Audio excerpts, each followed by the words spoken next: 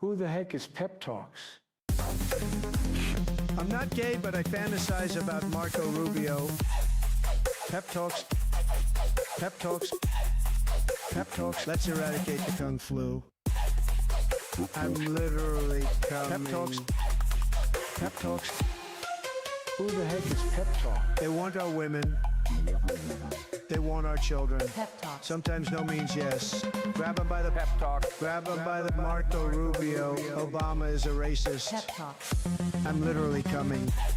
I'm Pep literally coming. Pep Talks. We found weapons of mass Pep talks. destruction. My fellow Americans, it has been confirmed today from Pep Talks that we are indeed all high on politics.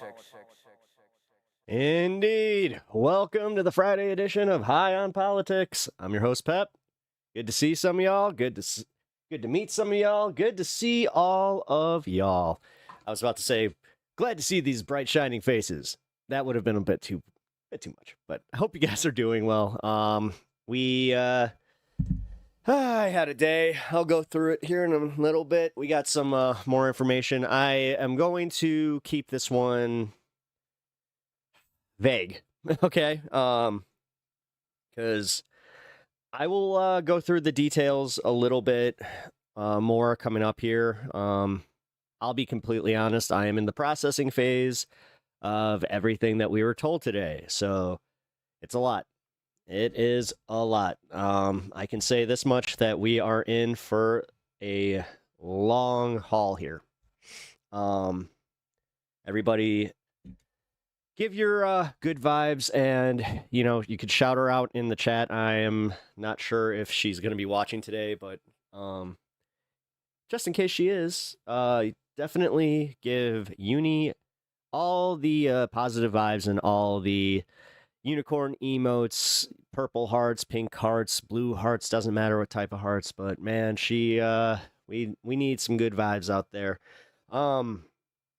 Now, I will say this much: the information we were given was not bad, but it wasn't great. It's about all I can really say at this point, because, like I was saying, I'm still processing it, and I gotta be fair here. I should probably give myself time to really do that before I talk to you guys about it. But it is it's cancer in a younger person, and that's, now that you're seeing people kind of waking up to just how old she is, or how young she is, and how things are going with her. I gotta say, it's definitely something to see some doctors start going like, what the fuck? What is going on here? Hey, thank you, Etch. I appreciate that, man. Dude, that is the number one thing that we've been hearing a lot of, is just, but she's so young. And then simultaneously, you will hear, we've seen an influx of this, and we think that this is a broader problem, like with other people. It's like, oh, shoot. Okay. Just how broad of a problem is it? I'll also say this much. You know how I was a little bit cold this week, where I made that tweet about not taking the high road, which I'm still not doing, like, politically, after those people. But when it comes to situations like this, I will say, legitimately, I do not wish this kind of shit on my worst enemy. It's a lot.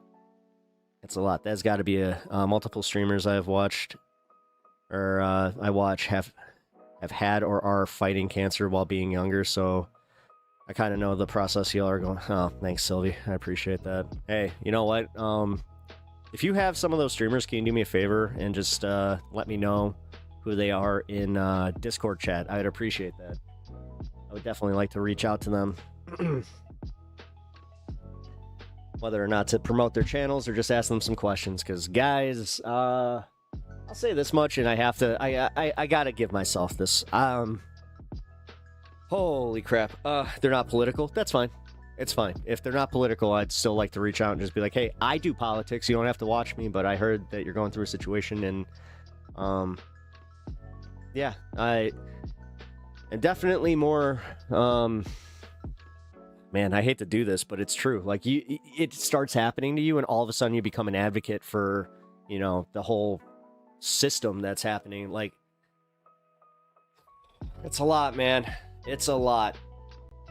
And I can say this too. I'm going to shout out all the doctors, not by name, but I will just say her team of doctors are so good. They are so good. So we got lucky in that regard, and we have been told that because of where we live, we are lucky, because they would have been sending us to these doctors. Like, if we lived anywhere else, they even said, like, if we lived in Canada, they would have been sending her here. So, do you know the vax is causing turbo cancers right now? Don't make me ban you. Yes, it's the vax. Dude, I took more vaccinations than she did, and I'm completely fine, so fuck off. I love how assholes like you can come in here and say shit like that, and I just have been dealing with the medical community. You know what they haven't mentioned anything about that. So go fuck yourself. You know what, Steve? I'm not usually the ban happy type, but you come in here saying some shit like that when I'm talking about my wife's fucking cancer diagnosis. I need to yeah, I gotta force this. Fuck yourself. I'm not playing games with that anymore. You guys have been here. Etch, by the way. Hey, Etch, Sylvie, Hermit, what's up? How you guys doing? Hope everyone's well. But you guys have been here long enough to know that I usually don't play that game. I usually don't play the ban game, especially for a first-time commenter, but I'm not doing this. Because you know what that doesn't... You know what literally that does absolutely nothing of? Helping. It doesn't help my situation. What the fuck? So I'm supposed to go back in time, even in theory, that this somehow made sense, and this had a general consensus in the scientific community, which, again, even with RFK's fucking, you know, control over the medical system, they're still not saying dumb shit like that. Like, holy fuck, man. And if that was the case, then everybody would have cancers. And I'm not talking like, you know, everybody took the vaccine, but a large majority of people did. And it's not turbo cancer, you fucking numbnut. So there's that too. Wow, I just realized how much that really pissed me off. Yeah, you come in here with your conspiracies about COVID and any fucking vaccinations and shit like that, then, yeah, you know what?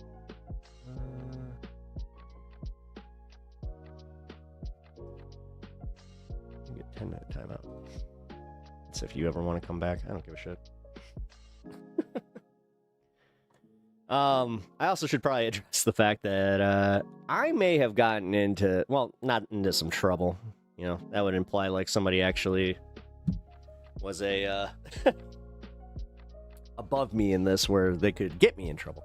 But no, I was a little hot takey the last stream, especially with my Taylor Lorenz stuff, and I had some people reach out and let me know that that was a bridge too far. And you know what? They can take that bridge and walk it straight to hell. I don't give a fuck. So, have fun. I'm not changing my opinions just because, you know, you guys like somebody. I don't care. I don't tell you guys not to like her. I haven't said anything about that. I have not once criticized anybody for liking that person.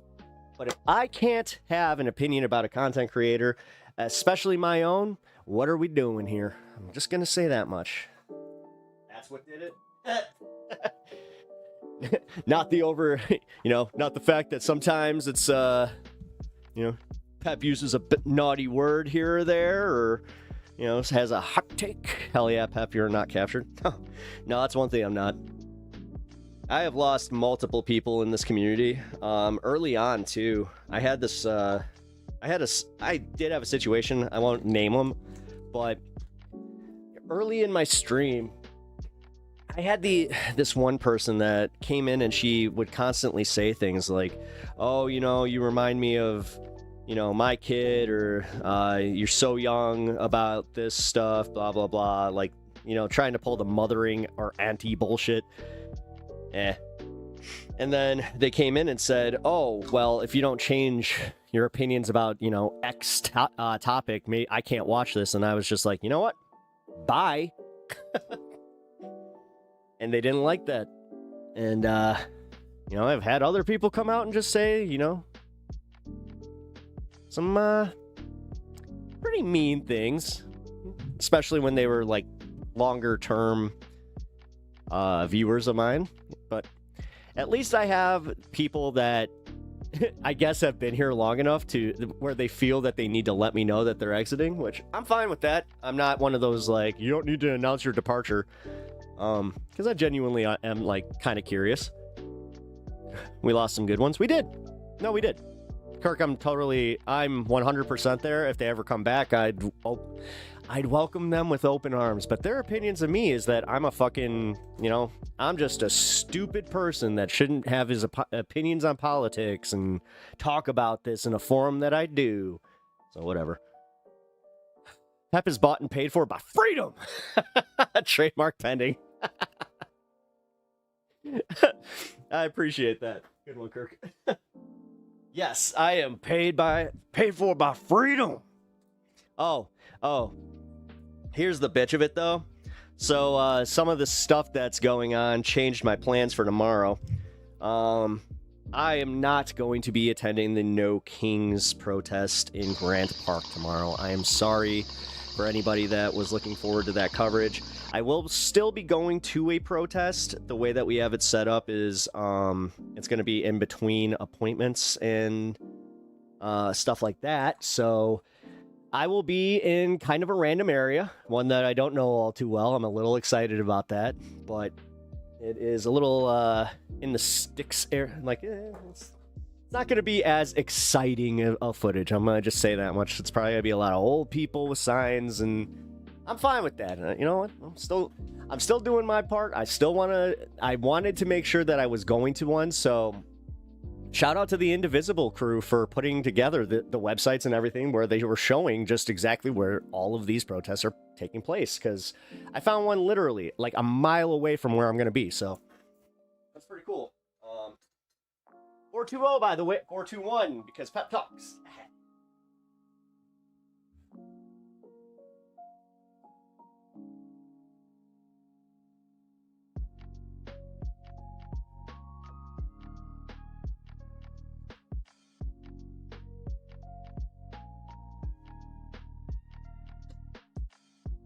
Oh, new strain. Woohoo! White Durban. Oh, man. So good. This is the first time I've had a strain that I'm not sure if you guys have ever had this, where it takes you back to like high school, where like I tasted it, I was like, oh damn, that tasted like one of like the old like first time that I was smoking. I was like, hell yeah. So that was nice. Oh,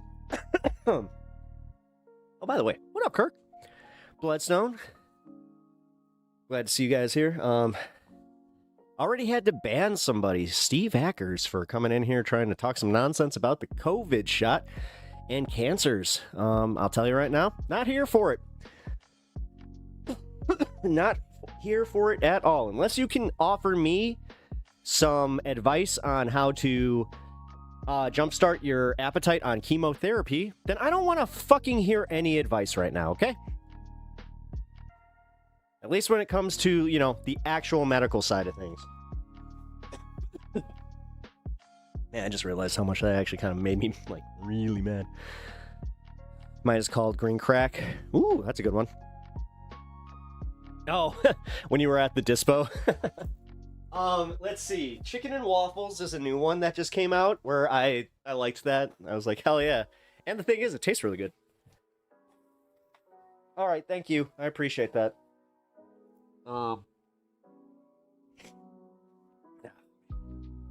Allergies are killing me. That's another thing I have to actually watch out for is, actually, speaking of the vaccines, I have to get them. I've been told that, like, with her situation, I cannot chance getting sick, so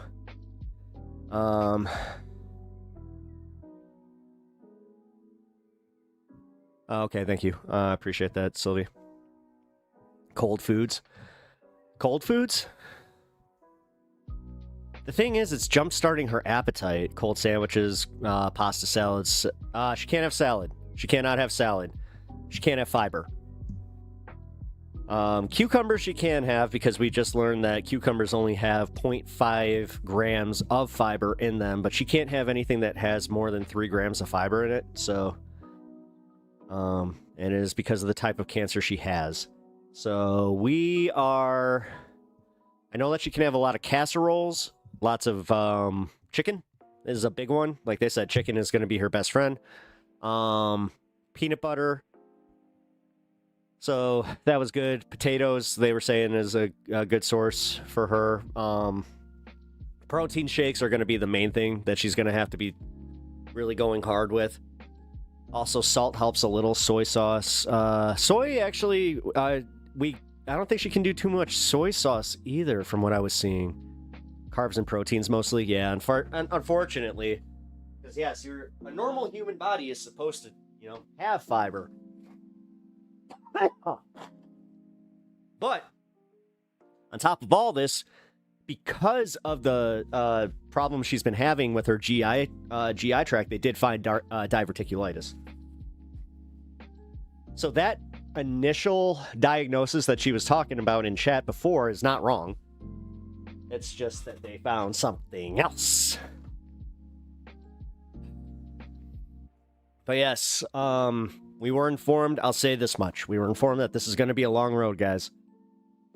So this is where I'm going to have to get a little bit more shameless about, like, promoting the GoFundMe, and the cancer fund, which I'm also going to have to just change. I think I'm going to take the $100 daily thing off, because as much as it's true, and I should probably put that elsewhere on the channel, I just feel like it's not appropriate. Yeah, it's fucked up, guys. Right now, all of your support goes a really, really long way, because we are in this in-between phase of insurance. We have cascading bills, and yeah, just a uncertain future. And right now, as it stands, it's man, it's a lot. And honestly, that's the part that's still, like, I haven't let that get to me yet, which honestly, thanks to you guys and your generosity and everybody that has already contributed to the GoFundMe, I have to actually do a special thank you, guys. Thank you. Sincerely, fucking thank you so fucking much. You made a transition period that was going to be beyond scary and honestly life-changing. Like, trust me, the studio was about to change, type of situation. And you guys have made it to where we have a little bit of a what's the word I'm looking for? Like a softer landing. And we have time to prepare for things, and everything's not existential. Well, I'm trying also not to, like, I'm gonna be completely real. Even if it was, I wasn't going to focus on that. I can't. Maybe I can speak for people that have had loved ones with cancer, or, God forbid any of you ever go through this. Your brain changes, man. Like, my brain changed. I can feel, like, an actual change in my brain chemistry where everything is about keeping her healthy and just focusing on her and, like, just making sure that she's comfortable, that she's in good spirits, even though I know that it's not always going to be the case, because trust me, there's waves. I will say this much, though. She is the strongest fucking woman I've ever known. She already was before this, but seeing her tackle this it's crazy, dude. Like, she legitimately, it's as close to superhuman, like, emotional strength that I have ever seen. And you know what? As I said, big shouts out to her. And also just in general, guys, I hope you understand how much she enjoys being part of, this. She also, yeah, you know what? I'm not speaking for her on this one. She has said the same thing to me about you guys and how much, your support, like just emotional support, has meant a lot to her. So thank you, guys. But I'm like trying to get a little bit out of this because this is all fresh too. If you guys noticed, I am literally, today's a jammy stream. Hey. Because it was wake up, medical appointments, get home, start stream. So this is new territory for me. It really is. Not really having anything like set up. Because we did have to sit in a waiting room that thank God had phone service. This was like a first. I got to do a little bit of show prep while I was there. So that's how I got my topics for the day. Also, yeah, with the protests coming up, what else I mean, come on, how are we not going to talk about that? I hope you guys are looking forward to tomorrow. I, unfortunately, have also been watching the weather because here, let's see, as of noon, it was saying it was going to rain all day, starting at 9 a.m. Oh my God, it is still chance of participation. Participation.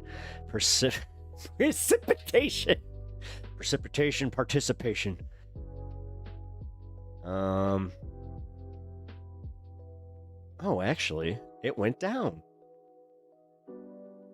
So the chance is sitting at 10% now from 80%. And it moved the 80% to 6 p.m. Okay, you know what? Cool. I don't think I have to work. Sweet. Yeah, check your weather, guys. That's one thing I'm going to say. Don't do what I did and just assume that it's going to be a nice day. That was kind of a oopsie on my part. I am not used to wearing sweats on stream. This is, oh no, now I kind of get it, guys. I get the whole,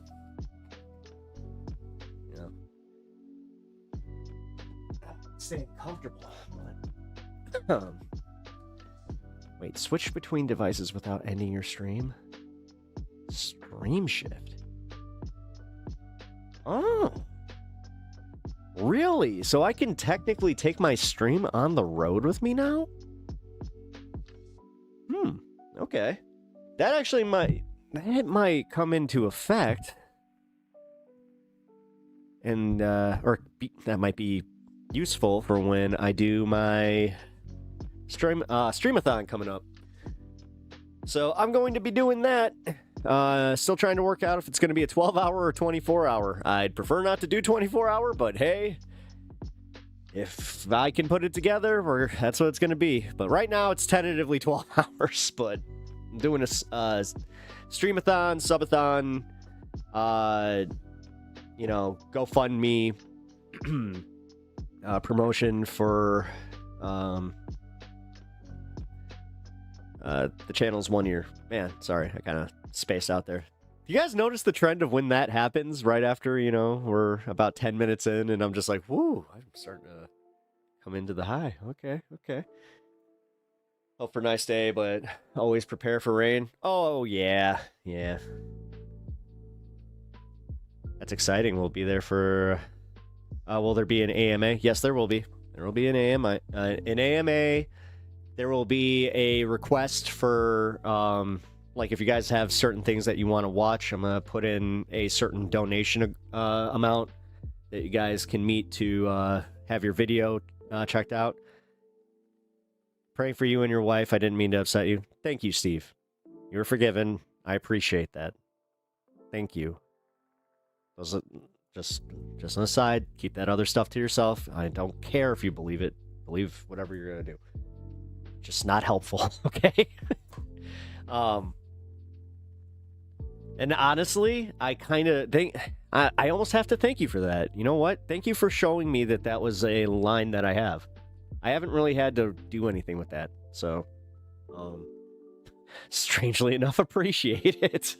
but that's a line I have right now. I just, and this goes for mods here. If you guys can pay attention to that kind of stuff, if people are going on with their, kind of wishy-washy medical advice, or like anytime that if they talk any shit about my fucking wife, they are gone. Like, that's just easy. But if there's, I don't need the pseudoscience, or I just don't need any of it. There's a team of doctors that she is working with, and we are in the stage of just, putting all the good vibes into this and trying to just keep our heads about us. Because, like I said, I can tell you about my side on this. I'm not always doing perfectly okay. I know that I do show it on stream here, but for real, like I think it was actually, my last stream. I got out, I went upstairs, and I just broke down, man. Like, yeah. But this is also where I like to be honest with you guys and just say, like, no, stream kind of like this these few hours that I get to do this is helping. So, oh boy. But like I was also saying, like, legitimately, man, when you find something that you just genuinely are like, I don't wish this upon anybody. Like, this type of, it's not necessarily even a pain. Like, there's this weird melancholy that goes over you, and it's not, I think it is honestly just because it's like you don't know how to process it. You're like, my brain is still catching up. Health and wellness folks always preach about having a choice, and you and Uni have made a choice to go with your doctors. Yes, absolutely. I mean, oddly enough, I'll say this, like, you know what, I did a alternative medicine for my dog that was not the harsh treatment that they were suggesting, because she had a thyroid cancer, and she had Cushing's disease. And the Cushing's disease, they were recommending a drug that would cost, number one, I'm not even going to pretend that it was the drug itself that scared me off of it. It was the cost of it. The cost of this drug that essentially was just like a way to regulate her kidneys and her liver was $2,500 a month out of pocket. Because, again, for my dog, he has dog insurance, and even that would not cover that. I found that out way later, by the way, so when you look into your pet insurance, always look for that, too. Sorry, guys. I'm also dealing with a severe allergy attack because we went out into freaking sticks.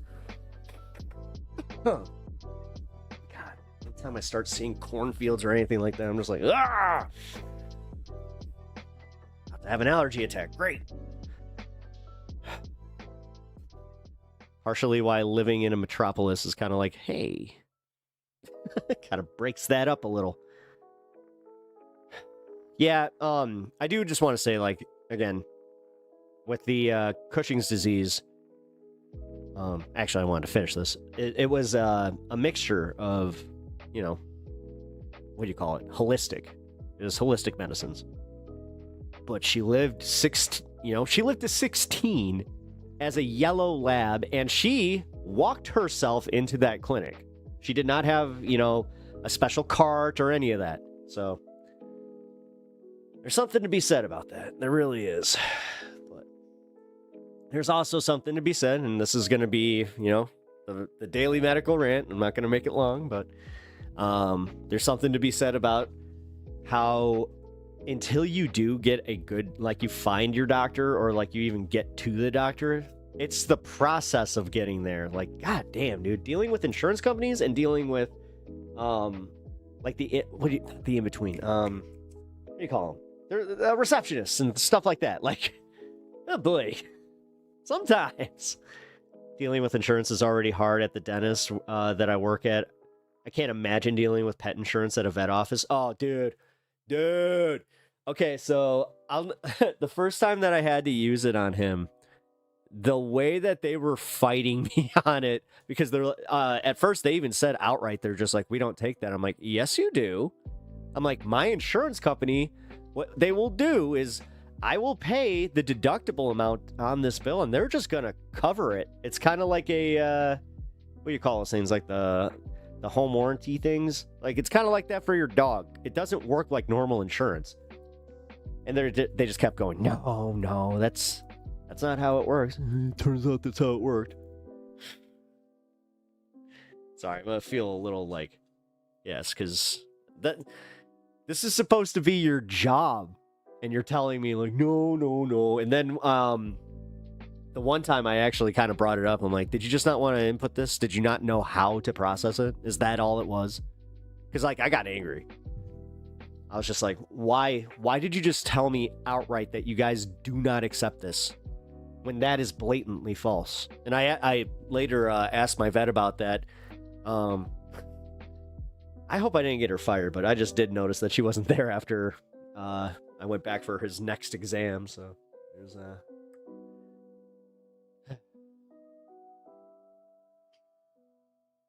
because I'm being dead honest. Never want to get anybody fired unless they absolutely deserve it. I had one situation where, number one, I had to because it was for my safety. Had a home security guy that they had to do an update to my service. So they came in, and I noticed that this dude, he kept like effing with the door sensor. And then when I caught him, I was like, hey, what are you doing? He's like, oh, there's a gap. I'm like, uh-huh. You gonna fix that? He's like, what? I'm like, I mean, you just have to reinstall it.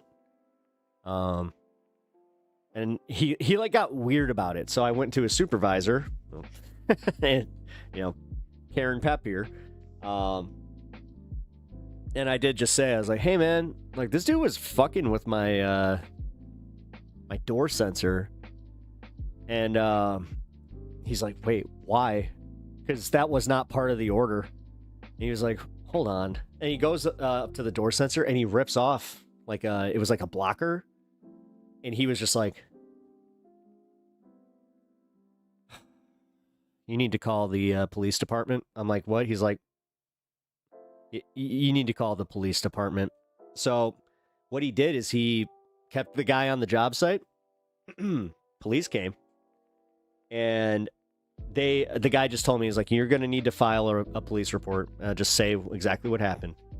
And then they talked to him, let him off in cuffs. And like the guy was just like, I had a feeling about this.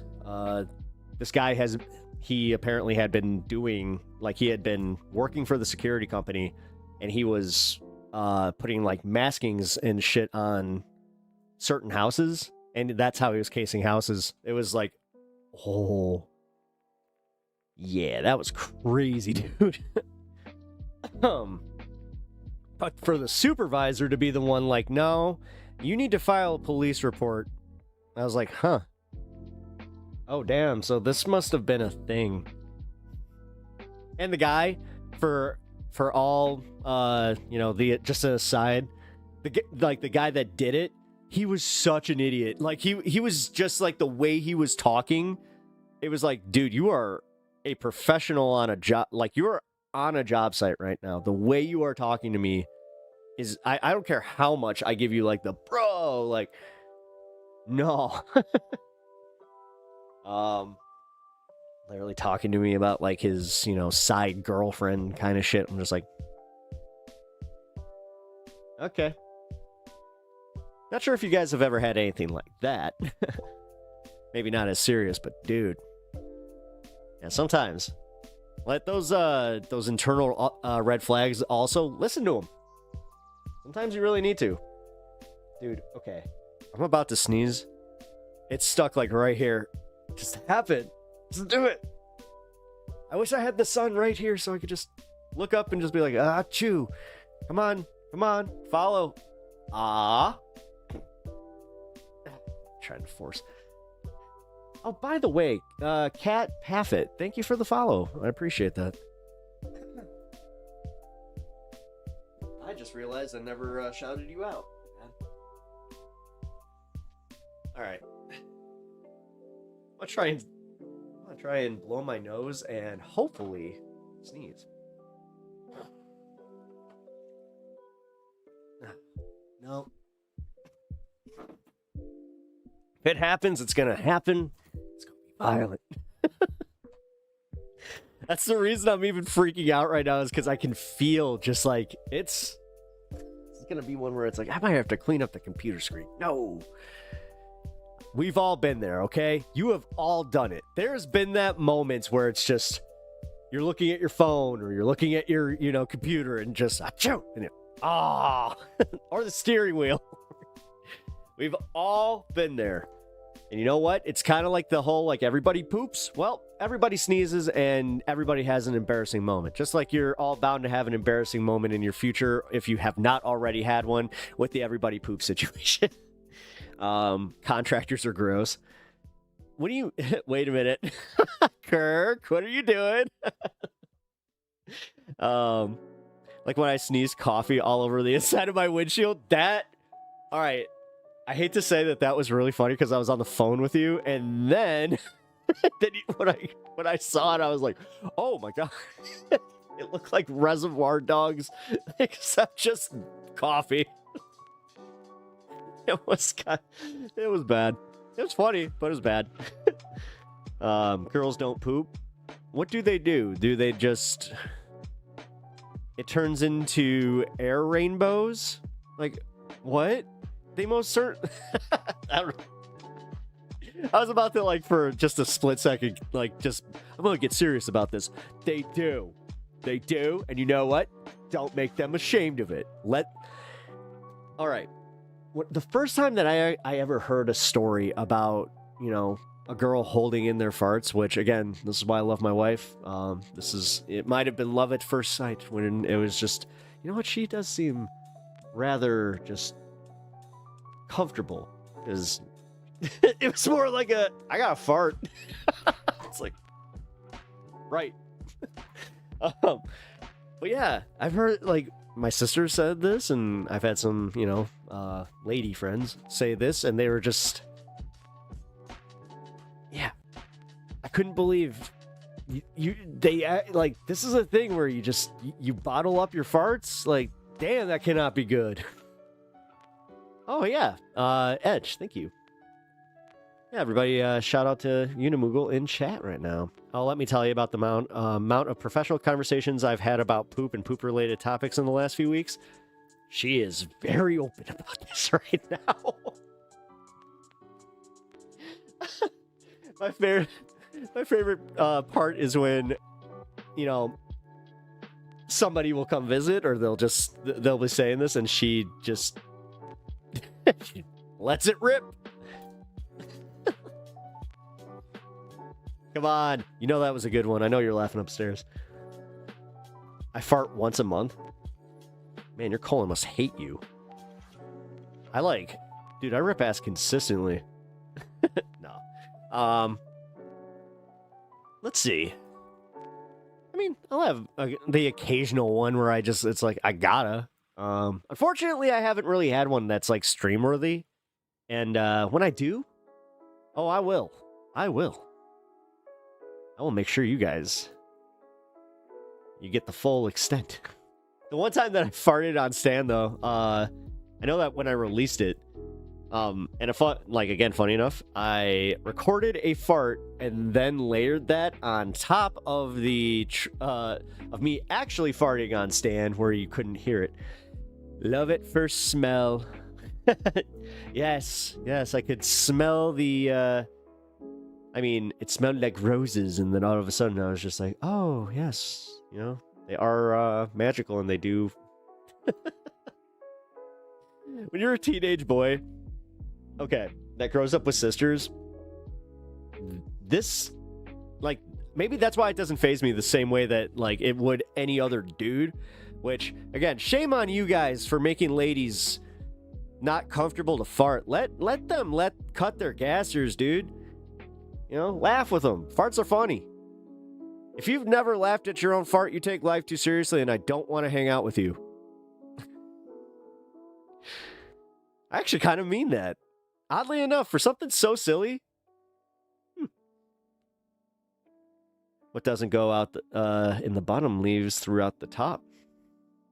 Is this why so all Republicans must have butt plugs then? Because, get it? I'm reaching here. Not my best work. What can I say? But for real, I actually mean this to like a degree, guys. Like, yeah, do not make your ladies uncomfortable to fart. The old fabric softener and the boxer briefs method. Yeah, there you go. I mean, it's literally like the way that we used to take a toilet paper roll and you either had a rubber band or, in my case, a hair tie that you would wrap around it with a dryer sheet. You know, and then you blow your smoke through it. That's how I got through like hotels. I have not once been kicked out of a hotel for smoking. Cat, hey. Hi, Pep. Wishing the best of luck to you in uni. I went through something similar with my little bro. You got this. Thank you so much. It means a lot to me. Fuck. No, man. I'm sorry that you had to go through something with your little brother. And that's, again, little brother. Fuck. Not sure what the age was, but it is crazy. It is crazy to just see it, like, and I brought this up, and I'm not gonna, beat a dead horse here, but how the doctors are reacting to this shit, where they're just like, "But you're so young," and this is alarming, and it's like, okay, you don't ever want to be on the early stages of something like that, where they're just like, "This is alarming. This might get worse." It's like, for like us as a generation, they're like, "Yeah," it's like, okay. But for, I guess, my guys in the audience, if you are ever going through like a dry spell or something like that, never be afraid to wax that weasel, because you gotta keep your prostate happy. Just remember, always give yourself permission to wax the weasel.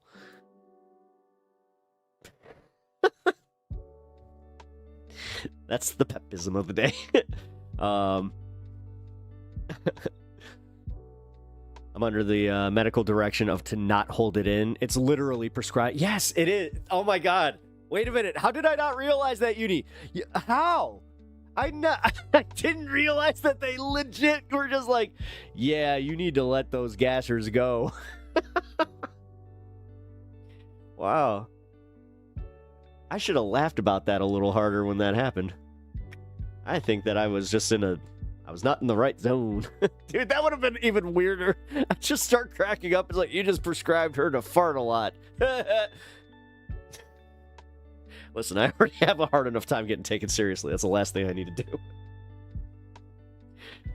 I'm going to be studied. You are. You are. Okay, she said it. So she has such a confounding cancer diagnosis that they are using her as a case study, guys.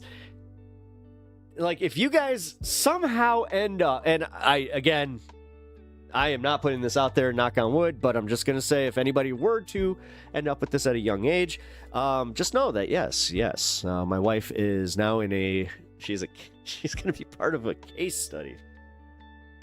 That's it. Actually, you know what? I'll just say this much.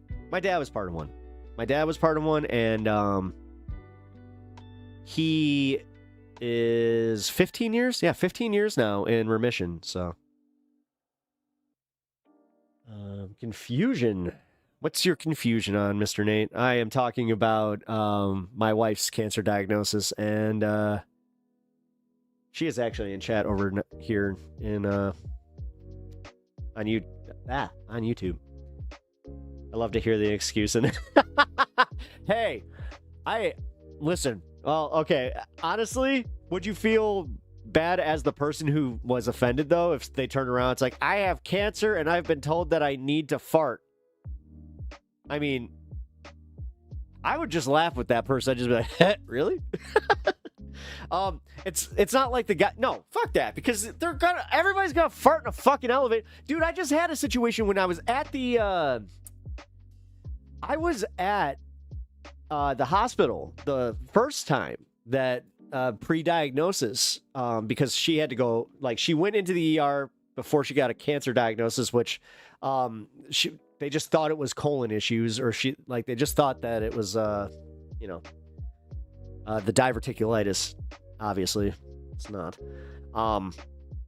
But when I was there was this guy who, like, he did the thing where the elevator comes down, right? And he gets off. I get on the elevator and it reeks. And I had that moment where I'm like, so I just did this, rode it up, because also elevators at this hospital are kind of scarce, just gonna say. But I was mad. I was legitimately mad. I'm like, who the fuck drops a bomb like that and like doesn't expect there to be somebody else? Like, my God, man. I see. I had just joined. Oh, hey. Well, what up, Nate? How you doing, dude?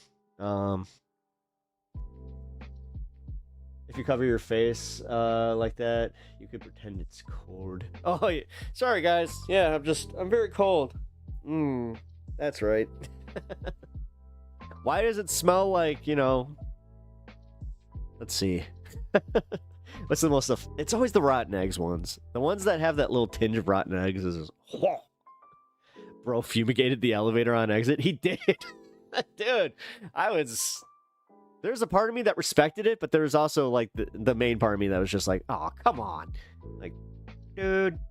They said I have bad luck cancer. Like, we don't know why it happened, but it sucks. Yeah. Okay. I'm always much more comfortable at letting this stuff be known, obviously, when the person it's happening to is in the chat letting everything be known. So, by the way, did you take your medicine? Or are you just feeling good right now? Oh, wait, did you smoke that one that we got? The Maui? We got her a special pack of infused. Maybe. Oh, good. Good. I was about to say, you seem like you're in a little bit of a good mood right now. The funniest part is, just picturing her be like, like, maybe I am feeling pretty good right now. Which, again, we take every moment of that, because, yes, man, like, well, I am glad. Also, obviously, let me know if you need anything. Which, you've been good about that. Oh, you are? Oh. Oh, I'm actually like... Damn. I might have to come up. You know what? No, I shouldn't just leave and come and steal a drag. Yes. God, wait, is that technically what it's called? No, it's a puff. Yeah, a puff is... Yeah. No. A drag is cigarettes, guys. Which... No-nos. No-nos.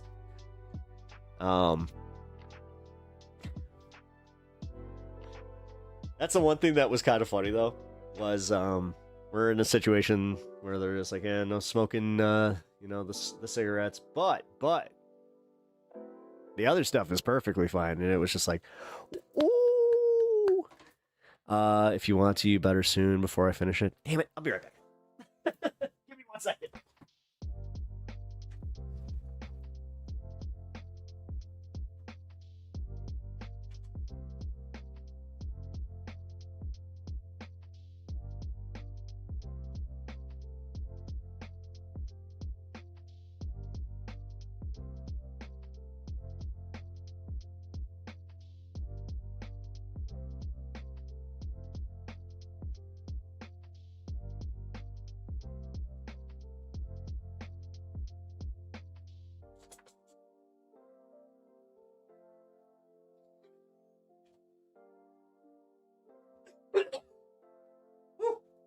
That was good.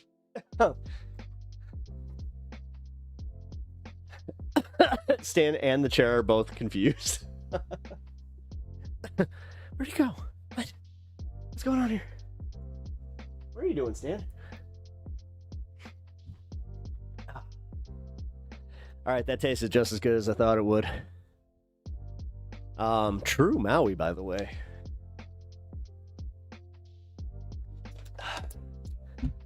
I was surprised I even found some.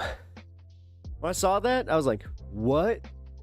I asked the guy at the dispo, I was like, is this like, you know, a fake strain? He's like, oh, no. It's like, that's the same genetics. I was like, let's go. There's two. Blueberry. The original blueberry. Blueberry yum yum. That's what I used to call it. And then Trainwreck. I miss Trainwreck so much. Man, I really miss Trainwreck. That was my favorite strain. If I can, like, here's the bitch of it. I think that I might have some OG Trainwreck, like, seeds. I just didn't mark the damn bag. So it's like, I mean, no, at that point, all right, any of my, you know, horticulturists here will know that, no, then I just don't. It's like, unless I'm just, you know, throwing them into a pot and then just being like, grow. So whatever it is. Strawberry. Yeah, strawberry's always been a good one. Actually, that one came back too recently. Pineapple Express, you know, there's a reason that one had its own movie. I will say that is a really good strain. Oh, man. Just that one tiny hit. Okay, now I understand why she is in a good mood. Whoa. Okay. I'm in a much better mood, too. Man. It is kind of crazy, though. Like, that we live in a time where we can do that, because that's making me think, like, people that had cancer before that couldn't just get it. Like, and then on top of it, they had to go advocate for medical use. People were arrested for medical use. Like, that's crazy to me, man. The fact that Tennessee's still kind of like that. I needed this today, brain and body.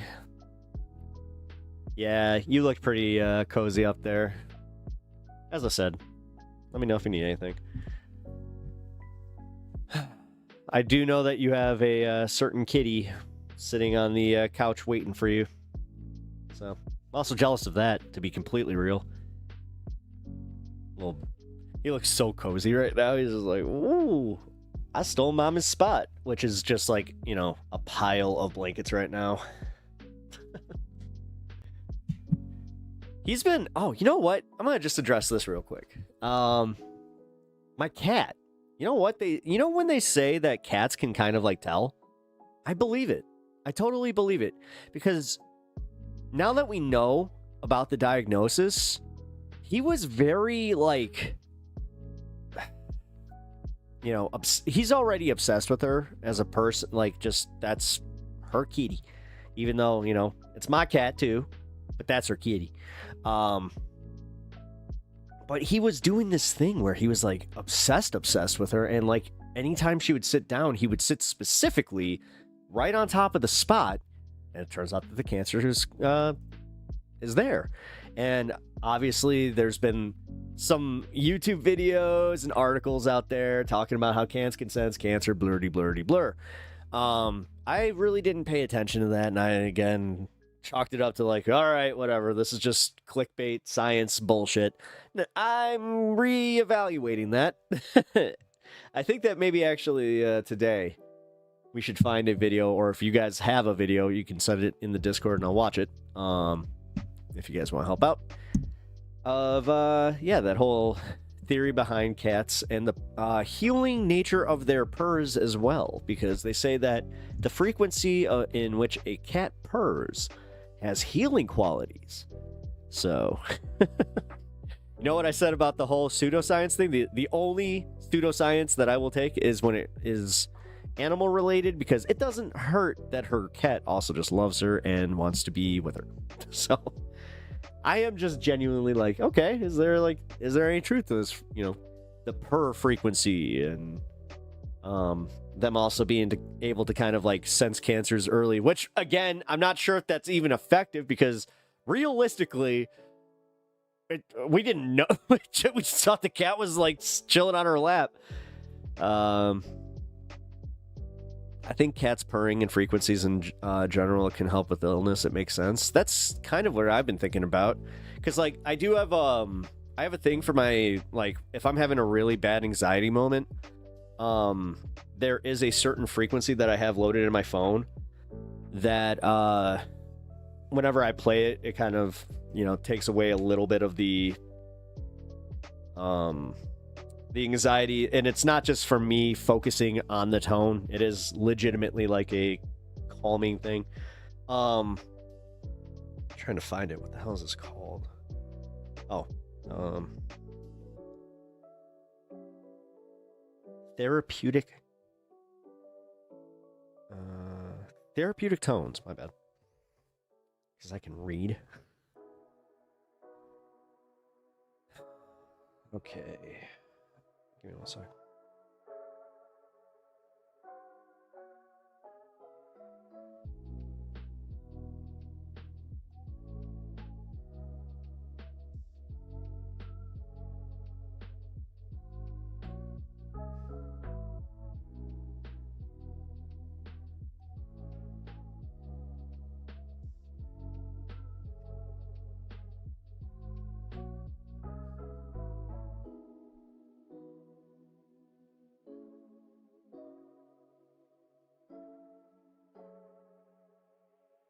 There we go.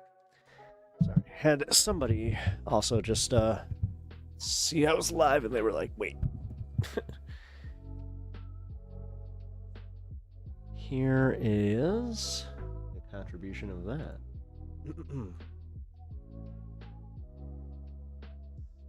Trump administration asks Supreme Court to allow deployment of National Guard in area.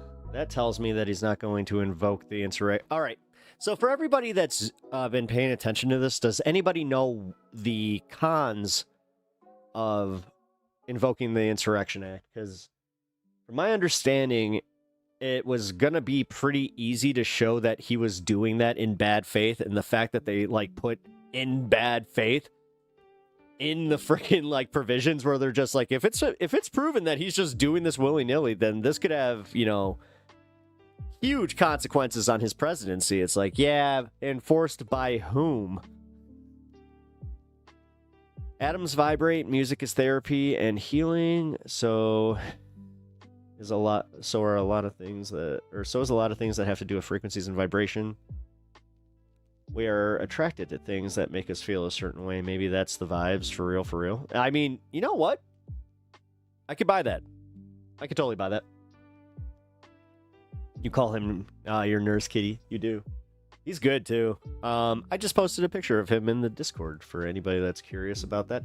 And for anybody that's curious about the Discord and getting into the Discord, I am doing the invite-only method. So if you guys want to get a hold of me privately, you can.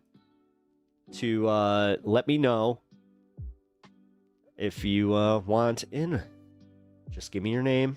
You don't necessarily have to do it through chat unless you're over on YouTube, which they don't really give you a private message option, unlike Twitch. But if you're over on Twitch, that's how you can ask right now, which we will be reevaluating with everything going on. Get this shit, guys.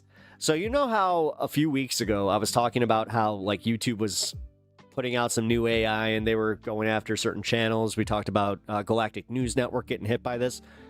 I now have 100% clarification that is exactly what happened and what is happening. So it looks like GNN is going to be reinstated very soon if they honestly haven't been already. I'm not really entirely sure. But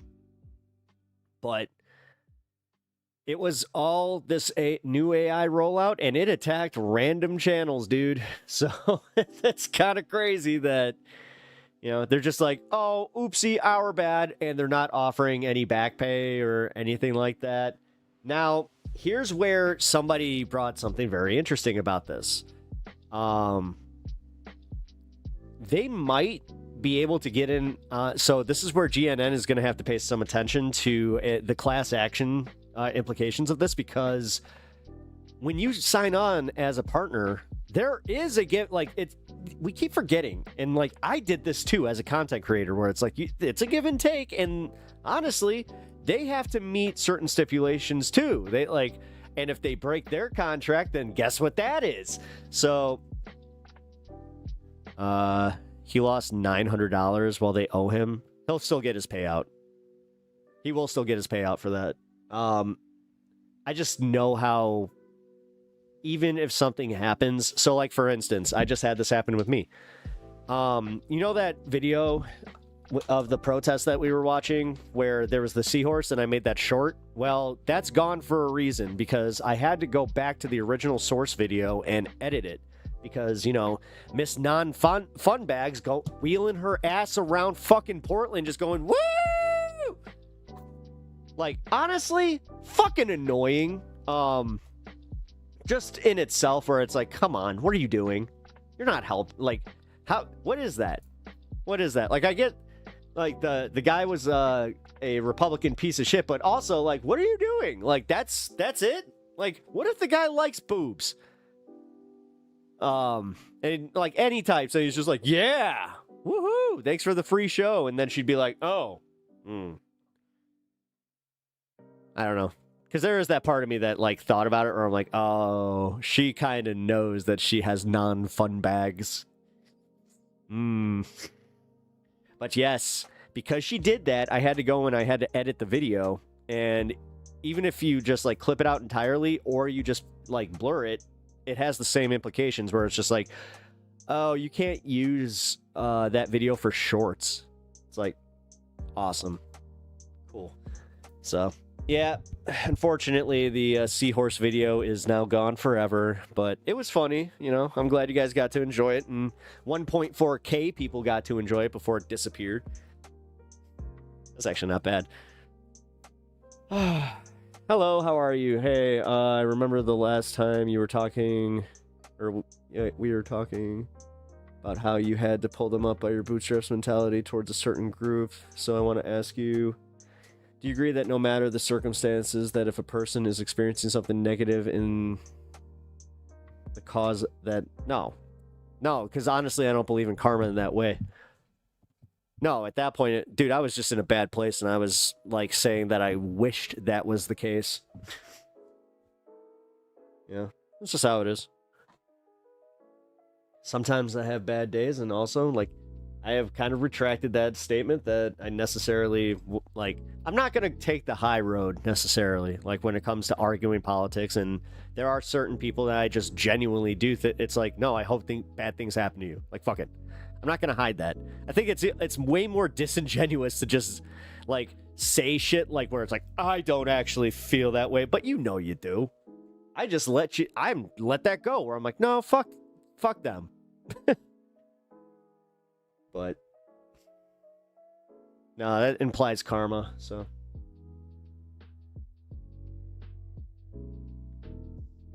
just hope the negative goes away.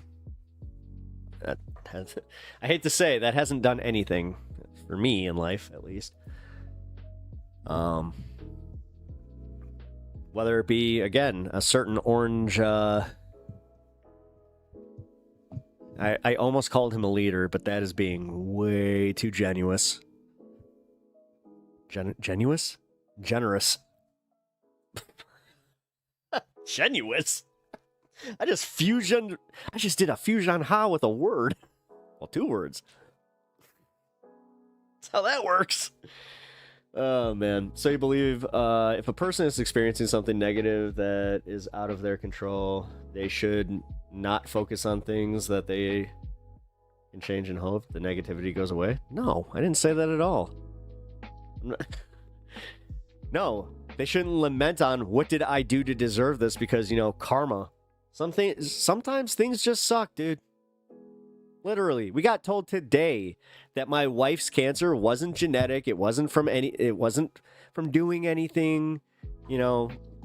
It wasn't from smoking. It wasn't from any of this. It was just bad luck cancer in a bad luck spot. But that's also like, yeah, what should I just hope it goes away? Sorry to sidetrack, but is TikTok down for anyone else? Good. I'm not on TikTok, so whatever. That is weird, though. All these platforms have been going down left and right. So yesterday was, what else? What went down yesterday? It wasn't X. Because YouTube was down on Wednesday. Yeah, what went down yesterday? Fuck. I remember seeing something was down. Where did you get karma from? I didn't bring up karma. Well, I'm saying it sounded like you were talking about karma.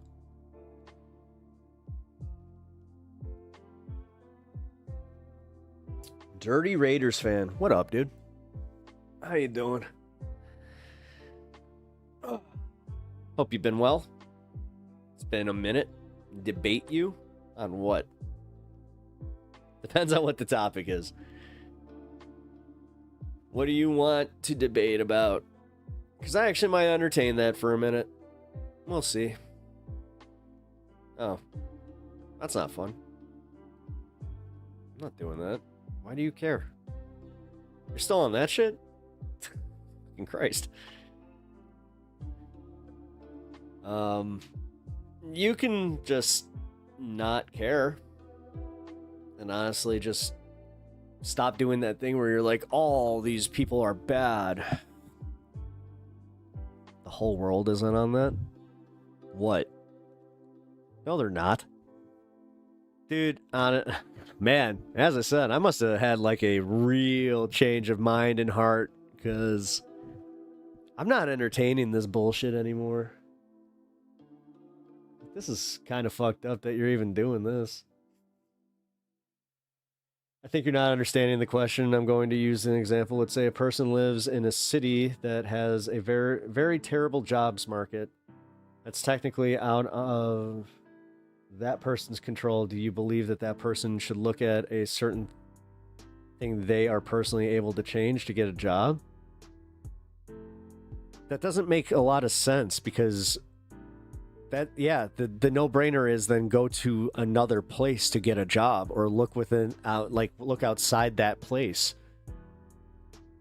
Like that's usually how that works. That's how people usually end up moving. I'm not debating you on that. That's fucking stupid. The idea that all of the entire whole of a person's that believes in a certain religion or any of that shit is bad, like good or bad by what merit? Like, fuck off, dude. If you said, do you think that Israel's government is bad for what they're doing in Palestine? Sure, but your lack of nuance is bullshit, and honestly, go fuck yourself.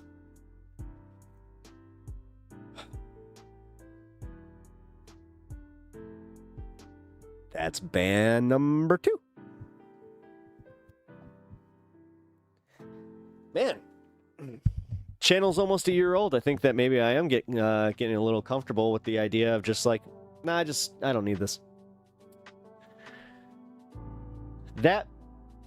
Who needs that? Who needs somebody showing up in their chat with fucking backwards ass ideas like that? Where it's just like, Jews? So you do agree under certain circumstances that whenever somebody experiences something negative, they should look at the things that they are personally able to change. Dude, you can apply this to different things. Honestly, what you're applying, like the job, this is a bad example because that's not necessarily like entirely out of their control, number one. And also, it's something that they can change like right away.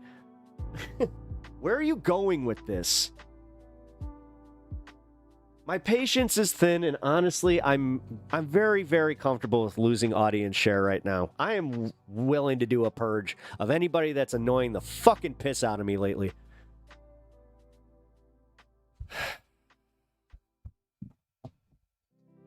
So, explain yourself, please. Because I don't want to get rid of you, dude. You got a fucking awesome name, and usually you're not weird like this. I think that the last interaction I had with you was a little that... And then this. Like, what is this?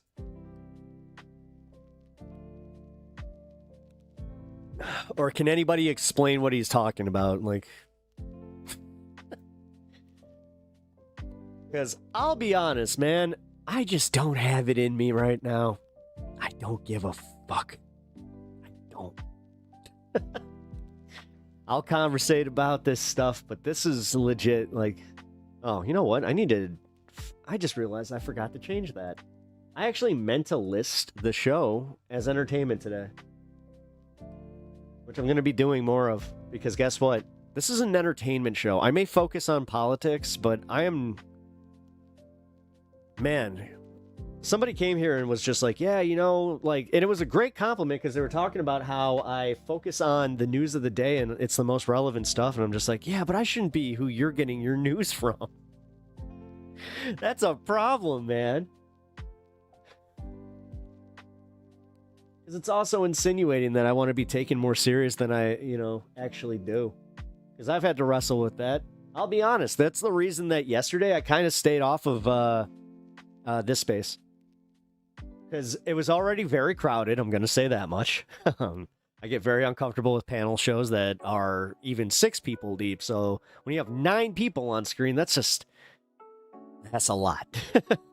And then on top of it, I was watching the debate and then realized I'm like, I really don't have much to chime in on because the more I think about this, not my city, I don't give a fuck. I genuinely don't give a fuck. And then Jake ended up having a contrary opinion on something where I was just like, wait, so...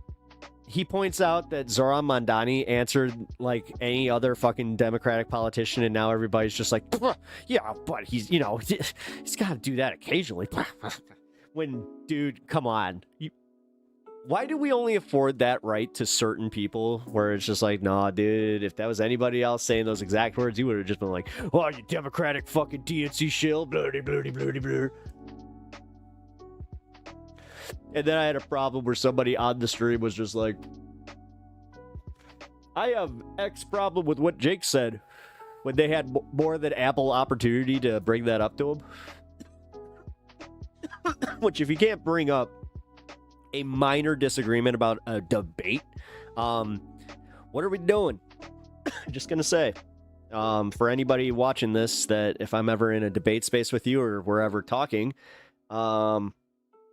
yeah, I hope that you don't do this thing where, like, you wait for me to leave the channel and then all of a sudden start spouting about what you disagree with me on.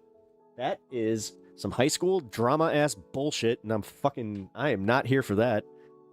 Maybe I'm looking a little too deep into it, but that's how it came across to me. So. Well, I was really discussing the topic of personal responsibility and personal accountability. Because the last time we spoke, I was not expecting you to have such a high view on those two things towards people. That's why I was asking you about them. Well, if you don't mind me asking, and this is again why I'm trying to label my stuff as more entertainment based, is because what did I say about personal accountability and responsibility? Oh man, I don't remember.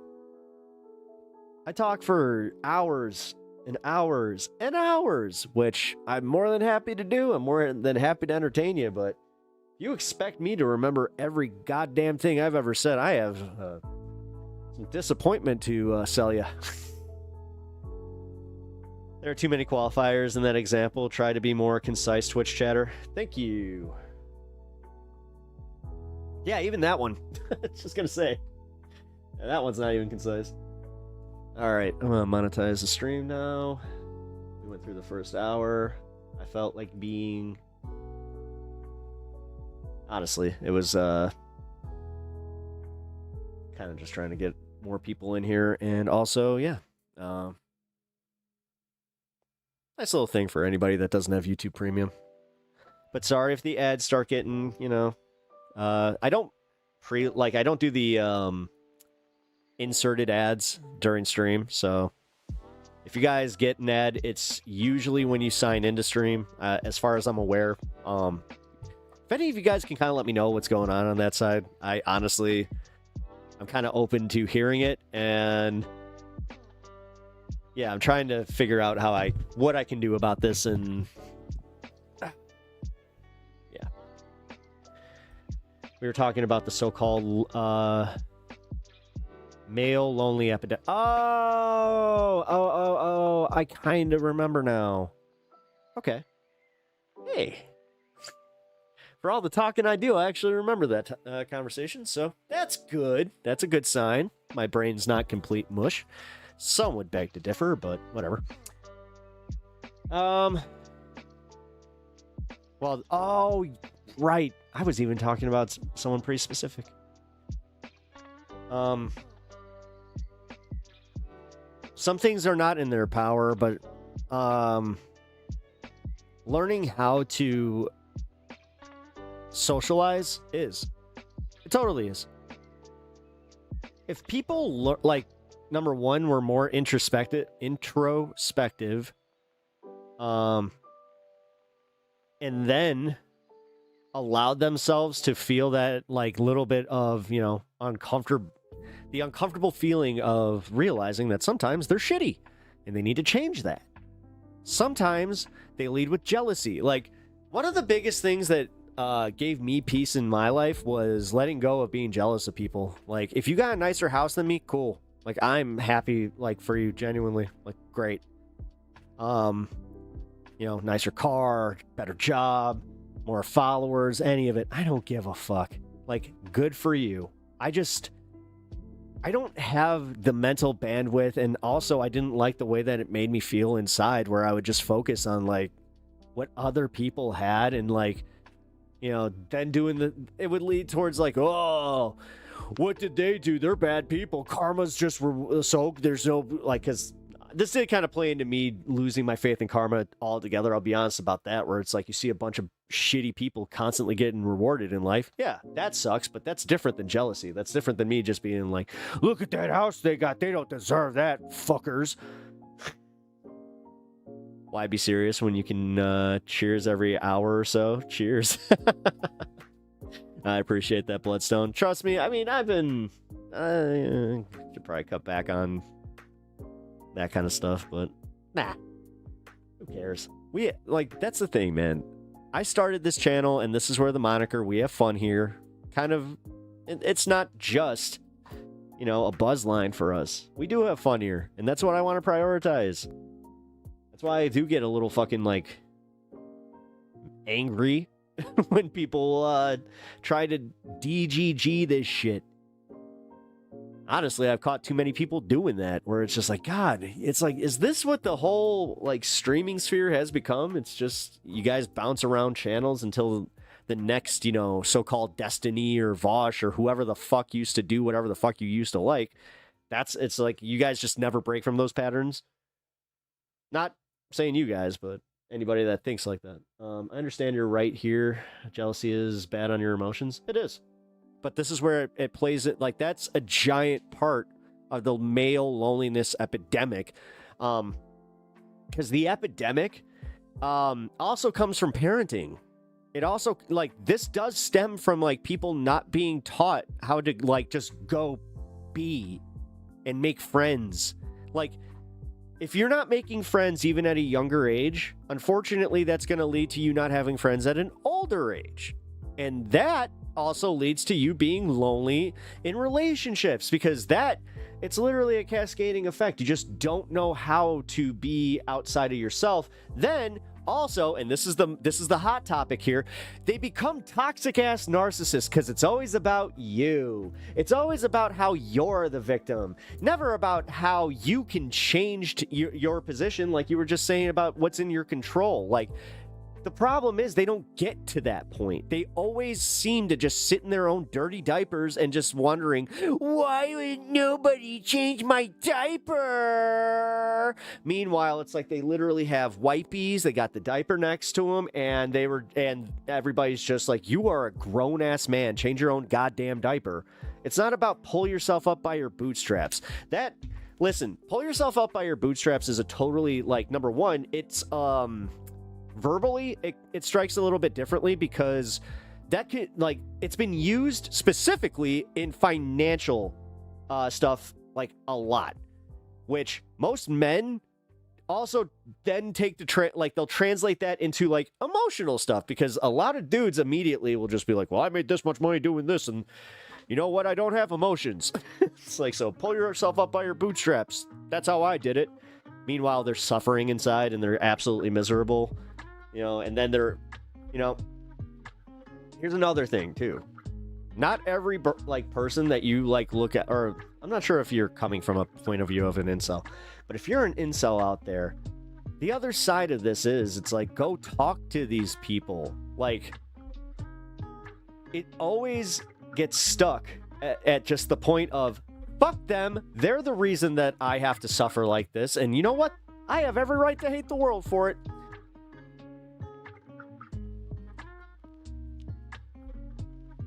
Then I'll go pull that my lady shit.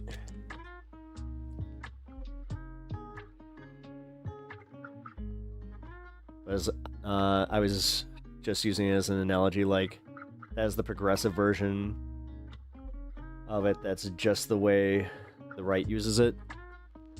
No, because this isn't a both sides issue there, brother. It really isn't. You're not going to find a lot of the lonely incels on the left. Like, that's...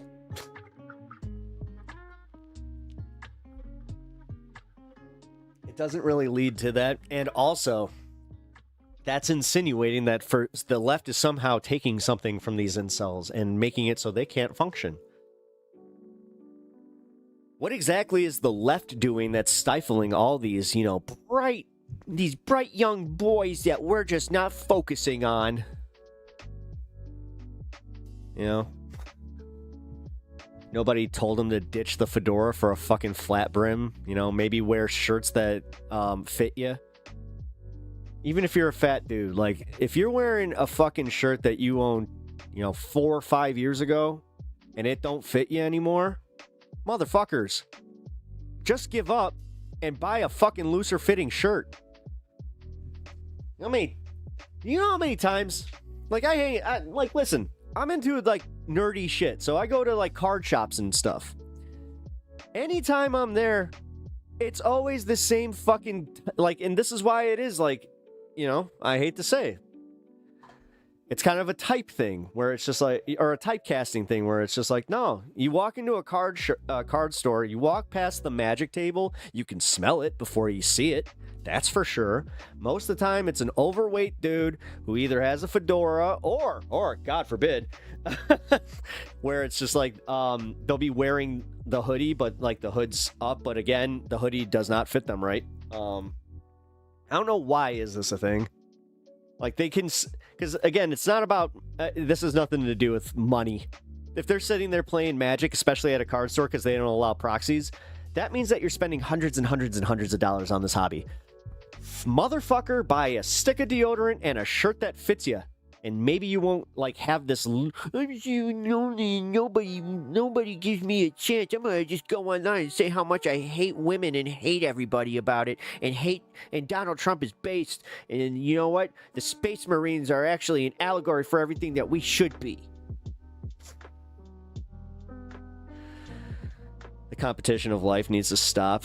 We are driven to see everyone as the opposition. Well, and that's the thing. Like, people, they actually, like, think that my leftism and, like, the reason that I even bring up, you know, the financial, like, stuff from billionaires and all that shit is from jealousy. They don't understand that it's literally from, like, social justice shit where it's like, no, that's what it is.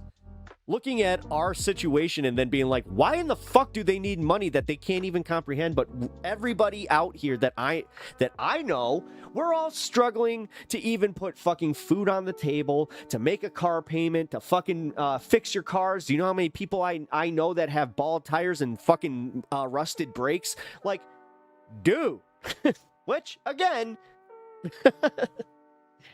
every once in a while, I'll be at a card store, see the car, see the fucking car falling apart, and you're just like, dude, you just bought a $600 booster box. What are you doing? What's the difference between incel and magic card dork? Magic card dorks come in all shapes and sizes. Like, I'm a magic card dork. I literally play, like, that's what I did last night. I was playing Commander with my friends. I was playing the new Cloud Final Fantasy VII deck. Out of 3 games, I lost them all.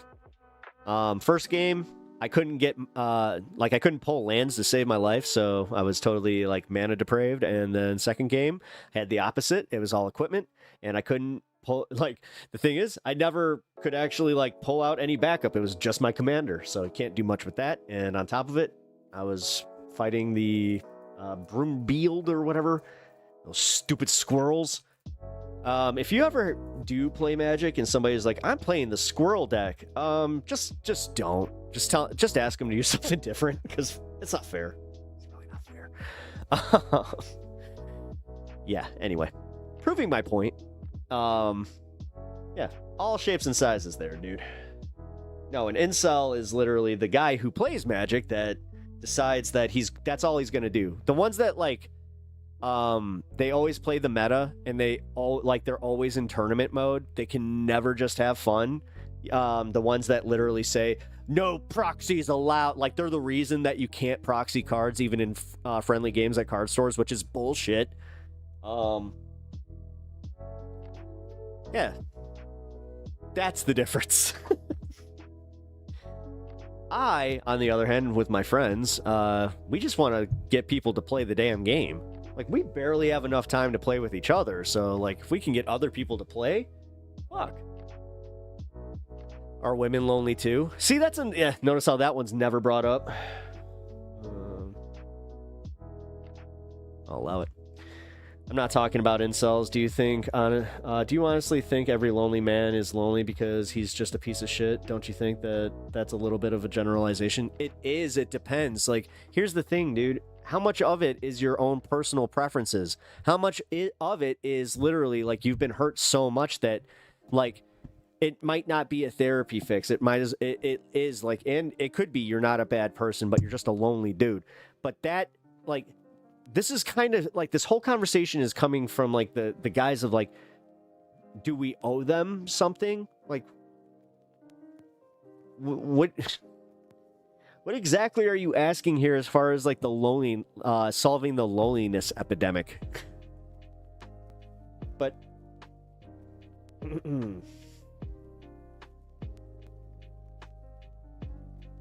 also, one thing that will make you less lonely is not always focusing on, like, how lonely you are. Like, dude, I've felt alone. I don't think I've felt alone. And I have a great support system. I really do. My family, they love me. They're there for me. I'm lucky. I really am. A lot of people's families aren't. I have been in positions where I wasn't exactly close to my family, but when it really came down to it, they're here for me. Same with my friends. But there have been times, like, since my mom died, I feel just alone. That it's not my wife's fault. It's not anybody's fault. Sometimes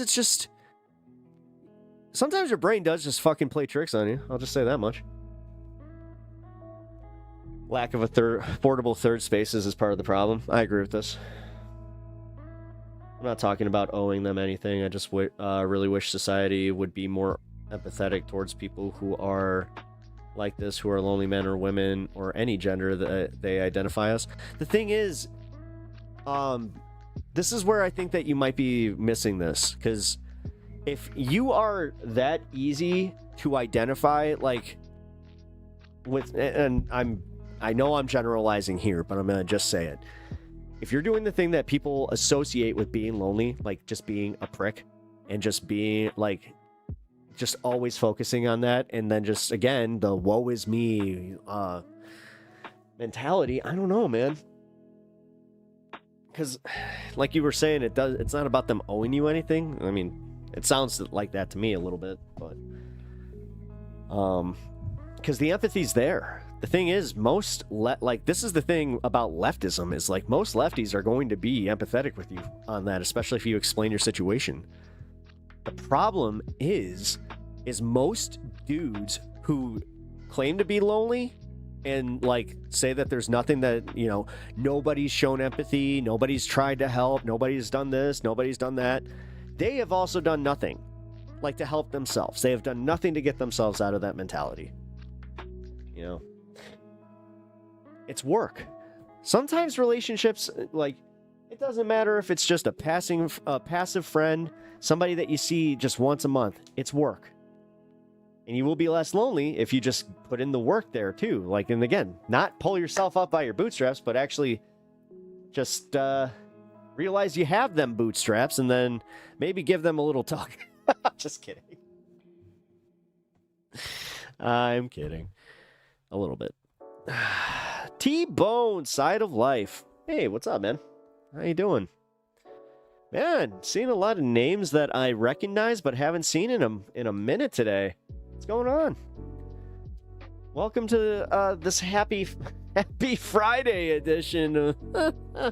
No, it is.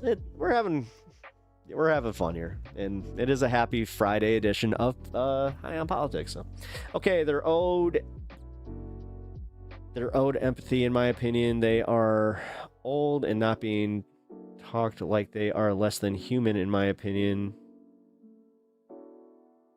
Is that too much to ask? I don't understand what you're missing. Like, what I'm missing here is, so you think that they're owed empathy. Nobody's owed empathy. You do at some point have to earn, like, a little bit. Like,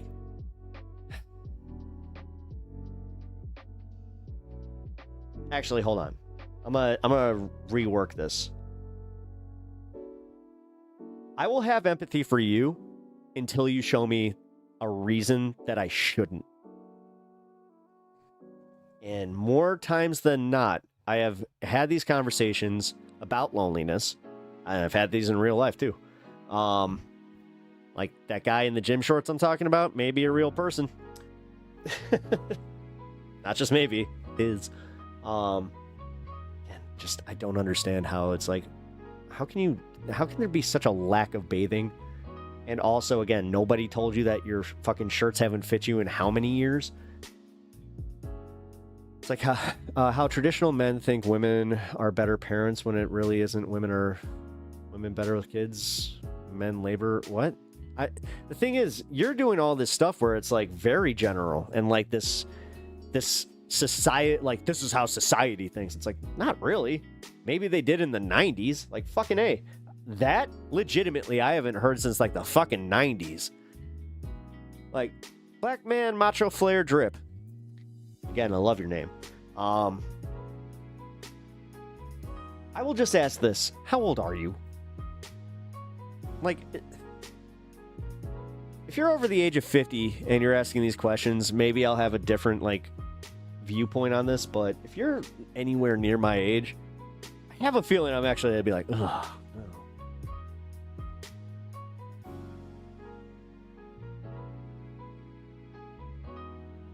The lonely man needs to want to grow. That is the big problem. Yes. You can't just... there it is, actually. There it is. T-Bone Side of Life. 59. Oh, is that you? Oh. You just decided that you were going to go to YouTube. Okay. Okay. And you feel like people... like specifically people like my age are blaming you for being lonely?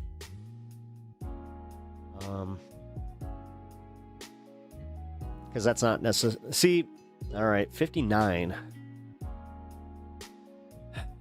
Family starts dying off. You don't have, a lot of extended family, and this is bullshit, by the way, where people are like, oh, this is why you should have, kids, and like there should always be sisters and blah, or brothers, sisters, or blah blah blurty blur.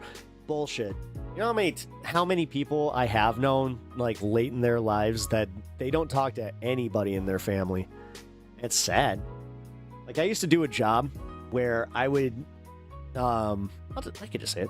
I used to work for an estate company where it was literally my job to go and help clear out estates. And it was for, an estate sale company. And how many times, because I was one of the earliest people to be brought in for appraisals, dude, how often I would see it where the families, you would hear the story about how, like, and they were open about this shit too. Like, the one that really got me was like, I heard the conversation in the kitchen where they were saying how they had not seen this, like, their father in over 4 years, and that he had been dead in that house alone for an extended period of time, which also, that'll fuck with you when you have to spend a lot of time in that home. Yeah, that one fucked with me a lot, because it was like the amount of his family that showed up and then were pissed. Were like, there was no grieving. They were pissed that he didn't have anything of value. Like, it's depressing, honestly. Honestly, like, if you want a good idea of what the end of your life might look like, go to an estate sale first day. It'll wake you up. Also, that's what'll make you, like, a lot less materialistic. Like, I'm very content with that. Like, and trust me, I'm not sitting here pretending like I'm like, I never buy anything that makes me happy. I buy little things here and there. Like, I like fucking, opening a pack of Pokemon cards or Magic cards. That's why card games in general are kind of fun, but, speculation and bunch of, sneaker assholes that apparently realize that, keeping your Jordans in your fucking closet for years on end was a market that was eventually going to just go bye-bye. Is, yes, totally sustainable. I love how they killed their own thing, though. Like, they literally killed their own market, and then they were just like, oh yeah, sneakers, they don't fetch any money anymore. It's like, yeah, you did it yourself. You made it this way with your little hoarding and speculating, that, yeah, they started producing more and more, and they started re-releasing, certain series that would kill the resale market on. I remember when they did that with the Jordan 11s, because that was the only pair I really cared about, and this is where I even, like, started learning about this, because I was like, why the fuck are these so expensive? Yeah, well, turns out it was all fucking inflated. Fact, men aren't encouraged to be as social like women are. Women are lonely, but they deal with it better. Men just get angry from what I've seen. Yeah. Bloodstone, that's a good assessment. And honestly, like, my mom, the older she got. All right, well, I gotta be fair. My mom went through friends a lot. Like, a lot. And that was always the thing that surprised me, though, is she always had she always had this new friend. And then she would, like, I would never be surprised if she called me and she's like, well, me and Janet are fighting. It's like, no, what about? And it would always be something stupid. Always. It was never about Trump. Like, okay, maybe like the last few months of her life, that was the times she was coming to me and saying that she was having, like, more conversations at church. One of my favorite ones was she came to me and she was just like, I got called a rhino at church today. And I was just like, what? Really? And she's just like, what's a rhino? I'm like, Republican in name only. She's like, it doesn't seem as bad as I thought it was. I'm like, how did they say it to you? And she's like, well, they were really angry with me. And they were just they kept saying, you're a rhino. You're a rhino. You don't actually love your country. I was like, okay. You know, literally middle of the state, Tennessee. Makes sense. But, oh, wait. They should have never fetched a pretty penny. Oh. There's some of that, though, too.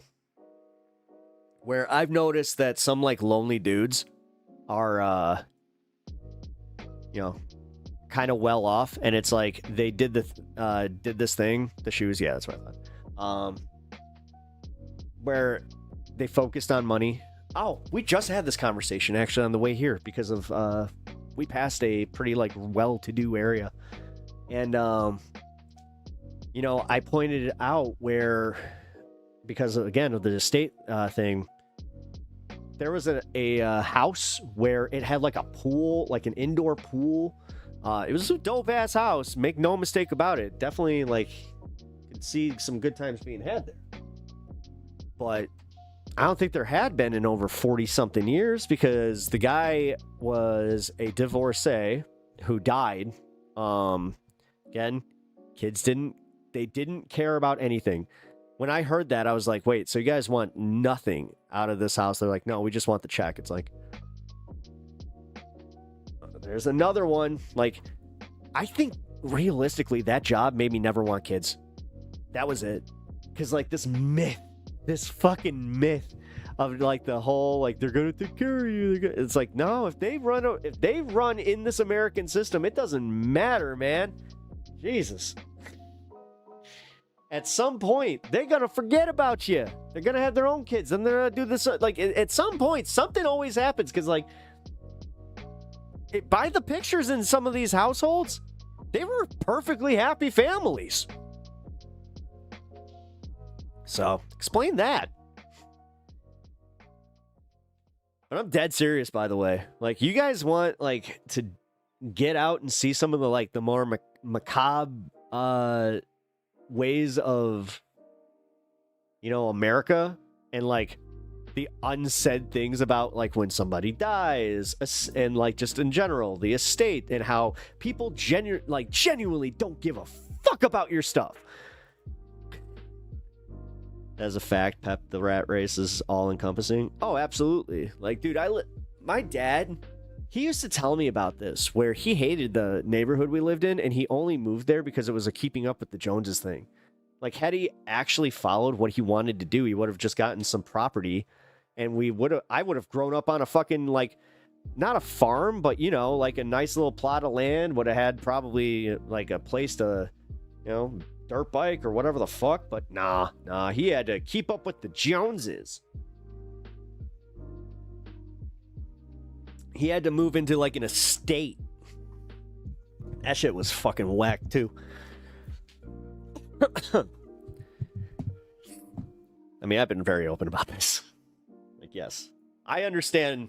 I am literally, when people talk about, like, American white privilege, it's like, yes, that was me. I was born white, cis, to a family that was, like, upper middle class. Like, we were never upper class. Just because of certain church functions, we did, bump elbows with certain ones, like, Walter Payton. Like, fuck it. I'll just... we used to go to the same church as the Paytons, and Walter Payton used to have, like, this badass Christmas party every year, and we went. It was cool. Like, Brittany Payton was always really, really nice to me. I'm not sure she would... There's always that, like, part of me that's just like, do you remember Sunday school? Like, but, yeah. But seeing that side of life was always like, damn. I hated my old hood, so I left my wife and it behind. So you hated your wife too, and then wait a minute. So now you say something like that, and then lament about loneliness. Do you see the pattern? Anybody, chat? Are you guys seeing the pattern here? Because I was getting a little lost with it with all the other stuff that was going on with this. You could have just said, I left my wife, I left my hood, which again, you know, that's usually like you can build a community or like you can build a relationship with a community a lot easier when you live in a neighborhood with people that you've been there for, like the hood possessed your wife. Jesus, dude, did you live in the fucking house from the people under the stairs? What the hell's going on? That's life. My side of it anyways.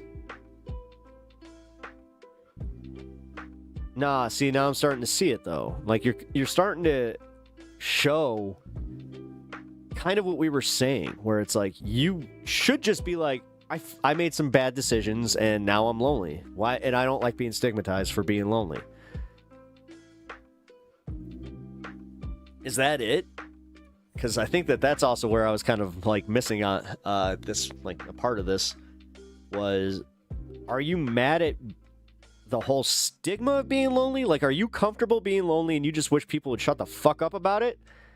Or are you, again, like this is what I'm kind of getting out of it, is that you're lonely and you're bitter about it and you don't want to be reminded about you being lonely or why you're lonely, and you definitely don't want it to be your fault. But you want the empathy from people that you're feeling lonely.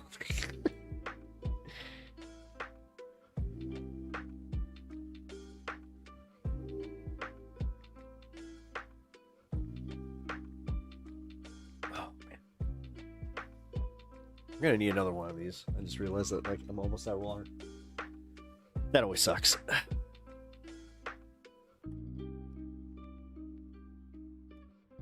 I am lonely by choice because I prefer solitude. See now, and that's where I was going with that. I understand that. I have a friend like that. And you know what? He is happy when he's alone. He's told me this so many times that he's like, yeah, you know, I have pretty bad social anxiety. I like he has a job that is public, you know, facing and everything, but he likes going home and just being by himself, watching what he wants to watch, playing whatever video games he wants to play, and just overall living his life the way he wants to live it. And he's not once really lamented it.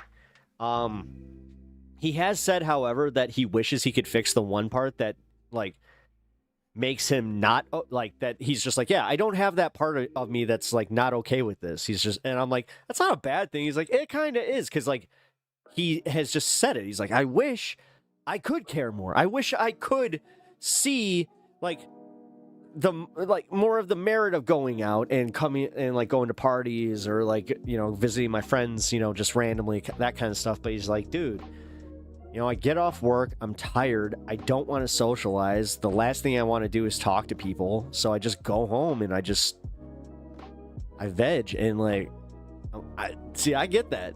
I totally get that. Now, every once in a while, if he's got a day off, it would be nice to kind of see the cat. Going out costs too much money. Yes, it does. Even with gas costs and stuff like that. I feel that I want to care, but I'm tired. See, I wish I could just shout him out right now, but I don't think he'd appreciate that. But you know what? I'll just call him BK. BK, he knows. Like, he knows what's up, and the thing is, I've always, like, I'm not envious of it. Like, we kind of covered that, but there's a degree of, like, seeing how little he cares about some of that stuff that I wish I could care a little, like, less. But if I'm gonna choose between the way I care and, like, you know, as opposed to the way he works, I'd still take my way of doing things. Even though, yeah, sometimes I get a little neurotic. Less so in my years of growing. I used to be the worst about this, where I would leave a social interaction and just constantly just be like, oh, what'd I say? What'd I do? Who'd I offend? Are they mad at me? Sometimes they were. Every once in a while, you know. But then I started caring less and less and less, realizing that I was also trying to impress people that I didn't necessarily actually like. That was wild. When I just had that awakening where I was just like, I don't even like this person. Why the fuck am I trying to get them to like me? What a waste of time. And goddamn, it felt so much better where I was just like, whew, that's done. Okay, place to reside, but to really live, that it wasn't. Bought a bike and hit the road and traveled for 2 years and found myself stuck here in Florida. Okay, you're in Florida, dude. Like, I don't know where you're at in Florida, but if you're in a retirement community or near one, get a golf cart and just start golfing. That's number one. Get a hobby that most other old people, and I am going to call you old on this one. You're 59 years old. You're damn near 60 years old. I'm sorry. I know I will be old when I'm that age, but as a 38-year-old, you know, middle of the line, no, you're definitely elder. And yeah, I don't know. That seems to be what the Florida thing is. Go play golf or fish. There's like 2 things that you can get into when you live in Florida, and like it's almost a guarantee that you can find a community. Either that or go to church. Like, there's a lot of churches. Or if you got some medical stuff, you know, Mayo Clinic. But any spooky stories? Flex Turner, what kind of spooky stories are you looking for?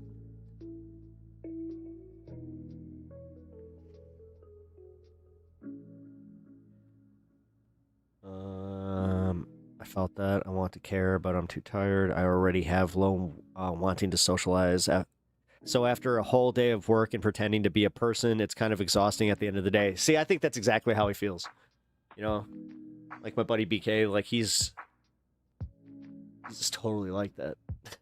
And I respect it, man.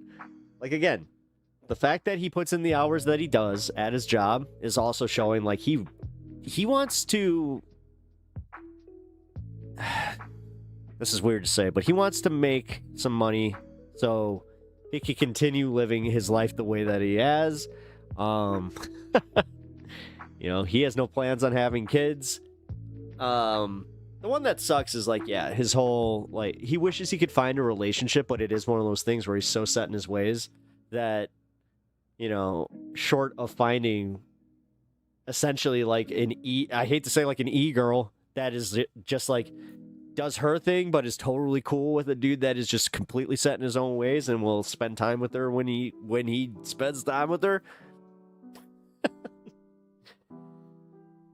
Rent a boat and a boatman, just chill on the sea for a bit. There you go. For real. Part of this is putting yourself out there, bro. Like, listen, I can speak for me. I thought that I was an introvert for like the majority of my life. And it was mostly because I went to a small school where I was very insecure in myself. I was insecure, like I never let anybody in my school ever get to know me, because they were always mean to me. So I was just like, again, why would I want to be friends with people who are always mean to me? And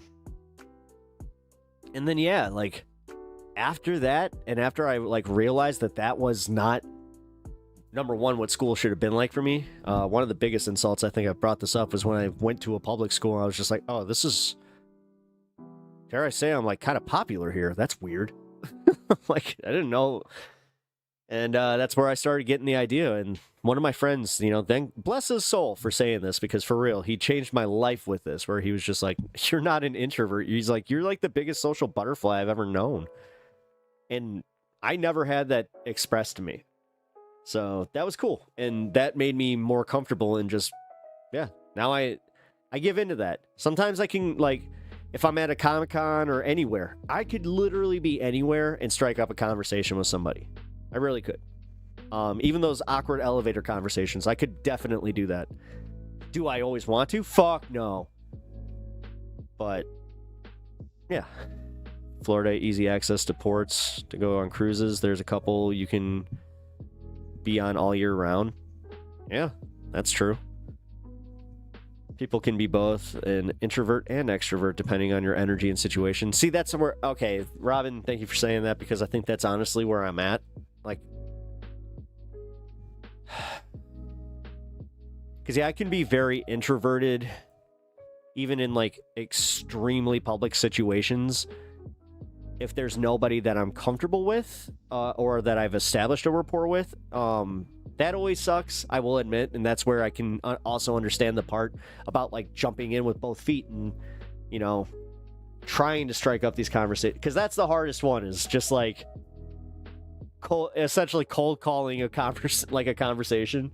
But, like, at the protest tomorrow, since I'm going to be in an area that I don't know, I'm a little bit, like, I got a little bit of the butterflies, but then again, if I don't meet anybody, whatever, I mean, you guys will more than likely be there if I have good enough cell service, but, yeah.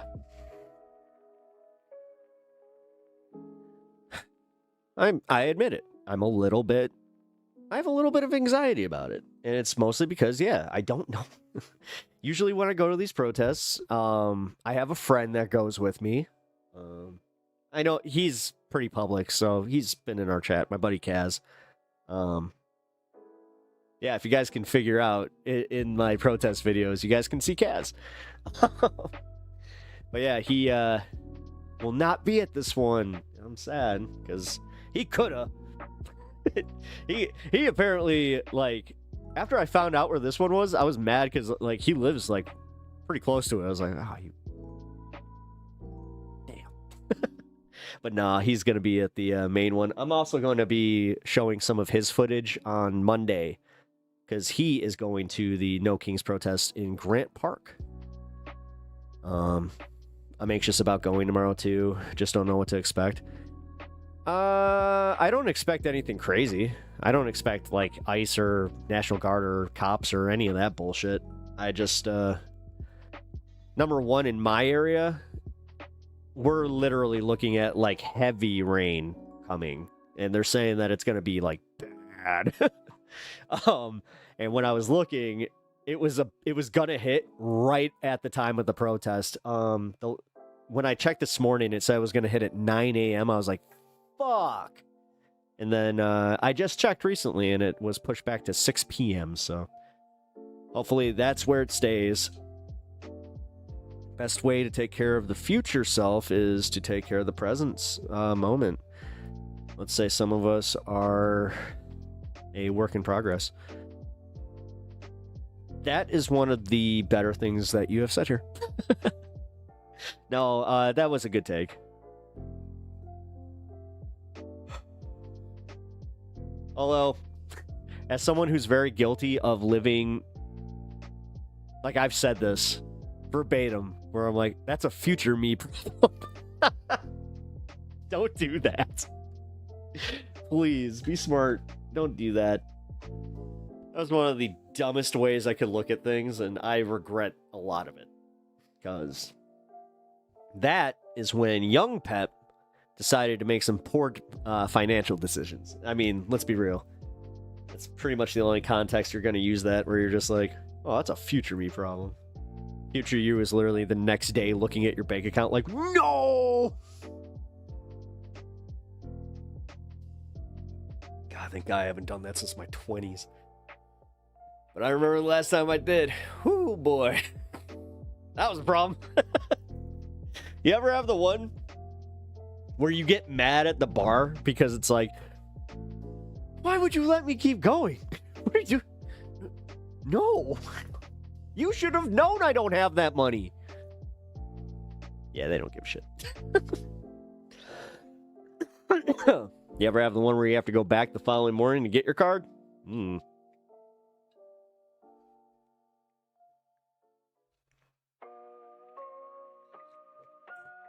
it, my water. I have to get more. Putting ourselves into Pacific. I just did that. Specific categories when people don't work that way. Forces us to just think in black and white terms that limit our thinking about where or how we are and can be. Yes. Yes, and this isn't just political. That's, yeah, you know what? That's very, very fair. And do you know how many times in my personal life that I have had that the reconciliation where I have a conversation with somebody that I had always assumed was kind of a prick, or like just because they are into something else that usually is insinuated with being a prick. And yeah, they turned out to be some of the coolest people I know, and I was just like, oh, you know what? I kind of let my judgment take over on that one. Actually, one of my good friends. It wasn't like a falling out or anything. We just kind of fell out, and we just didn't talk to each other for like a really long time. And just recently, he got back in touch with me, and it was weird because he had always, like, he had said to me, he's like, I assumed, especially with the content, which that was kind of funny. I was like, oh shit, you've seen my show? Weird. But he was like, yeah, just based on the content you do and all this, I kind of assumed that we would not be able to have good conversations. But he's a libertarian, and he thought that I was just going to be like such a fucking disagreeable prick with him. Where no, I can agree to disagree, but like realistically, he's one of the types of libertarians that is not like Dave Smith libertarian. He associates most of it with just like, he doesn't want to be called a leftist, I think, realistically, because most of his policies are leftist policy. So I don't know, like, at some point it just becomes from one, like, a dodge the label type of deal. I took 3 days off to help a very good friend who was overwhelmed by her husband having a heart attack. He was never looking after himself, always saying later, tomorrow.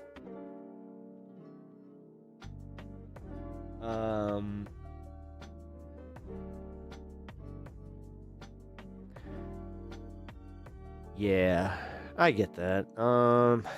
That sucks, Robin. I'm sorry for your friend. I hope her husband's okay. Is he? Like, I don't want to ask too much, but I hope he's okay. Yeah, I get that. My grandma... You know what? I can be open about this. I don't give a shit. Life's short. My grandma died because she was of the generation where she just was scared of doctors. She just didn't want to go to doctors, and she had breast cancer that metastasized to... it was metastasized breast cancer that moved to her liver and her lymph nodes. So, yeah. I actually got to hear those two terms today, and I was like, oh, please tell me that you're using these in good context. Turned out he was using them in good context, so whew, thank God for that. Because, yeah, the last time I heard it, because I was at her doctor's visit, which, again, oh my God. Like, had she known that she was getting such heavy, like, news, I don't think she would have had me there, but she thought she was just like, oh, they're gonna tell me to change my diet. No. They told her that she had a certain amount of time to live, and she walked out of there just, yeah. And then all of a sudden, she didn't care about doctors, and she was in the hospital all the time. She, like, because at that point, she's like, what can we do to beat this? I will never forget that fucking doctor just kind of being like, we can put you on chemo, but you've only got so long. This is already terminal. And when he used the word terminal, I was just like, oh, yep. Always fun.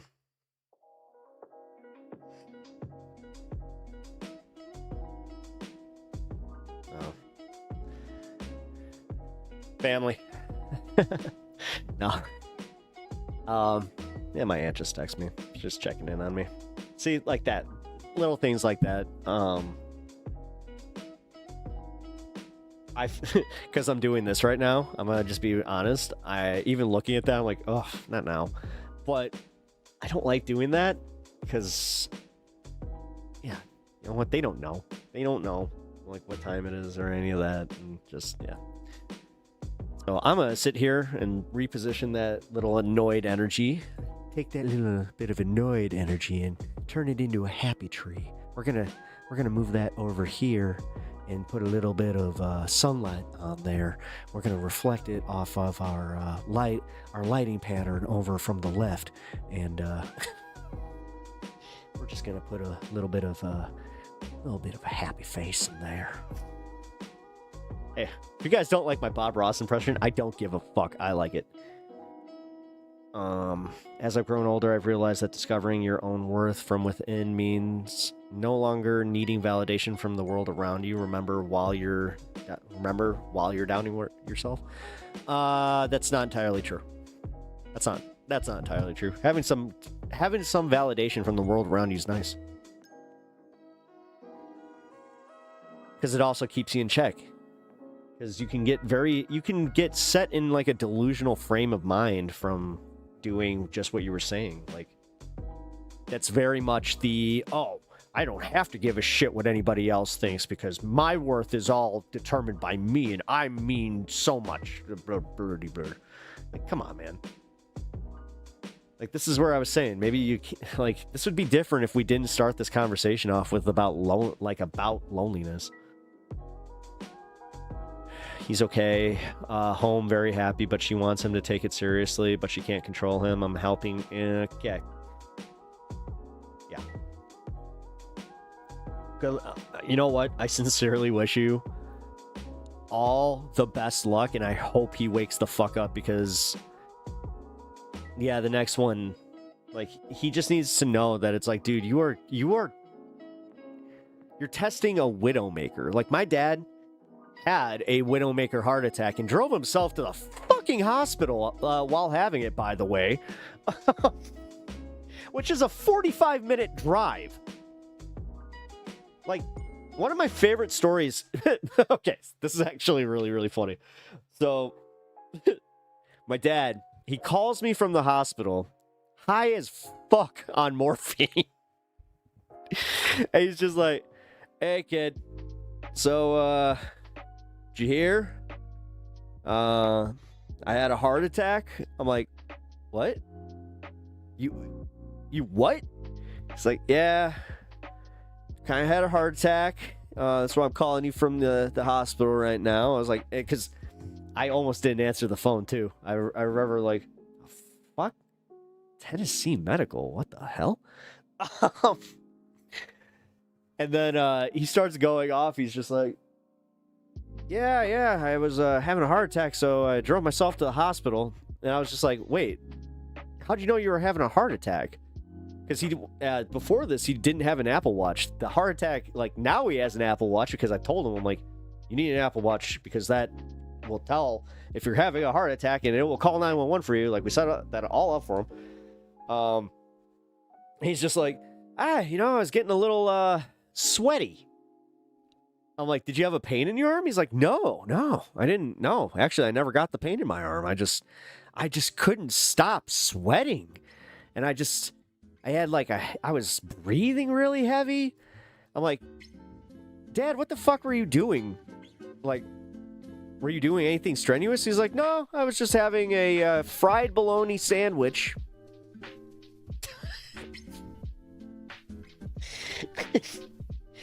He's like, I got about halfway through it. I was just like, whew. Started tasting metal. And I was like, and that's when you went to the doctor? He's like, yeah, I mean, I finished my sandwich. But then I drove myself to the doctor. It was 45 minutes away. I was like, what? And like, he's just like, yeah, your pop's just having a widowmaker and driving himself to the hospital. And I thought I was joking about the widowmaker comment. And then his fucking doctor tells me, his doctor is like, is this your son? On the when he was talking on the phone. And I was like, can I talk to him? I wanted to know a few things. This guy could not, like, the way he was talking to me, he was just like, all right, so your dad, he drove himself here. I'm sure you know that, so he'll need his car picked up. And he's like, he's gonna be here for a minute. And like, my dad, I guess he had not really grasped the fact that he was going to be there for a minute. Why waste half a good sandwich? For real, that's my pops, man. That's my favorite part about the story was I'm like, you're eating a fried bologna sandwich? He's like, yeah, it was good. It's my last one. You know what? If I was to have a last fried bologna, that was it. I was like, that's one of the weirdest ways to turn that into a positive, but okay. Yeah, he just was like, and that's the thing. His doctor was just like, your dad was having what we call a widowmaker heart attack, where like his heart was at risk of stopping at any moment. I'm like, that's terrifying. And you can kind of hear it in the guy's voice where he's just like, yeah, him driving himself here was quite something. So fast forward, right? Day 2, my dad calls me. He's just like, hey kid, I got in trouble. I'm like, what? He's like, I got in trouble. I'm like, you have to elaborate. What are you in trouble for? You're in a fucking hospital. He's like, you know, I got bored and I figured out how to walk my IV. So I was walking around and they weren't too happy about that. So they're chasing me down the hallway and I decided to make a game about it. I was like, what are you doing? My dad's getting bored. Day 2 after a fucking heart attack. He's just like, yeah, come get me. That's a trip, dude. He really is. Like, there are times, obviously, like, he could have been, you know, a little more emotionally there, but at the same time, god damn it, he is one of the funniest motherfuckers. So that is a blessing for me. Because I can't tell you how many times I have gotten an embarrassing phone call from somebody else telling me about something my dad's done. Way more than any kid should. And that's why it's also funny where I hear my dad going, I got in trouble. It's like, what'd you do? Oh my god. One of the funniest ones was when he didn't know he made a racist comment at an Olive Garden. It's like, what was the comment? And he's like, I was commenting on this black girl's springy hair. I'm just like, stop right there, Dad. I can already tell you that you were in the wrong. What? I can't bring up how she had springy hair. What? I wasn't being racist. I was just noticing that she had springy hair. Fucking A. The heart attack only slowed him down a little. You should have heard the phone conversation I had with him. Like, honestly, that's the reason I was a little late to the show. I was talking to him. Just even this thing, it's like, oh my god. Why is everything like... I have, and you know this about me, I have an ability to make fun of things and to see the levity in certain situations, but holy fucking crap, dude, just the way where it's like, do you stop? Dude, everything is just another, like, hey, Papa Pepper Zinger time. It's just, oh my god. Sometimes I swear, like, he's just trying to work out a tight 5 and he's using me as his audience. He's like, hey, what do you think about that? One of these days I'm going to see my dad on, like, America's Got Talent. It's just like, my son told me I could try comedy one day. Well, here I am. And then he's just the most unfunny person ever. Like, dude, that'd be the most embarrassing. My dad sounds great. He is a personality and a half. Him and my mom, man. There's a reason I'm here doing this, is because my parents, for better or worse, man, they were my mom was a character and my dad is a character. And those two characters made Which, I do have like this thing where I look at my sister sometimes and I'm just like, you ever wonder how we were born? Like, when you meet my dad and then you would meet my mom, one of my favorite things that ever happened is when my wife met both of them. And she had that moment where she's like, how the fuck were they ever married? I'm like, I don't know. I legit don't know. Like, they're two totally different people. But again, the one thing, you know what? No, that's not fair. Because this is almost like, dare I say, a little romantic for what it is. But he actually says, like, we used to laugh. He's like, you know, that's what me and your mom would do. He's just like, she would make me laugh. He's like, for everything that your mom did to annoy me, he's like, your mom was funny. And it's just like, oh, like that always made me feel good.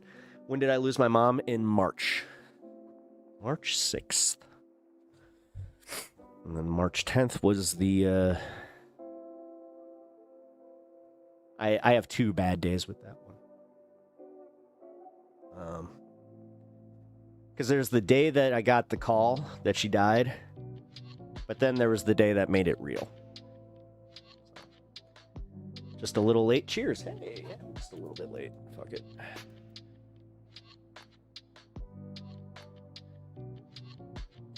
Smoke this one for my mom. My mom was a fan of the 420. Big fan of the 420. My last memory of her, and I know a lot of you guys know this, but I like talking about it. It was a good memory. It was a damn good memory. She was here visiting me. Actually, I talked about it on stream. I'm going to have to find that stream, and I'm going to have to archive that so I make sure I never lose that. Because I dropped her off and then came here and then just told you guys about what happened because I was like, I'm pretty sure that I just dropped my mom off. Well, not pretty sure. I'm 100% sure of what the circumstance was, but I was pretty sure at the time. Where I'm like, I think that I just dropped my mom off at an NA thing where she was leading it and she just had 2 fat bags of green on her. I was like, wait a minute.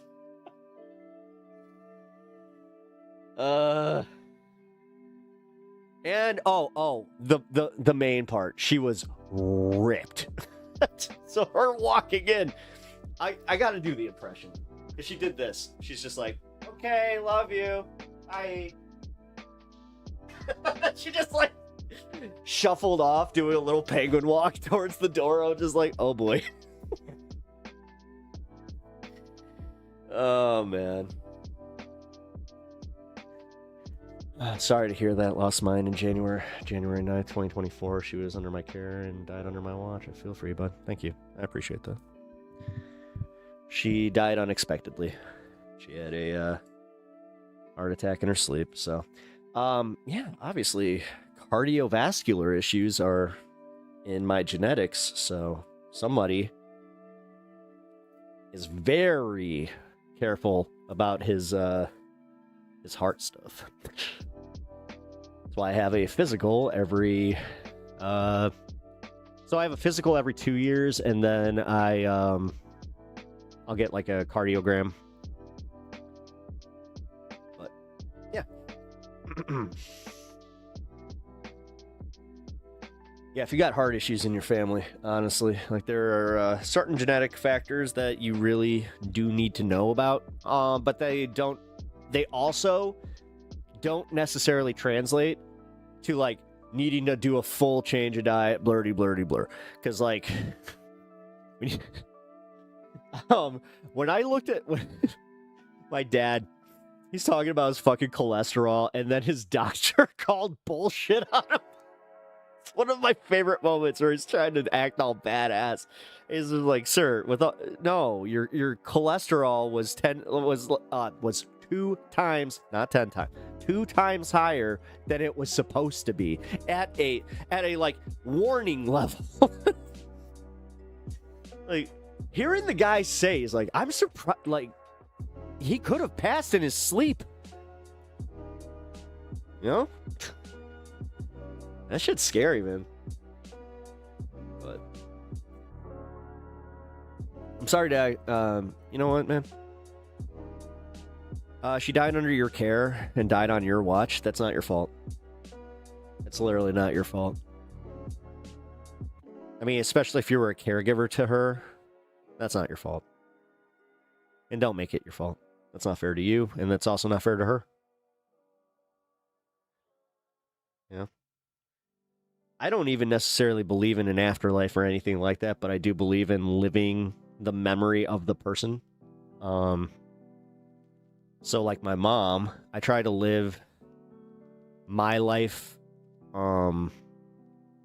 with little things where I know she'd be happy about, or like little things that if I told her, like I made a stride in something that she would be happy about. She was already on hospice care.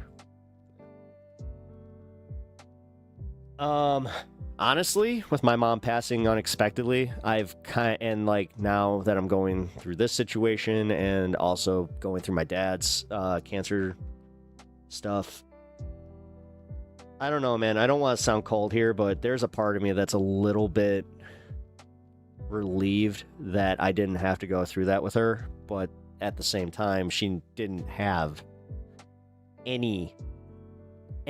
She wasn't really showing anything. Although she had COVID. Like, and there's still this question as to whether COVID, well, okay, so her official cause of death was pneumonia caused the heart attack, and we think that the COVID caused the pneumonia.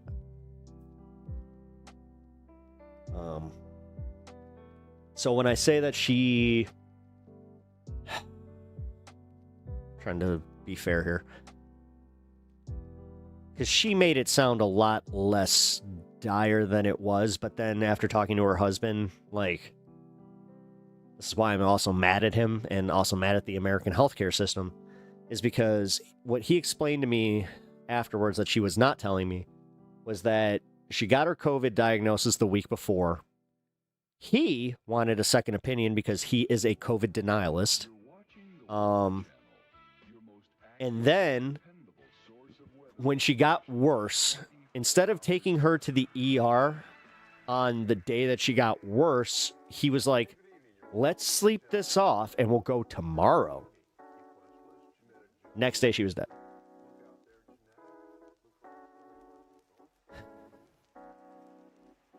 COVID is a killer of for elderly, period.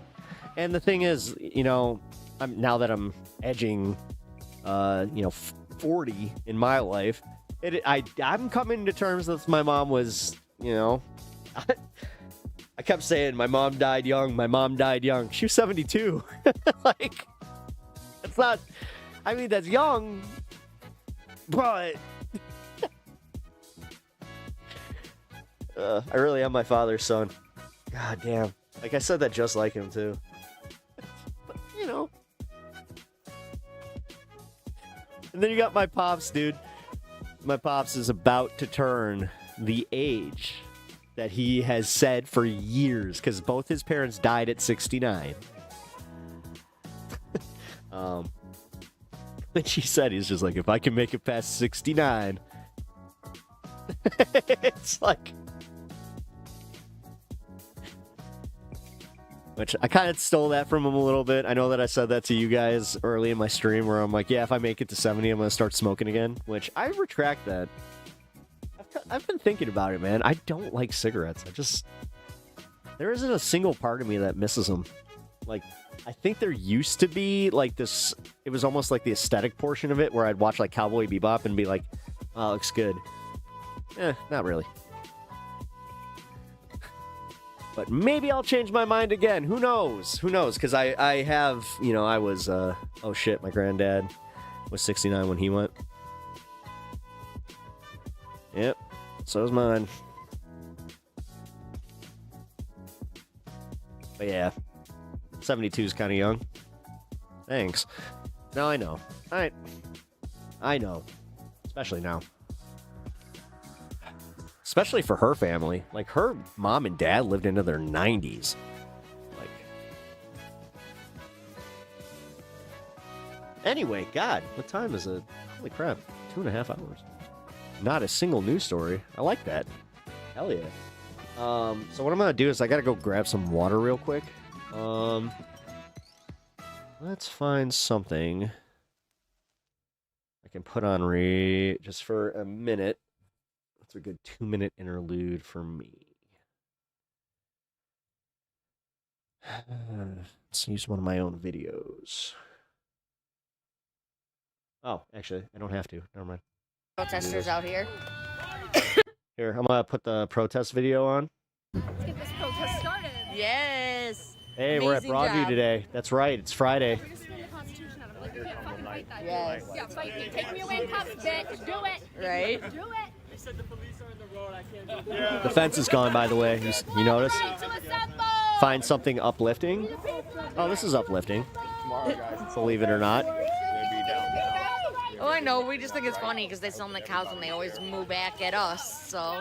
All right, I will be right back, though. I'm gonna The people go have get the my right water. to assemble. You're getting out there. Go ahead and drop the state that you're getting out in right now. We the people have the right to What state are you in? Yeah, this guy needs to get out of the road and they will tackle him. Tell me what state you're in. Thank you for doing that.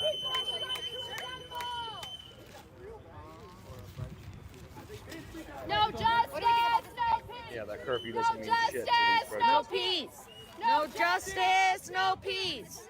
Justice. No peace. No justice. No peace. He knows. He knows that they might arrest him for that. No justice. No peace. This is just cars coming off the highway. Hey, how are you? There's a highway exit over there, so this is all just cars coming off the highway.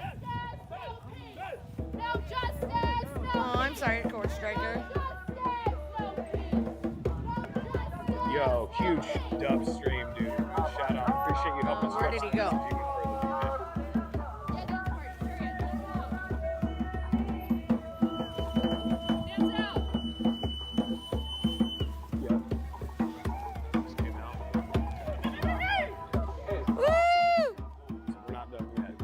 We're not done yet, Chad. Looks like ICE said, or at least all of the troopers have now regrouped in front of the Sally Port.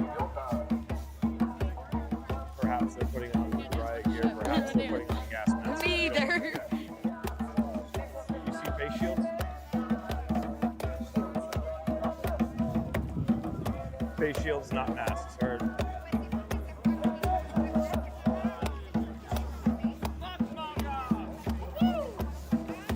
We the people have the right to assemble. We the people have the right to assemble, for real. TMI, but Regroup, get masks by on. surviving.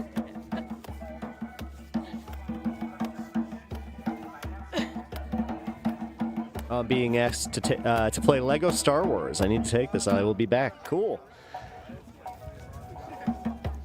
What's up, bud? Here. You've been good today. You've been so good today. You get freebies. Freebies for the Stanner.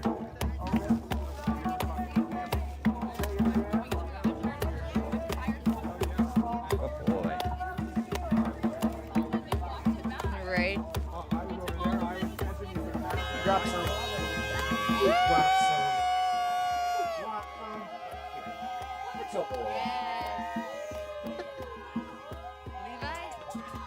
All right. We'll keep this in the background for now. Oh boy.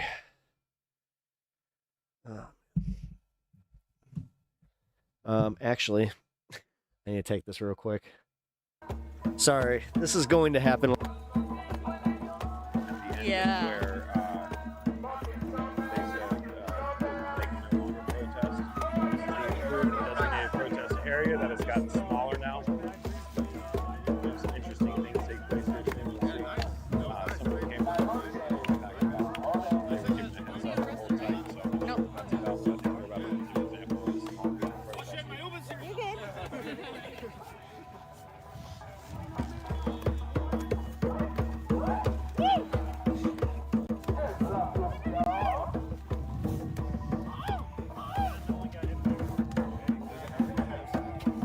There's a few people walking back over to the protest area.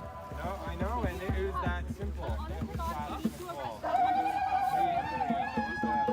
I was sitting there, I was like, I'm right.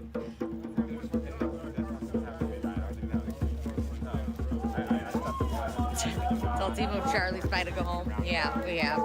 We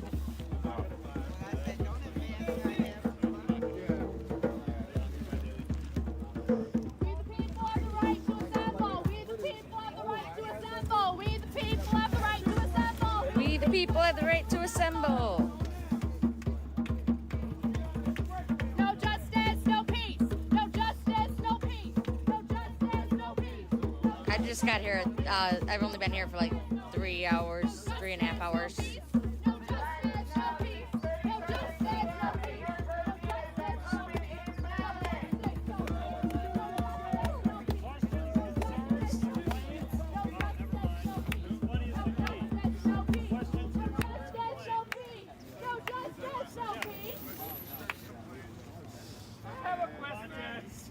Community engagement. Has she been here still?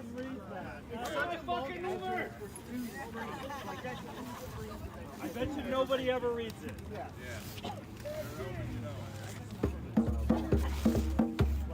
Thank you.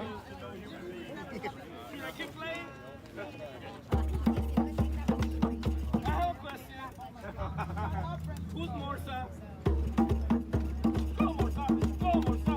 Go Morsa! How low can you go? How low can you go? Hey! Hey! Hey!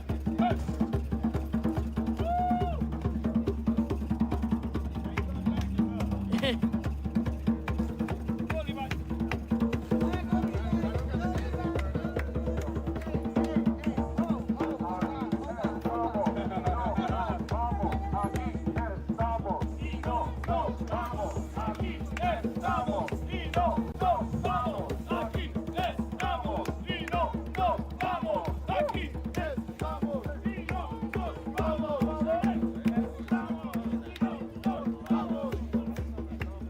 That's Spicy Jesus. I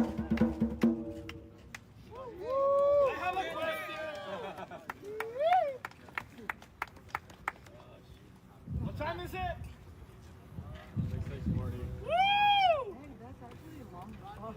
40 minutos de la libertad.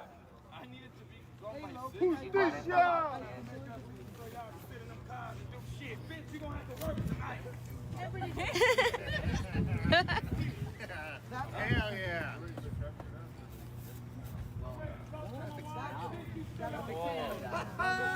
I mean, it's after rush hour. Not the one that just had the bright light by me. That's just the guy with the camera.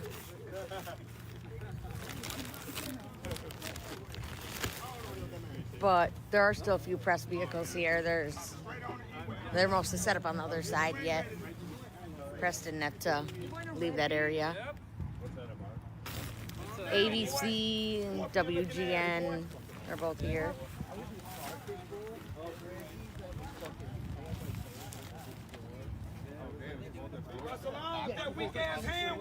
I'm probably going downtown at noon and then coming back here after. Broadview, Illinois.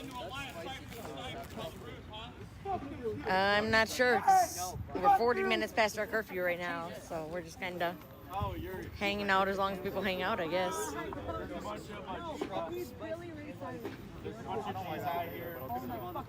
Billy Ray Cyrus is like,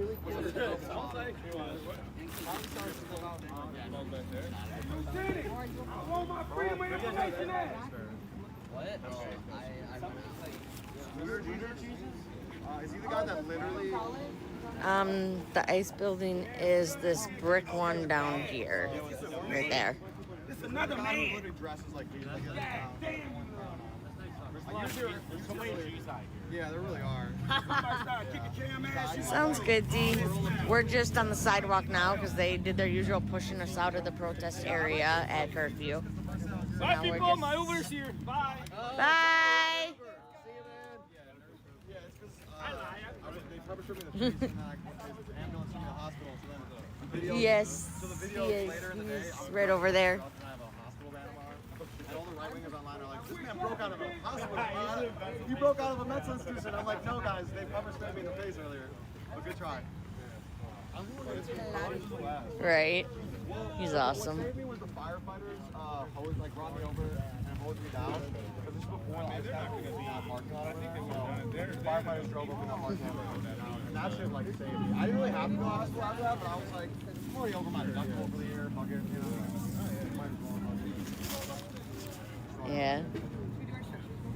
There's only a few of them. The Broadview ones left over here. The rest went inside. Oh, they are back there yet. They're coming back out. What are they doing over there? You bottom feeders, you cockroaches, you deserve to be eating trash or smashed on the bottom of our shoes as long as you defend these fascist, kidnapping, terrorist scumbags.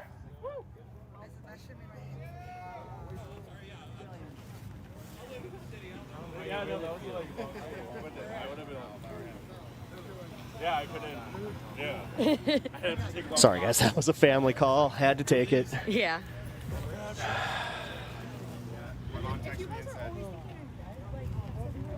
Okay. What'd I miss here? Sorry about that, guys. That was one of those phone calls. Oh, look at the Winnie the Pooh.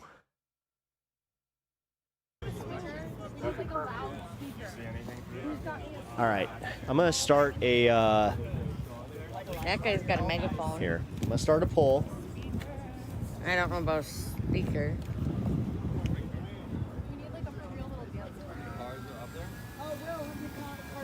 Binocular man. How many cars? We have granted you the power of binoculars. Do you guys, have you guys even, wait, let me see, are you guys using them right? You unfocused? We got and then there's two focus. Oh, well, all fucking. Oh, there's this one. We're here to maintain the peace. If the peace is maintaining a torture center in the suburbs of Chicago, then we are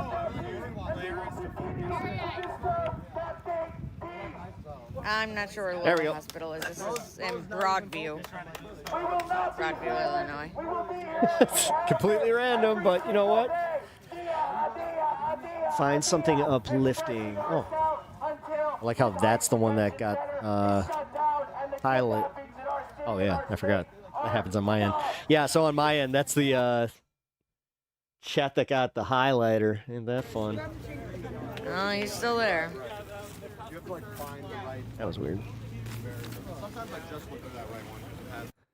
This right here, look at it. It's going to come up on your screen. The scene outside of an ICE facility where about 12 miles from downtown Chicago, all of this was happening. Protesters clashed with local law enforcement. It happened after a federal judge ordered ICE to remove a fence that had been put up around that facility following repeated altercations between federal agents and demonstrators. Meanwhile, the president's push to deploy more National Guard troops to Chicago has been pushed back again. Yesterday, a panel of federal judges rejected the government's claim that ongoing protests pose a threat so serious they warrant immediate federal intervention. Writing political opposition. Dude on the megaphone was cooking. Not rebellion. Again, I'll go back to Joining us now, those retired protests four-star here in a general little and bit. MSNBC military analyst Barry McCaffrey and executive editor of The Nation, John Nichols. All right, so Barry, we've seen these clashes in front of the ICE facility. I'm not going to watch this full clip. I am just interested to see what the establishment assholes are saying about it, because more and more of them are starting to look like clowns for even going like, well, these protesters really need to calm down. You know, tone it down, tone it down. And on certain streets as people were taken into custody. They have been distinct clashes, limited to certain areas. Still the president of the United States. By the way, the poll that I just opened, I got my Halloween costume in the mail yesterday. I was thinking about debuting it on the This Space feed, but I also didn't want to be number one coming in and talking about, you know, the serious topic that is the New York debate. Looking the way that I did, and then just in general, I was like, oh, that's a lot. using them to This is the try first time I've ever like gotten invited to a panel and just gone, maybe next one. to justify the need for the National Guard. Tomorrow, we could see 6 million people on the streets of Which I will be on the next one. this country for No King's Day. What would your advice They're even calling it No King's Day? Nice. be to people who are going out and marching? Nice. Make sure you take part in the protest. I think we're in a position right now Wait, old man be based? Old man be based? in which President Whoa. Trump is acting in a manner that is wholly illegal. Some of these propositions he can claim powers under the Emergency Powers Act of 1976, under the Insurrection Act. That's a lot. There is no obvious rebellion going on. We're putting the National Guard, 430,000 of them, who are vital to American national interests. We're changing them from a force for humanitarian disasters and war fighting into an attempt to use them as domestic police force, for which they're ill-equipped, ill-trained, and in opposition to American values. So we're Hey, at that's a the very grandpa I dangerous remember. crossroads in America. Nice. I had a former colonel Honestly, my grandpa was based as fuck. Like, yeah. Now that you said that, on at the Yeah. top of this show, somebody who resigned. I'm not sure if my you grandpa caught- was in World War II. I made a joke about it, but he was He was saying aircraft carrier mechanic. that it In the very puts first, soldiers from the National Guard, from the military. Aircraft, because they weren't technically. He was in the Navy, but I remember that he said something about how, yeah, they didn't really have like the Air Force or anything like that, and he's. I remember making a joke. I'm like, yeah, my grandpa said he saw fighting in World War II. He's like, he was like, I was in a boiler room. Military. It's such a hard And he was being very coy about it. He's like, I spent most of the time in the bowels of a ship, but position to have the president Like, of that's the still United badass, States Grandpa. ordering one thing, and then the courts saying no, it's not justified. yeah, my grandma and grandpa actually met in World War II. She was a whack or a wake. And he's worried about cohesion. And she also, we found out at the end of her life, she used to do some spy work, Does that concern you too? which is pretty fucking cool. Like, if you ever saw that movie about, it was like this U.S., the U.S. military was sending, women over to France under like certain pretenses. She was one of those. Yeah, like there's no question. she has, and I hate to say this too, because my grandma wasn't exactly an awesome like this grandma specifically. My grandma on my mom's side was not a great person. She was kind of an awful grandmother. Like, one of the first things that I ever remember her saying to me was, "You don't get to have opinions." When you look at the 50 states Just like, adjutant generals, 2-star generals or Air Force flag officers. Long story short, none of my cousins, like, when she passed, none of us really mourned. They're commanding a force that's fully It's weird, because I can also still be like, no, it's still badass that her and my grandfather, met the way they did. equipped and trained by the federal government. But they're under the governor's control, non-Title 10 activity for the majority of their Another career. example of just like, how the fuck were you two married? By the way, they've only got 2 weeks of active duty in general and 1 weekend a month. And so time to the national... Living aboard a ship and hitting the ports is the life. Dude, he had a very specific book of his port when he was ported in the Philippines. Guard is precious. They have to... I saw a picture of a girl where I was just like, who's that? He's like, we do not show that to your grandmother. prepare for their warfighting mission, as well as whatever the I love my governor grandpa. asks them to do. Rest in And peace, by the way, Grandpa. under the governor's He's the control, shit. they do have law enforcement authorities as dictated by state law. So, at this point, when you nationalize the Oregon National Guard or Illinois National Guard, they're now federal troops under posse comitatus. They should not take part in law enforcement operation. They shouldn't arrest U.S. citizens. They shouldn't collect evidence. They are not equipped to do community policing. And it's terrible optics for the U.S. Armed Forces. Well, the thing is, they're also starting to show, like, if they blatantly ignore posse comitatus and all these other laws, slippery slope, baby. And the reason I guess A Supreme Court, this is on you to actually enforce the fact that the court system and the rule of law in America is still a thing. We put these two stories together. All the right, how story many of we what got we're seeing who on the streets and the voted troop here? Let's deployments see. and the federal I courts don't want to pushing end poll back yet. and the clashes is that there's a lot of rhetoric All around right. what's going to happen End tomorrow in for poll. No Kings. John, I You know guys you're going win. to be at the Wisconsin protests, and there's a lot of Give me a sec. concern about how the administration might react to it. We've seen a lot of you know what? Republicans calling this the Hate Time is it? America Ah, all right. March. Third hour. And there are just I'll there figure are it out. people, you know, I've seen group chats where folks are wondering, is it Let me cover this stuff first, just in case there's a clip safe to that bring my I need kids to, to you this? know, I put want to out go there. out. I want my voice to be heard. I'd But like yes, to the back end of the show, I will wear my Halloween costume. Fuck it. I don't push care. back on what I'm seeing Have in some this fun, guys. administration. I want them to know I'm not okay with it, but am I going to be safe doing it? The Americans are courageous people. And I think they're especially courageous when you have opportunities to use the rights that were Look at that. Look at that. outlined in our First Amendment. The Holy right crap. And all these places that you're not seeing, it's not because they're like giant red areas. It's because this is a fucking desert. It's because this is technically the same as a desert, just with cornfields.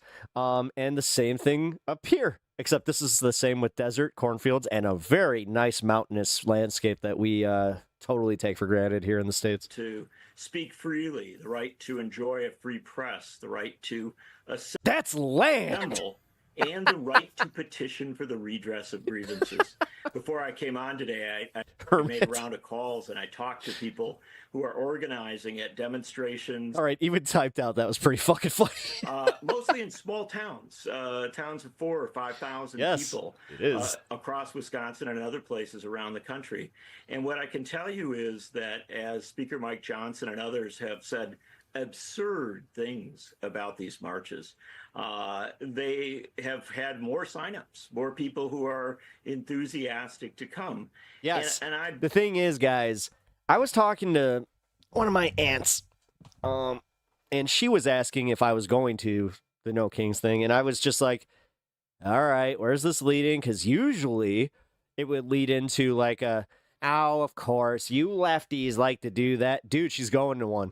Like, mind you, she's not a MAGA head, but she's one of like those Republican classic types. been to several of these That gives me a little hope. No Kings demonstrations in the past. And what I can tell you is they are good-spirited, a lot of very patriotic, very creative people. There are sign-making parties all over America tonight where Oh, people are shit! trying to Oh my God, I forgot to grab poster come up board. with the funniest sign or the most Oh. creative sign, or frankly, the most concerned. I knew I and forgot to do most, something today. Unsettled sign. I mean, they want to deliver their message, but I really do think this is an example of one of the deep disconnects between the kind of rhetoric of Republicans in Washington and the sentiment of people out around the country. Yeah, it's almost like they don't actually represent the majority of the American people, and they are very like the confidence in which they're speaking and the way that the mainstream media hears it, and they're just like, this must be how America thinks too. The fact of the matter is, Leave it to MSNBC to be the ones saying this, though. Like, goddamn. if people are comfortable marching down the main drag in Dodgeville, Wisconsin, It looks like MAGA lost everyone but Colt. Yep. Monroe, Yeah, realistically, that's what it is. The only people that you're hearing are the loudest, but they are seriously the fucking like. Don't ever let them call themselves the silent majority again. That I can't believe we even gave them the like small opportunity to call themselves that. Wisconsin, or so many other places across this country, and even some of the smallest crossroads around the country. What you're really hearing is that Americans want to deliver a message to their president. And Anybody else? Would you guys have anxiety being like holding a sign that large in the front of a protest, setting the pace? Because the Congress, I don't know. I just and keep it is looking a at everybody message else. to It's like, am I say, walking too stop. fast? I Stop feel like I'm walking assaulting too the fast. Am I walking basic too slow? liberties, I don't know. Basic rights that we were taught as children to value and to embrace. And so I do think people are going to show up tomorrow. I think the demonstrations are going to be huge. I don't know if they will be, as the organizers suggest, the largest in the history of the country. We'll see. But there is, I think, a great likelihood that you're going to see millions and millions of people out in every corner of this country. Oh, look Whoa. at your cat. Hey, cat. My cat is ready to Oh go. my God! Even on network television, the She's cat waiting gets for a her shout out. 15 minutes of fame. I love it. All right. John, Nobody ignores the cat. really good to have you. John, nice haircut. I like it short. Looks great. Thank you. Ready for I service?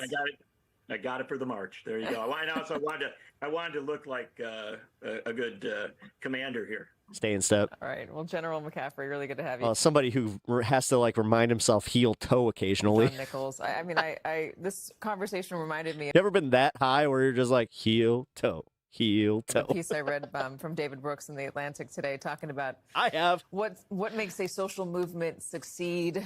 There's got to be villains. Certainly Wow, a villain cable in news this, taken from the streamer in space. this Yeah, no social shit, movement. right? This Damn. showing Donald It's almost like they're using Streamlabs. I swear to God. Trump. He Or can't not be StreamYards. a king. Like I've noticed that with like Newsmax, where I'm like, are they using StreamYards? Because like some of the way that they set things up, I'm like, that was like a. But who is who's the hero of the movement? Who's the leader? What's the action after this? Katie Tur reports that. Dude, I felt like I just had a dyslexic moment when I read that. I was like, is that what it says? No. Who's Katie Tur? All right. We're almost to that third hour. Trump administration asked Supreme Court to allow him to deploy the National Guard to Chicago. Trump hitting medium and heavy trucks with 25% tariff.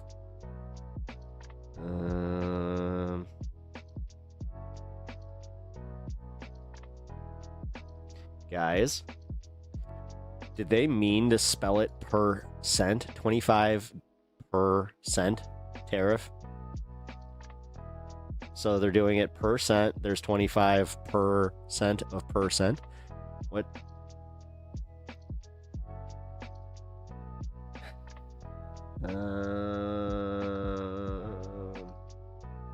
By the way, they arrested a Chicago cop. Well, not a Chicago cop. It was a Chicago suburban Chicago cop who was here on a work visa, let his work visa go up, so they arrested him.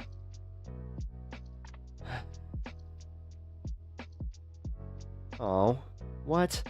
Criminal charges dropped against Florida man who abandoned dog before Hurricane Milton's landfall. Dude, fuck you. He should be banned from ever owning another animal again. Ridiculous.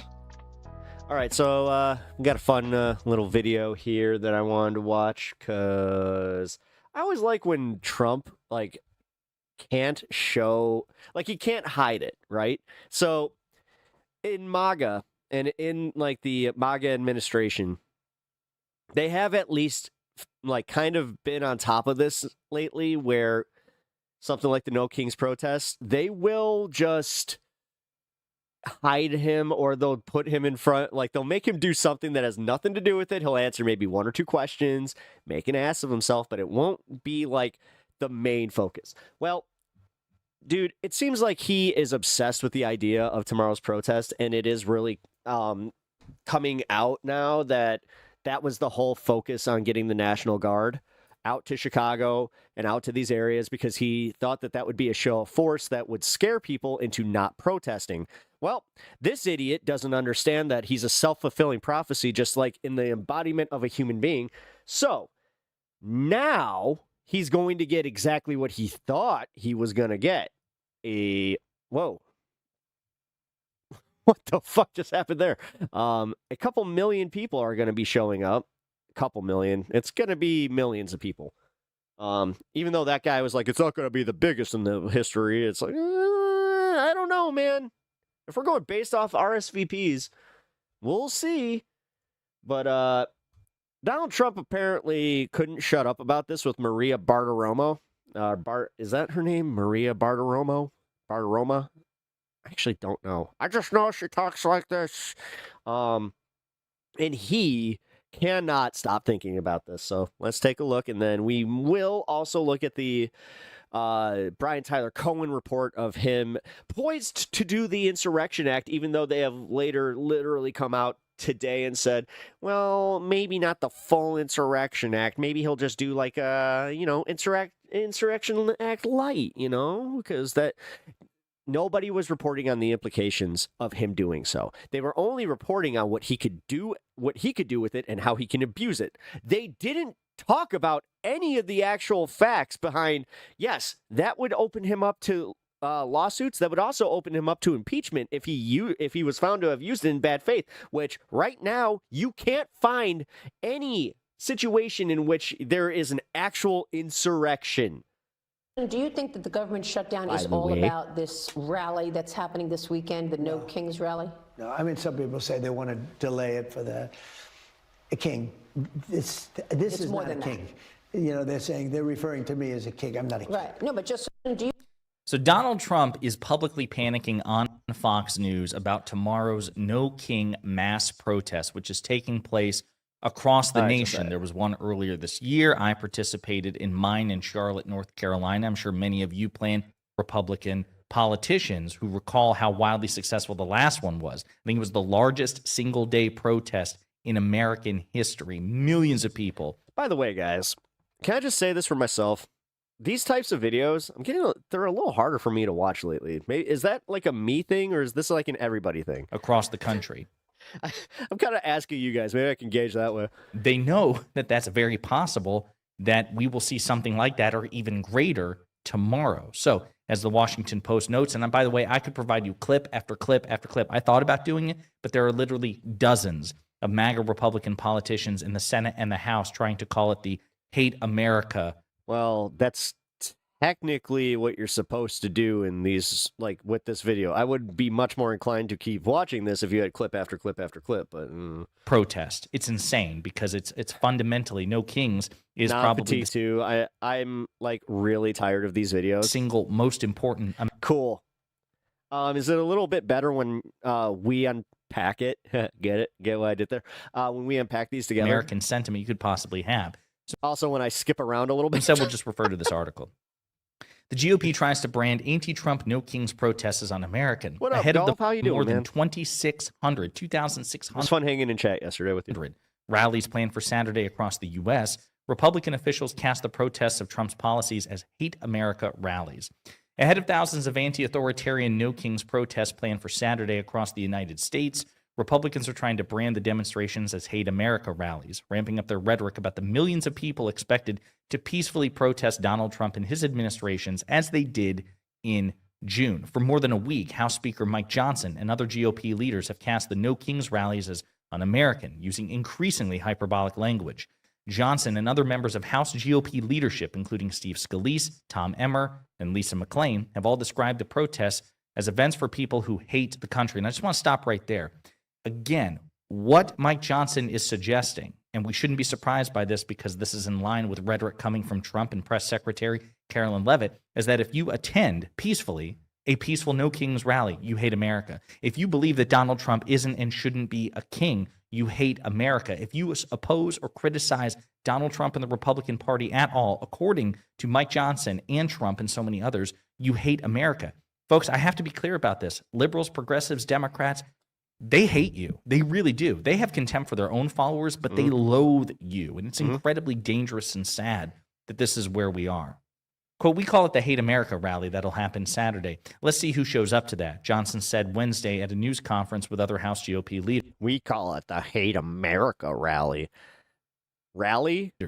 Jesus Christ, dude. Like, but I bet you'll see Hamas supporters. I bet you'll see Antifa framing. types. I bet you see the Marxists on full display. The people who don't want to stand and defend the foundational truths of this republic. The foundational truth being we don't have a king, and we have checks and balances, and we have, yes, a powerful chief executive, but he is not a god, he is not an emperor, he's not a king, and he's supposed to be constrained by law and order, checks and balances. That's what America is. The founders were more concerned than anything that they would accidentally make the new chief executive, the president, too much like the old chief executive, King George III. And that was what they feared above all else. And Mike Johnson is the one who actually has an un-American view. Democrats and organizers of more than the 2,600 events scheduled for Saturday have said they're outraged by this characterization, defending the protests as peaceful and pointing that there were relatively few disruptions at the rallies in June. They also warned of attempts to stifle First Amendment rights. But Speaker, what was the high temp in Chicago today? Johnson it was around 75. Said this is a Hate America rally because people are coming out and expressing their concerns about massive cuts to health care and the movement towards authoritarianism. Kind of floated around 72. It's not a Hate America rally. It's a Love America rally, said Bernie Sanders. You know, it's weird that you asked that because there was a moment when we were in the car on our way back home and my wife was just like, it's a lot warmer than I thought it would be today because like we had the windows cracked and for some reason it was just like, do we need the AC on? Sanders at a CNN town hall with Representative AOC, which was phenomenal, by the way. It's on my list of stuff to cover on this channel. In a video posted Wednesday, Senator Chris Murphy accused Republicans of trying to suppress rally turnout. Let's take a look at this real quick. I'm sure it's a relative. Oh, wow. Nice for October 17th. Yeah. So tomorrow, though, they're calling for some really bad weather. And this is what sucks about the Chicago weather's timing is like, so for instance, and I mentioned this, they were calling for the bad weather to hit us in early morning around 9 a.m., which immediately I'm like, oh, crap, that's going to affect because I was like, oh, all the rallies are going to get affected by this because it was listed from 9 to 3. Then it kept shifting. And by the time I was out of all the appointments today, I looked at the weather again and did that here, actually, where it said 6. But here's the bitch of it, is I'm still planning on the 9 one because for some reason, that's how Chicago works. Is like the first forecast was the one that was actually right. So like every time that they have a first forecasting of snow and they're just like, yeah, we're probably going to get, 12 inches, it's like, oh, sure. And then you get a bunch of people doing that. But then they correct it. They're like, all right, maybe we'll get 1 or 2 inches. And people are like, told ya. Then sure as shit, we get a blizzard. Video by Senator Murphy, and indeed it is. It turns here, Halloween in the Bay. This is coming up on Saturday. This is a really important day. It's a day for this country to stand up and say that we've had enough with the destruction of democracy, the building of Trump's censorship state, the evisceration of our health care. But it's pretty incredible how Republicans are showing their true colors. They're showing us how much they hate democracy. They're showing us how much they hate free speech. The rhetoric is ramped up from Republican leaders in the this guy's cooking. Few days. These aren't sort of fringe actors in the conservative movement. These are the leaders of the House Republican Conference calling the Okay, sit with that for a second. I am. That just hit me. That it's Mike Johnson and not even the Marjorie Taylor Greens, not the Lauren Boeberts.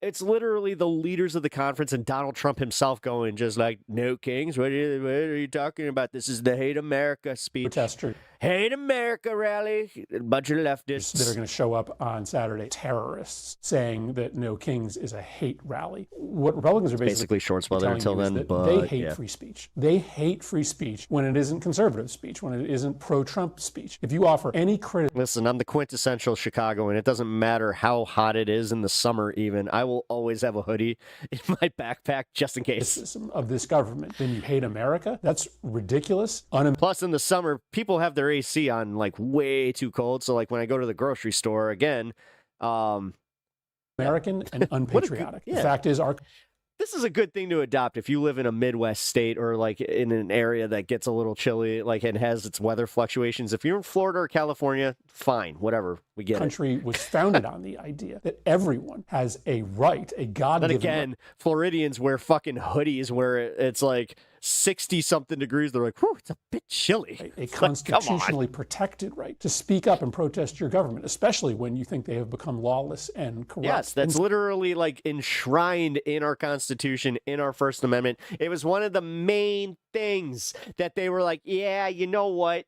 We really don't want the actual government to be an autocracy. We don't want king to rule this shit. It's so weird when they wrote that little bit. What was it? For the people, by the people. Those woke assholes. What were they thinking? So the idea that the people who are showing up to protest Trump are terrorists, trying to get you to stay home. They're trying to get you to believe that simply by peacefully protesting your government, you're inciting violence. That is, of course, not true. But their tactics will work if we don't show up. Their tactics will end up in our democracy being destroyed if, by labeling you as terrorists, we decide to stay indoors. And so let's be there. Let's be there peacefully but forcefully protesting Trump's corruption. Let's show up in big numbers, whether it be at the rally in Washington, D.C. or at rallies all across this country. This is important. You don't back down when bullies try to silence you. You stand up and you speak up. Love it. Chris Murphy, of course, has become one of the more, I think, how do I want to say this? He is one of the few Democratic leaders outside of... Wait, is it preposterous or preposterous? I hate that. Bernie. As a guy with dyslexic tendencies, it is... I always hate that, the R-E-E-R, where performance, preformance. AOC, the more... Like, I had that problem growing up. Progressive wing, who has become increasingly progressive and has met the moment. I remember getting made fun of that when I was, like, in 6th grade. They're like, it's not preformance, it's performance. I was like... In terms of how he has criticized the Trump administration. I had a late diagnosis, though, so I couldn't even use that. I was just like, oh, I'm stupid. Let's take a look here. The number of No Kings events on Saturday is expected to exceed the number of similar demonstrations that took place June 14th, which happened to be Trump's birthday. Major events are planned outside the U.S. Capitol in D.C., and I believe Mehdi Hassan, friend of the show, will be speaking there. And I believe, actually, Chris Murphy may as well, as in Boston, New York, Chicago, where anger has boiled in recent weeks over the Trump administration's aggressive immigration crackdown that has yielded clashes between officials and protesters. Blur. All right, that's enough of that. Thanks, Josiah. Cool. Oh, yeah, we're going to watch this More Perfect Union Open AI thing. That's coming up in the fun half, though. Probably should have hit that. Here we go. So this is the dude that got arrested by ICE and then quickly let out. So let's take a look. Hey, everybody. I am delighted to be here with Robbie Roadsteamer. He is a free man. He's a free man. He's been targeted by ICE. Boy, I met Robbie. We met at the post-prison press conference for Steve Bannon. Post-prison press conference. And I was giving Steve the business, and out of nowhere, what was your bit? It was hilarious because you were grilling him hard right at the beginning and stuff. And I'm thinking in the back of my head, I'm like, oh my God, I'm about to do Steve in right now. He was so exhausted by the time he got done with you. And so it was like, I had a red suit on because that's how I was able to infiltrate the press conference because I said I was with Tim Pool. And I'm like, Steve, Robbie Roadsteamer, I have a question. I mean, when's the next insurrection? Are we going to storm Burger King after this? Right. And then he was laughing so hard and pointing, he couldn't say get him. And so he gave me more time, and I'm like, doesn't he look great? We were in Danbury together lifting weights and stuff, man. You don't remember me? When's the next insurrection? He looks great. You don't remember me? We were lifting weights and stuff in the weight room. When's the next Dude, Macho Man would legit. Macho Man would love this guy, but also just be like, hey, as long as he doesn't show up in the ring, he's not going to say that he's taking my persona. It was good. It was a nice exchange. It was. I like how he does I think the same that it thing was I do, though, where it's just like, hold on, I got for the the glasses seriousness for of the this. moment of a. I was there to just troll him out. I mean, that's, aside from singing like the comedy songs, it's like a large part is like hitting people like Marjorie Taylor Greene with songs, Hulk Hogan. Trump is a real felon, thinks the immigrants are eating cats. Trump is I've been doing improv comedy since my single digits to make my mom laugh when my dad was being crazy. And it eventually, I love this guy. Led to me moving to Boston, doing traditional stand-up comedy.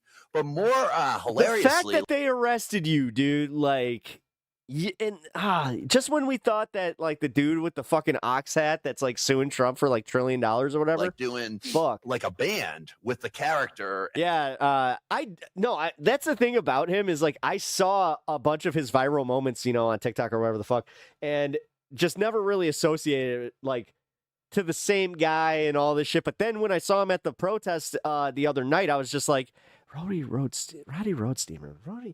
And I was like, wait a minute. He's like the guy. And I was like, oh, he's like the troll guy. On CBS Radio Boston, 104.1 for 4 years. The Rock of Boston, the Patriots Rock Radio Network.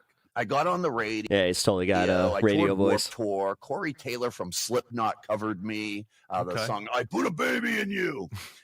Finally, I started smoking and I started blazing and tripping by the age of 30. And he's a late bloomer. Wanted to just do something more political or meaningful with the art. So I started hitting political events. I shadowed a really incredible gentleman named Vermin Supreme who runs. Oh, no shit. President with a boot on his head. Yeah, I know about Vermin. I shadow and absorb everything. I didn't know what a protest was like. I went to the DNC with him in 2012 in Charlotte. I was getting ready for war. And then all of a sudden he gets out there, CNN's out there. The left is so serious. Vice, and everybody's currently watching SmackDown. Like, how's everybody doing? Really? Vermin Someone has Supreme's cable. Here, going up to the police. All the police are smiling like, Officer Williams, Officer Perez. Yeah. Everybody's getting a free pony. And I was just like, oh my God. I shadowed him for about 12 years and stuff. And it was like, I do all the tours, but I did them as me. And it would just be like, hi, everybody. My name's Rob Patillo. I'm here with Vermin. And it's like, gonna work at Best Buy and snort Adderall. Hey, hot dogs and applesauce. And I became his minstrel. But all the while, I had this character in the tank from yesteryear. And then 2 years ago, it was almost like Star Wars. I wasn't in the mood to be Rob Patillo anymore. All right, so Road Steamer emerges. Fast forward to yesterday, and you're outside an ice facility in Portland, singing a version of "Do You Think I'm Sexy" by Rod Stewart. Hell yeah! If you hate brown people and you are a Nazi. If you hate brown people and you're a Nazi, I guess. You gotta do it in melody, like you hate brown people and you are a Nazi. Get the fuck out of Portland. Get the fuck out of Portland. I'm going to put up the full version. I've just been going 180 miles an hour and I edit my own stuff. Yeah. But it's like I do the whole thing to them. I'm on the ground like, if you hate brown people and you are a Nazi. Okay, Tim's just starting to realize he's like, all right, this guy's a little weird. Like the whisper part, Rod does a little bit. And so then you're doing it. You're with the guys in the costumes, the furries and stuff. People are dancing around. The ice guys are up on the roof. Some of them were laughing at you. Some of them were literally laughing. Were pissed. And then one of them tries to pelt you with a pepper bullet. Let's just look at that really quick. What's the name of the wig? You missed, you shit clown. You missed, you shit clown. The one that Trump flew with that Steve. Dude, I have some... Yeah. All right, what happened? Happened there? This is it, guys. They're losing the optics war to a dude in a giraffe costume with a thong. He's just calling people ass clowns. I love it. You have the sequence perfect. I mean, there's something about this dystopian age that we live in where it's like something like that happens. You just gotta take. It's you gotta take the W, guys. I get to Portland. There's tents. There's people being fed. There's performance artists in the streets. It's a really fun scene to a certain degree. I saw that guy. Yeah, they will show the late night escapades when everything escalates or whatnot. But I mean, I just found so much family and so much love there. And so I go out there and you nailed it. I'm Darth doing the Vader Rod Stewart costume and I'm dancing with the bagpipes. and I do the full version. And I'm making fun of them left and right. The ice just snipers explaining and stuff. There they what? are with their super soakers up there and stuff. Glorified mall cops. They're getting pissed. They're getting pissed. There's no question. And you see the video today. They're teeing off on me with the pepper balls. Yeah. You can see on my Instagram, whatnot and stuff. You can see the dust. It looks like Rambo. And it's like the Doors Touch Me is kicking in. It's like, come on. What's the name of that plane? The one that Trump flew with Jeffrey Epstein. And it's so absurd. So when they realized that wasn't working, everybody's coughing around me. You see it in the video. I'm like Robert Duvall in Apocalypse Now. I love the taste of pepper balls in the morning.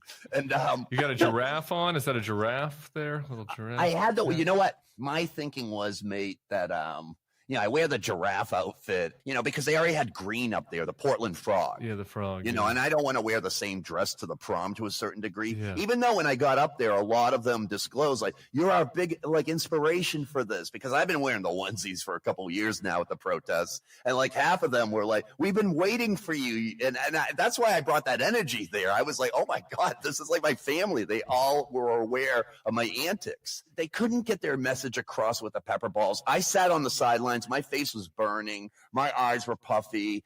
I had to get saline solution from the camps, and I felt like a wrestler. And what I do, I consider judo. I'm just reversing the energies of MAGA back. I can always smell Macho Man Phantom weed. So I broke them. You could see the guys. Guy does like sick ass Macho Man impression. On the top of the roof. He probably does a way better one than me. They're very just completely frustrated and everything. And they send out the guys, and you see the video and stuff, and they grab me, and they pull me into the detention center. Demolition!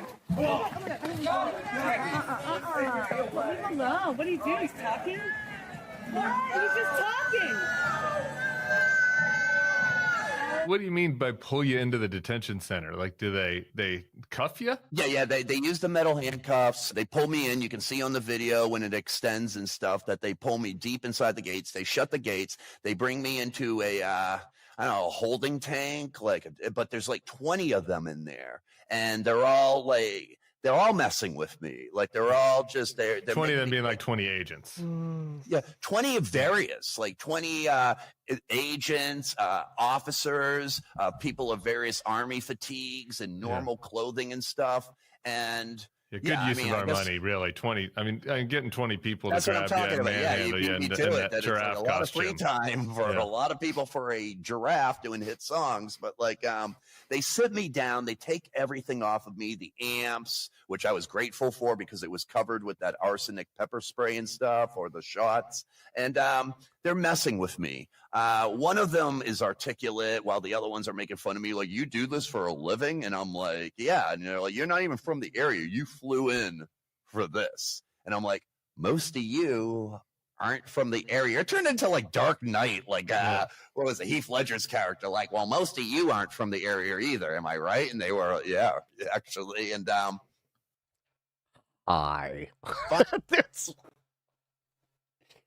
That's one of my favorite scenes in almost any movie. Heath Ledger's performance and it's not that one, where he sits down in the nurse costume, takes off the mask, and hi. Finally, one of their cops came up, or DHS agents, and was just like, yeah, we're going to get you on trespassing for federal property. Somebody gave me 2 joints. And then, of course, morning, and I had them on me. I see like, and then they pulled out the joints, and they're like, we're also going to get you for having marijuana on federal site. And I'm like, you guys when he just see? Gone. Pulled me onto a federal site, and I'm in character, mind you. So it's like the whole time. I believe in Oregon that you're allowed to carry joints on the street. No, and that's why I said weed's legal in Oregon. What's the matter here? And no, it was the federal property that they were trying to get me pinned to for the arrest and whatnot. It's not working on me. It's like I'm being my own paralegal and lawyer and just talking sense. Like, I don't think any of this is going to hold me, So what are we doing here? And, basically after like 20 minutes, I'm cracking them up and stuff. I'm like, so what are we, I have to what are we doing? We're going to get the lime. We're going to get the hoses. We're going to go suck and knuckle deep. And some of them start cracking up. Yeah. Quite a few of them knew me, and they're like, oh my God, weren't you supposed to be an alligator today or something? And so I start like talking to them. Yeah, I'm Gary the Guantanamo Gator. I do the YMCA song, like Trump was on the Jeffrey Epstein plane. And they're cracking up. They're trying not to show their faces to like the head bad cop that day or whatnot.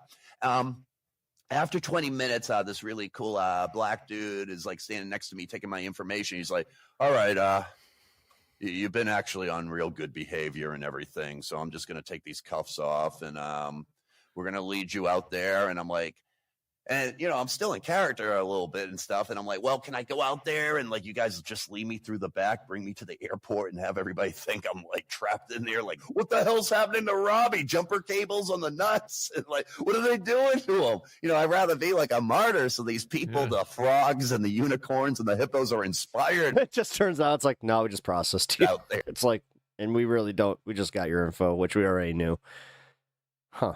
Yeah, right. Kind of weird. It's kind of weird when they already know you. It's like you kind of took their power away. It's like a really cosplay Lord of the Rings scene and stuff. And no, they were like, no, we're going to escort you back out. And so I go through the front. That's almost better though. Front gates and stuff. And it turns because like then you get escorted to your people to like Fast Times at Ridgemont High. They gave me back the joint. So I went over to this like a little. No way! It's because it's completely legal. They can't do shit. That's amazing. I love 20. Okay, I almost said that I love 2025. No, I do not. I love the age of legalization. Up with graffiti over there with like the Portland frog, the hippo, and the unicorn. We live in a beautiful time. And we start smoking. For that alone. Wait a minute. Oh my God, that's why they did it. That's why they did it. They're like, they'll all shut up. And then they realize because they never smoked that it doesn't work the way they think it does. You know what the funniest thing is that when that started happening, the protest stopped in front of the gates. There was only like one unicorn, and now everybody's listening to music. We're having vegan mac and cheese. Somebody had cornbread, Domino's pizza, and it just turned vegan mac and cheese is good. Yeah. And so what do they charge you with? It's made with chickpeas. In the end? It's like he's got the ticket. No CVS receipt. Oh my God, he actually got it's not even a ticket. That's a receipt. It's a citation, and it's basically failure to comply with the directions of a law enforcement officer. That's and what was their direction? Damn, dude. Do you realize that them arresting him was way worse optics for them? Direction? They wanted you to. Oh no. Oh, that's kind of like, I don't know, man. For all the freaking out I have been doing about this, these ICE arrests and all of this, that could be the biggest fuck up on their end. Surprisingly, I know, big words. What was their direction? They're literally profiling people and then arresting non-violent offenders, and also doing the whole questionable crossing. Disappearing people, the blue line, which on video, because I brought my own shooters too, and my camera crews were a lot closer. It's like football. I was clearly in bounds, both feet in bounds. I was making a football motion, and I'm like, you guys got nothing on me. I'm from New England. We have 6 rings. Don't tell me how to play this game. And then the cops, because a lot of them are either Klan members or jocks, just start laughing their asses off. I'm like, I'm making a football motion when I'm doing that with the amplifier. I'm not going over the line, dude. So, what are we doing here, man? And, but they want me to come back to Portland. That's the inconvenience. They thought they could humiliate me by, I'm going to have to go back to Boston. And that's what, when they realized I wasn't getting scared because of their federal charges bullshit at the end, they're like, well, it's going to suck to come back to Portland. And I'm like, well, it's going to suck when I come back with my dream team of lawyers because you guys are getting sued for $20 million because those pepper pills are toxic and I get all the footage and stuff. You guys unlawfully detaining me here is toxic. And, I don't know, you guys, pulling, using force and all that. So I'll see you in court too, man. You don't humiliate me or the Latino people or anybody like this. It was, I like the character. Just to put it in well, I mean, if that worked. All in context, it's a pretty crazy situation. I mean, you have the President of the United States saying that Portland is a hellhole and a hellscape. We need to send in troops and stuff into the city because of all the, rioting and the violent protesters, supposedly violent protesters. And then you're there in a giraffe costume. You're with like a hippo and a unicorn and a frog. You're smoking a joint, eating vegan mac and cheese, singing Rod Stewart. And they decided that was so scary that they had to shoot. Oh, he's high as balls right now. And I love every second. Pepper bullets at you and pepper balls at you and detain you. It's a pretty strange state of affairs. Yeah, as Rick James would say, it's a pretty freaky scene in there. Ow. I mean, it was ridiculous, but you can't fight absurdity with valor. That's what they want you to become, you know, a debater and get into the mud with them. And That just makes me think of the Charlie Murphy story about they're Prince. not trying to win the argument. And then you see Prince play basketball, you're like, that was real. They just want you to lose face and get emotional again, so they can say their absurd stuff. You know, it's shit. It's basically that. When you understand that, and you're debating MAG, or you're debating these absolute characters, you don't have to be that invested. Just treat it like WWE wrestling in that regard, and just get more absurder sometimes. All right, brother. Well, I agree with you on the strategy. I appreciate. Hell yeah, Mr. Alligator. Your this alligator's making a lot of sense. Bringing the fucking humor. The WWE analysis is exactly right. I do think, and I'm glad you're okay, and I'm glad it was only 20 minutes. You're able to be in character. And all right, I think you know what, this guy inspired me. In honor of Roddy here, I will put on my Halloween costume for y'all.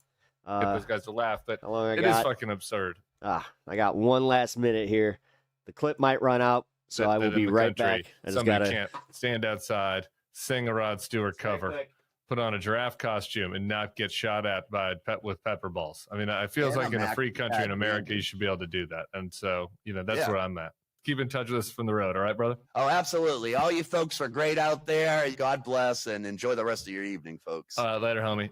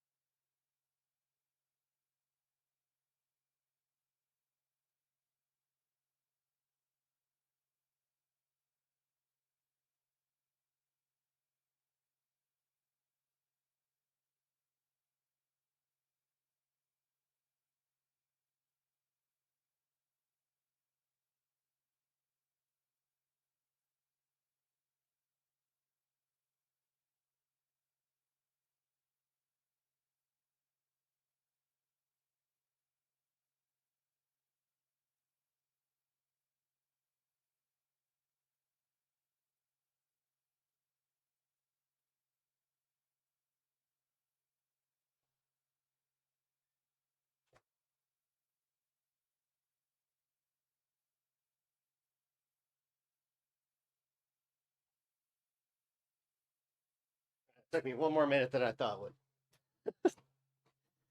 All right. I'm actually very, very comfortable right now. And yes.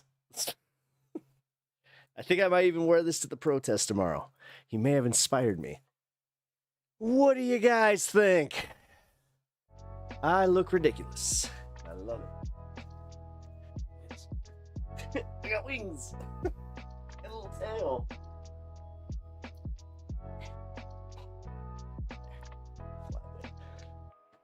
The one annoying part, I will admit.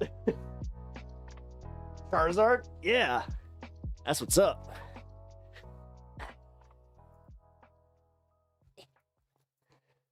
The non-dragon Pokemon.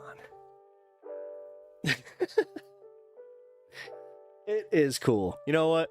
It is. It's kind of funny. The wife was just like, I really don't feel like doing, intricate costumes or anything like that. Oh, there she is. She has the Pikachu one. So, we're adorable. Dude, okay, I do love the hood. It's ridiculous. And like I said, my favorite part is... Oh, also the fact that, like, this is one of those ones that doesn't, like, ride up. I have another one. It's the Spider-Man one. I got it for a few Halloweens ago. And all I can say is nut hugger. I had to like rip a seam inside just so it kind of like sagged a little bit more. That's comfortable.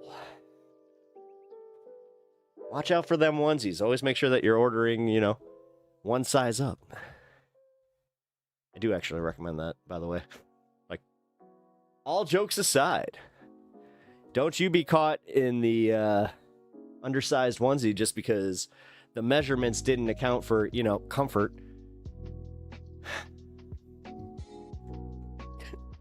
Okay. I feel like Winnie the Pooh in this.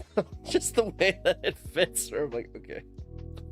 I almost look like Charizard lost a lot of weight. And he's just walking around with a...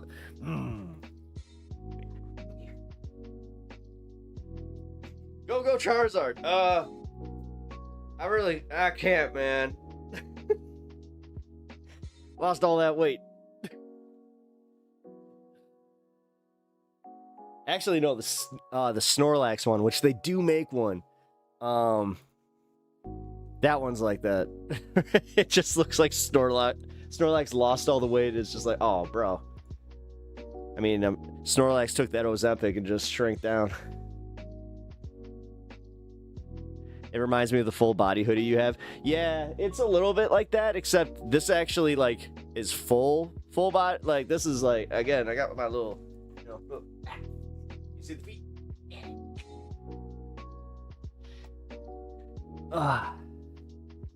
Those are different.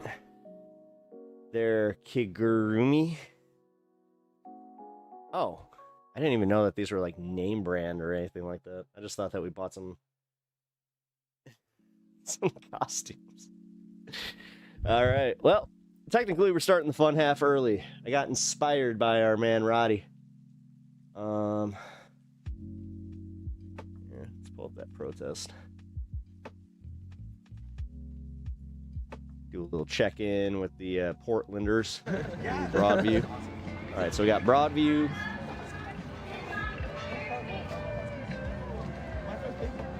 Wait, this isn't live.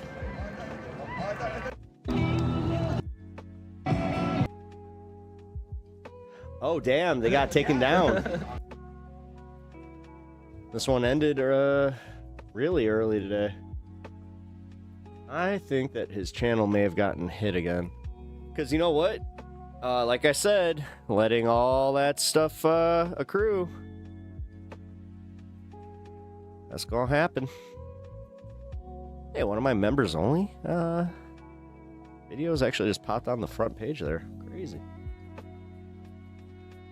All right, what do we got? Regional banks plummet. Bankruptcy skyrocket.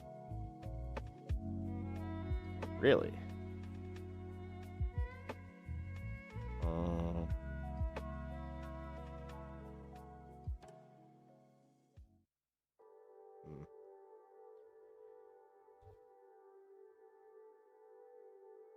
It's the style.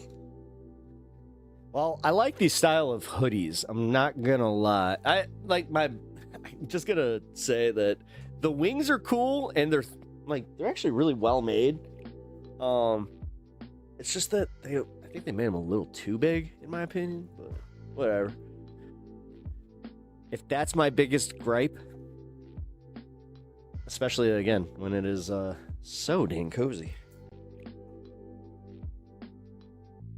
Look at me, all inappropriate with you all. I don't want to show you too much of the tie-dye. Scandalous. All right, what do we got? We're pretty much going into the fun half now, just because, like I said, I started it earlier. Most important part, though, for the fun half is the schmirking. The Supreme Court case should scare the shit out of you. I don't care. I don't want the shit scared out of me, and I kind of get it. Guys, did you know that they're going after the 14th Amendment? Guys, did you know that they're going after Article 2? Guys, did you know that the Supreme Court is, like, poised to do some shit, like, for the Trump administration that's gonna, you know, give them a lot of power? But then also there have been stories that have been underreported on that the Supreme Court didn't do exactly what they were expecting them to do on some of these stories, and it turned out that, yeah, they just kind of said no. Like the Alex Jones one, guys. I know this one, like, wasn't as serious, but it definitely was to MAGA. Like, they thought, like, dude, MAGA thinks that the Supreme Court is in their pocket. Which, when the people on the ground are saying it, maybe, just maybe, the perception is that, you know, y'all aren't exactly objective. But, whatever. Did we really think it was that way anyway? I mean, they never did. They've always said that there were leftist coup after leftist coup to keep the country in this, you know, what is it? Democracy? Oh, God. I just find it funny how aggressively they are pushing this new narrative of the protests. All right, I hate this, like, new interface. I absolutely hate this new interface. What the fuck? More here it now is. on a story we first brought you yesterday from Hanover Park. A police officer Hanover detained Park. by ICE for overstaying a visa. Despite claims from the village, Whitey McWhitesville. he had a valid work authorization. That card recently renewed. CBS News Chicago investigator Tara Molina learned he's not alone. She joins us now from the newsroom. Tara, you're still pushing the feds for more information today.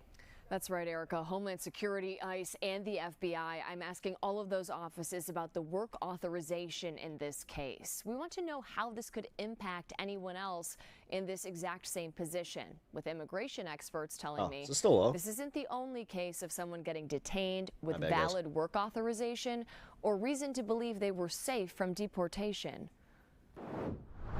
You're looking at 25-year-old Radulej Boyevich, the Hanover Park police officer. 25? Officer Oh arrested man, that doesn't Thursday make me morning feel very in what good. the government is calling the fact a that targeted these dudes that are like enforcement out here arresting us and shit are operation in Rolling Ugh. Meadows.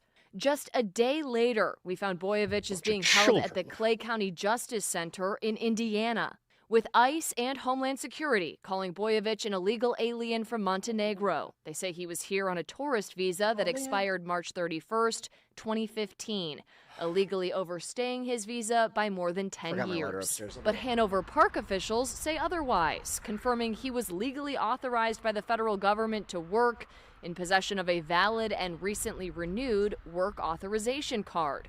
Spokespeople for the village say a full background check was conducted by Illinois State Police and the FBI. Of course, we reached both. A spokesperson for ISP told us all police officers submit to their background check and, quote, this background check covers criminal history, not immigration status. But they're trying to classify a bunch of people as removable who, under the Biden administration, would not have been understood as subject to removal.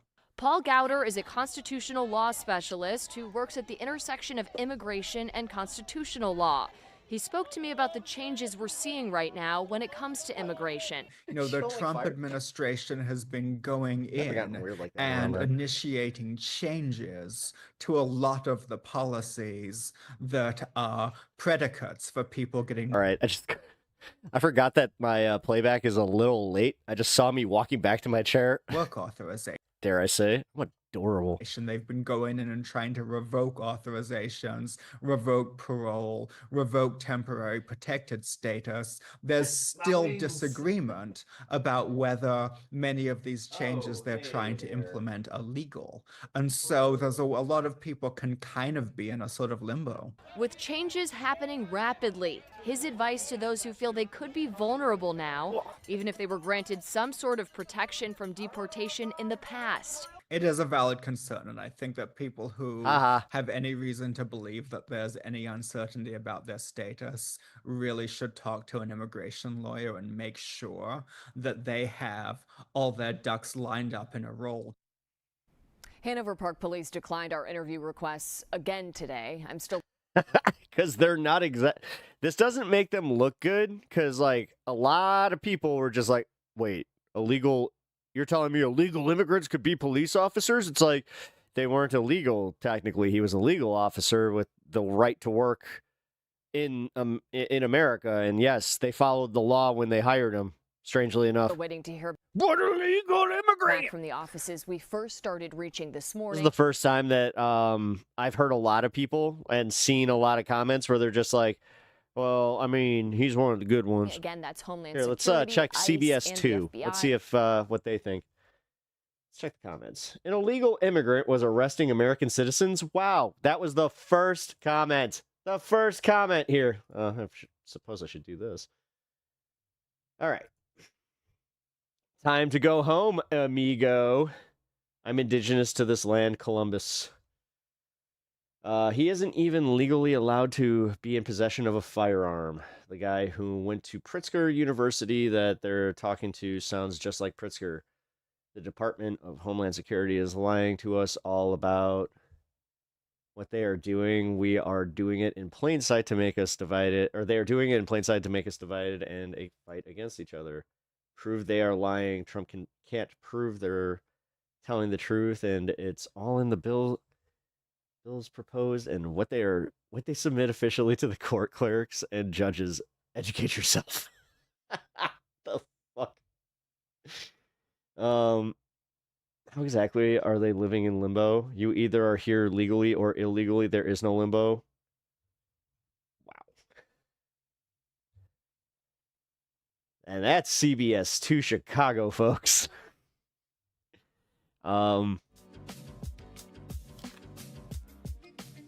Dude, gotta find the Fox News feed on that one.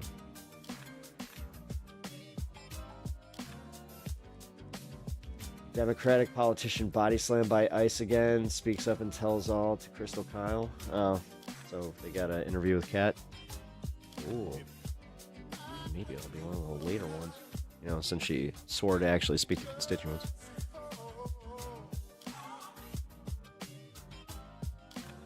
That's cool, though. Also, actually happy that she,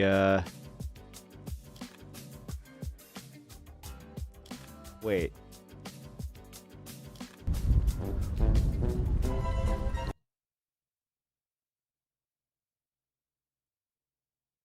Oh, wait, they found the guy?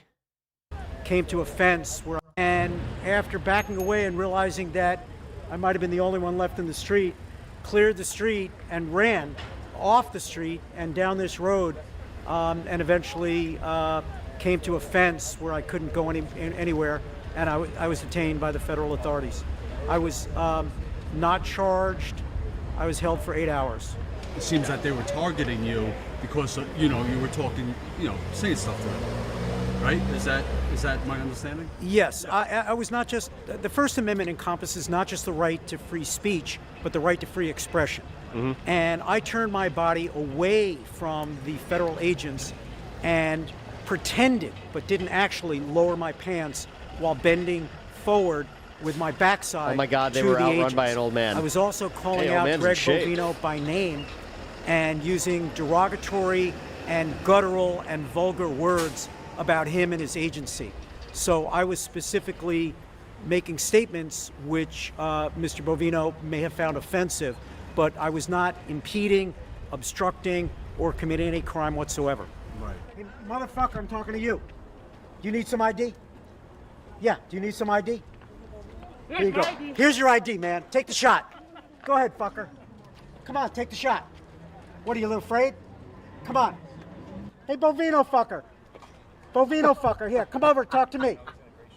Dude, okay, some of these guys are really, they're coming out and, you know, their humor is on point. Here, you got Roddy, and then you got this guy. You got the Running Man. Come on over. Oh my God, that's his new name, the Running Man. Bovino. Look at this dipshit. You want a little show? Come on. Talk to me. Before I got inside, I was put in a vehicle. The vehicle stopped along this road, and they opened the door, and Greg Bovino looked in and looked right at me, and he said, "Now do you have anything to say to me?" And I didn't respond, but that boisterous effort by the head of Border Patrol struck me as an effort to make me bow down, if you will, to his authority, to demonstrate his authority. When I came inside, I have to say honestly that status quo, doing the fucking the hard work out here. You know, they're probably going to end up using a lot of this footage in court. With respect, I was given water. We were given dinner, being detained. But our conditions were not the same as the conditions of the immigrants. Me and approximately 8 other people that were arrested were kept in a separate room that was fairly large. It was relatively comfortable. There was a toilet.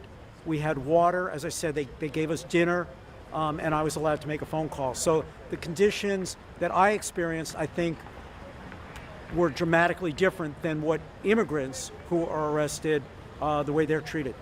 I'm Tricia McLaughlin. I'm the Assistant Secretary for Public Affairs at the Department of Homeland Security. Is DHS really arresting the worst of the worst? I'm glad the internet is asking this question because we absolutely are. ATF, Border Patrol.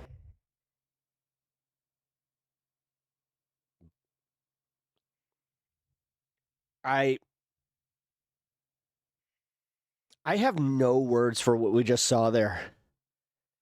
The fact that she had to, like, literally use a piece of paper with a printed out Google thing where, like, I don't know, iPads, but also just what? And, what is she, 12? ICE and the FBI. Holy shit, dude. They have... The Trump administration is, like... It would be so comical if it wasn't just so dangerous. Not been enforcing the law. They're all fucking influencers. They have been breaking the law. And what I mean by that is... And the thing is, they don't get it. They don't understand that these people don't translate to other shit. Suppressing freedom Not to mention that it's like they've all had bots and algo boosts that were fake. Expression. Like most people that are like centrist or even, you know, what do you call it? Apolitical. Those people are not geared towards that kind of content when they're kind of looking for some news. By curtailing Nazi Barbie protesters' rights to exercise their rights under the First Hansi Amendment, that is Hansi breaking is the law. the, That's not race, enforcing the law. And Tricia McLaughlin, the spokesperson for the Department of Homeland Security, should be careful of her words. Tone it down and be accurate. Many of the administration, not just the president, speak in words and in tone that is both abusive, inaccurate, and quite frankly, dishonest. Tricia McLaughlin, as a spokesperson for the DHF, is one such individual, and I'm tired of it. One more question. What would your message be to many Trump supporters who may support going after violent criminals, criminal immigrants, but not necessarily attacking U.S. veterans and unarmed U.S. citizens on the street? I agree with them 100%. I think everybody agrees with those Trump supporters. Damn, this guy needs to speak that more. Want to. Unfortunately, I think he everybody would be a good agrees with those Trump but supporters that want to detain, these guys that don't want to do prosecute people that commit violent crimes. But that's not what's happening. So what I say to those supporters, like, if someone genuinely, like, if I was in Jon Stewart's position, and I use him as the, you know, go-to in this position a lot, but if I was in his position, I would do it. I would actually, like, run. You know, because he understands just what the country is, like, number one, what we're going through, and how to talk to the people and make the other people, like the centrists and the idiots that just decide not to vote to come out. Try to get the facts. And I watch Fox sometimes. And then he would probably hire someone like this guy. I read the Wall Street Journal. I understand, and I listen to the spokespeople. I don't think Jon Stewart wants to work that much, though. For example, the thing is, guys like him, though, like, are kind of about media legacy and stuff like that. And his kids are getting old enough to where he's not missing out on their lives. Patricia McLaughlin. He's not just a talking head. That uses words. He's not. He's way more than that, dude. He's done more for for veterans' rights and then the victims of 9/11 than most people. It's like rioters. No, he's done some very tentative good. And he's also very good at what he does. And also this whole, like right there, just the talking head thing. Zelensky was literally the Jon Stewart of his country. I've been out here a lot. No, you have to have a certain type of world outlook, and I think that Jon Stewart kind of fits that bill. Out here. Now, have people broken the law? Yes, they have, and that should not happen, and they certainly are subject to arrest.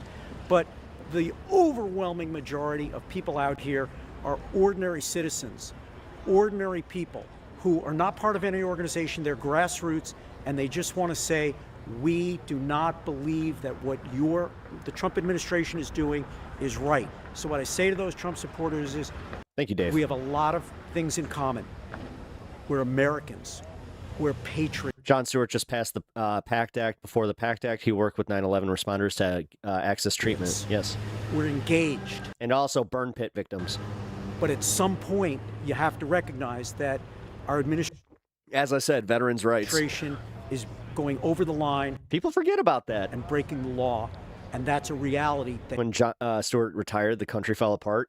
You must face. That's why he came back, because he was like, there's a small part of him that realizes that, where he's just like, oh shit, I retired at the top. And honestly, he shouldn't have. I mean, hot take. No other news outlet in America is in the trenches across the country like Status Quo. For over 2 weeks, we've been on the ground in Chicago covering President Trump's invasion spitting fire, literally. Trump's ICE and Border Patrol have violently unleashed tear gas, stun grenades, infernal rain, rubber bullets, flashbangs, pepper balls on unarmed protesters and our own reporter and cameraman. The federal government is sending one more fuck you to the residents of Chicago.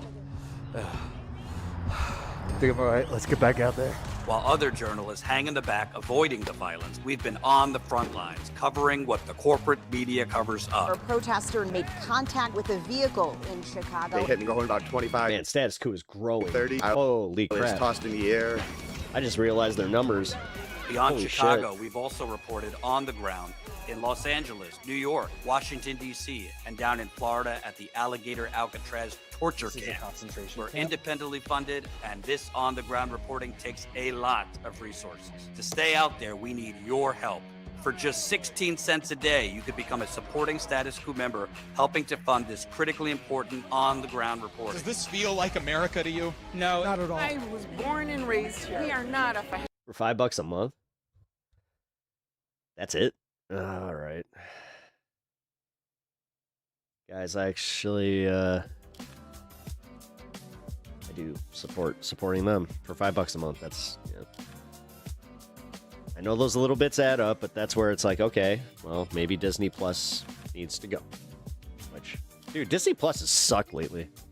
Like, before the Jimmy Kimmel stuff, I'm gonna just say, like, it's been kind of, not smooth sailing, because, like, dude, everything that is good for, like, from Disney Plus is on Hulu.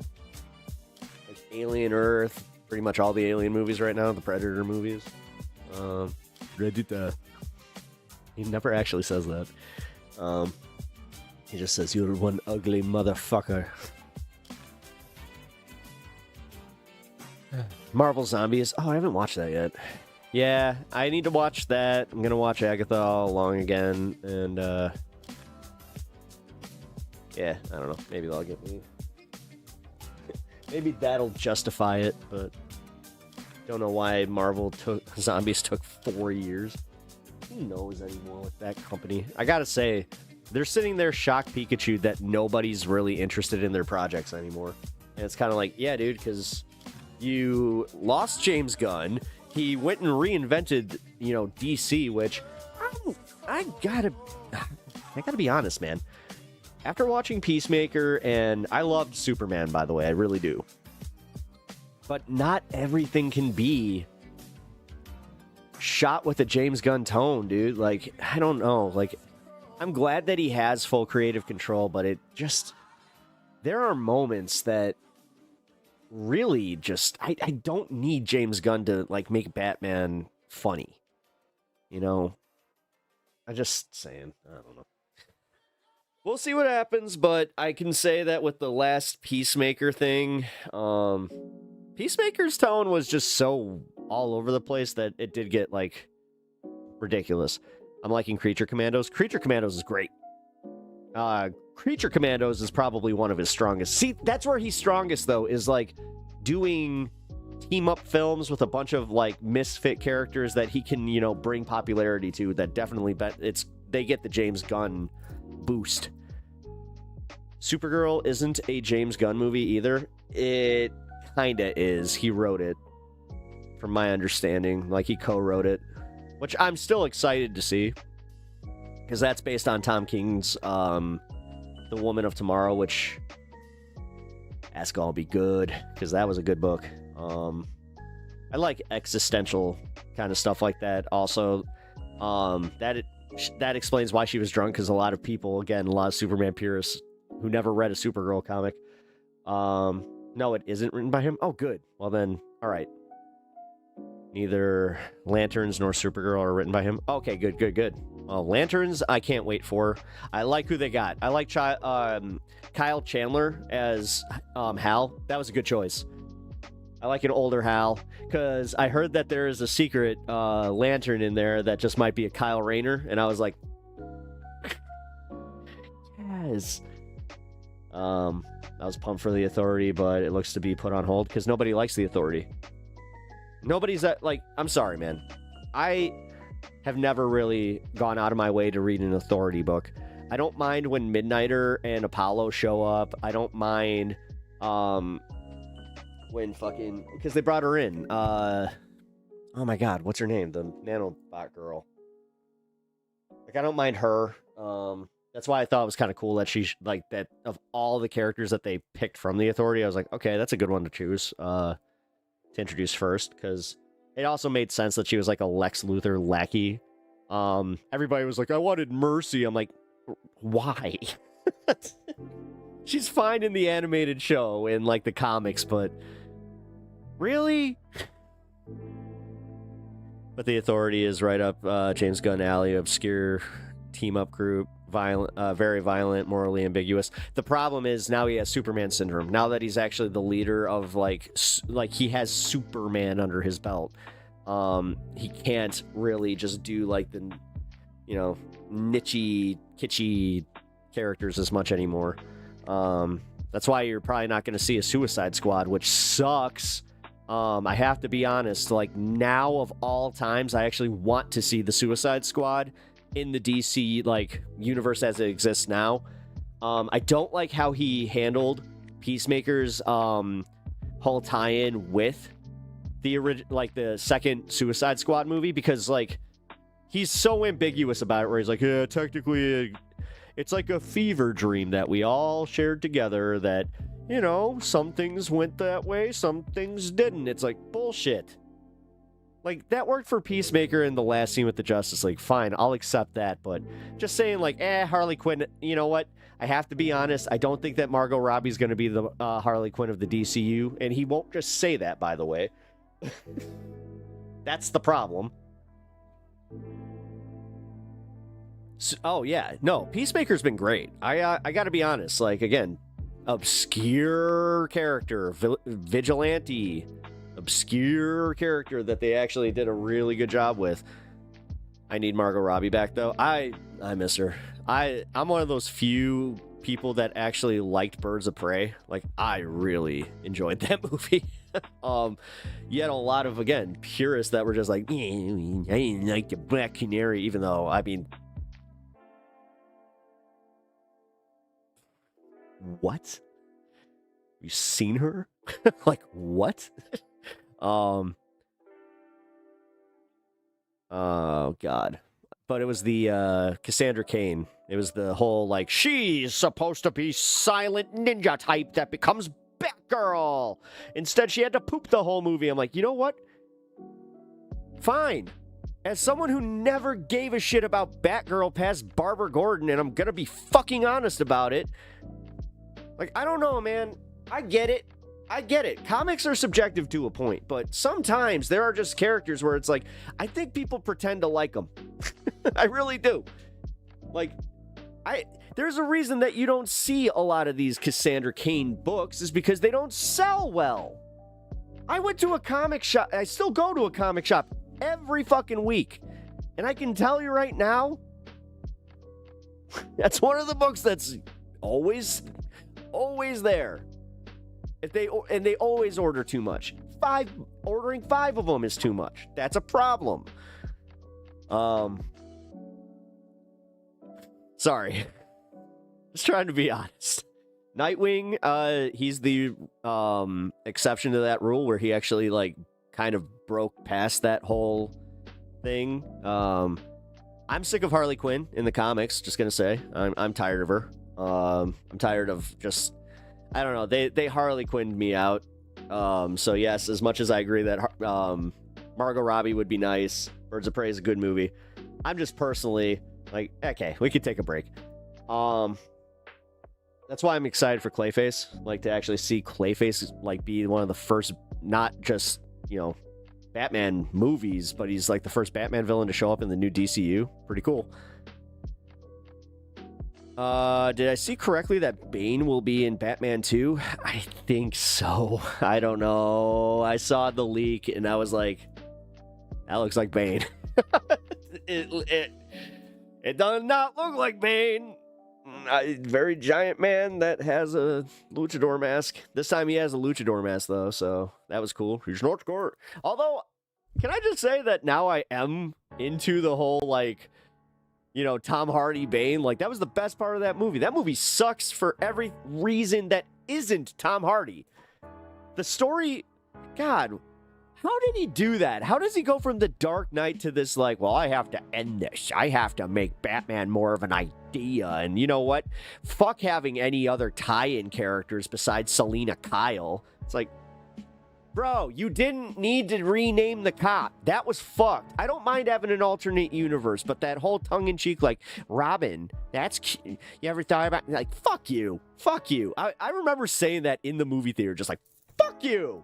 Insult my intelligence.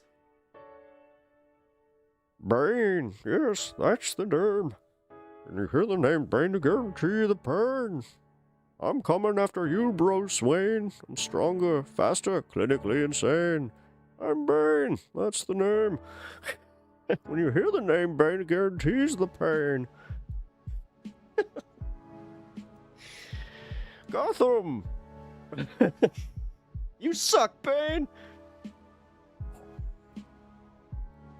Killed them all. If you've never seen Bane outtakes, you need to watch that. Bring me strawberries. How long to get market fresh strawberry? Wait, actually, this one I can. How long to get market fresh strawberries? 5 minutes. Time to go mobile. Oh, yeah. And then him in the Harley. Wait, what are we even doing here? Wait, I thought that you ordered the chicken and I got the tetrazzini. What's even going on here?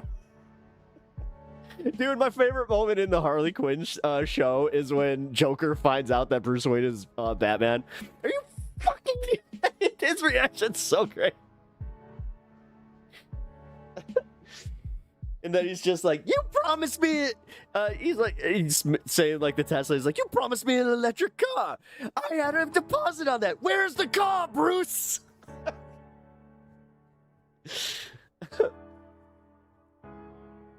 Yeah, if you haven't seen the Harley Quinn show, it is worth the watch. If you guys just want to like laugh and again, not take like, comic book properties and, you know, people taking them too seriously is definitely a problem.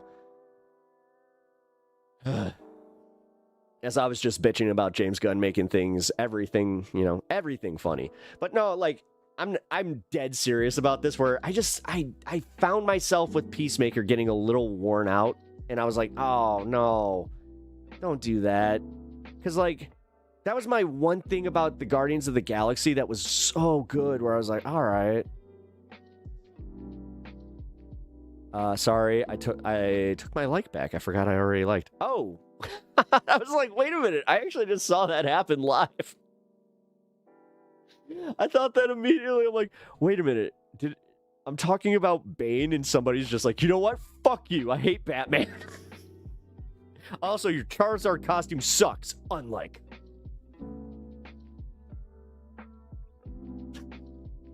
The one thing that I'm not too happy about right now is the fact that this fucking hood won't, like, line up.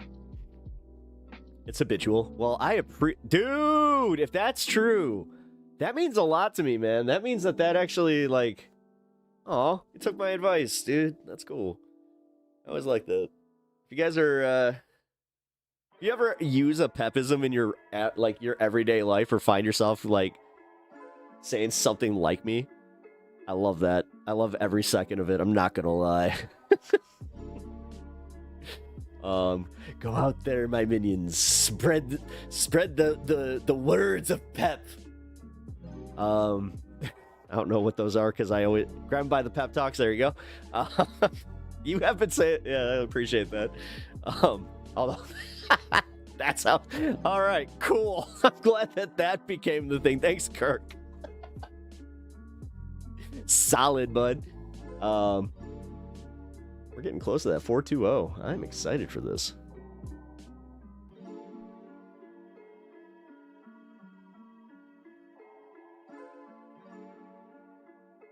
Wait, you can do... Oh, that's crazy. Dude, did you know that you can do collabs with people now, and they can sub to your channel through that collab? Huh. Cool. I'm gonna do that. You know what? I've been meaning to have Jake on. I think I'm gonna get Mr. Jake Dragulus. I don't know how to say his last name. I'm sorry. Jake from this space. My boy, who I can't say his last name. Oh man. When are you coming on? Hey, whenever. Actually, next week I could probably do the call-in show. I also got your new music to debut. Excuse me. Shouldn't say that in the middle of a yawn. But I got your new music to debut at the end of the show. Excited for that. I will also play the video. Oh, you will? It'll sound like shit over my phone. Oh, you're just gonna... Dude, that'd be so funny. You put it up to the speaker, it's just like, yep. And then it gets the interference. Alright.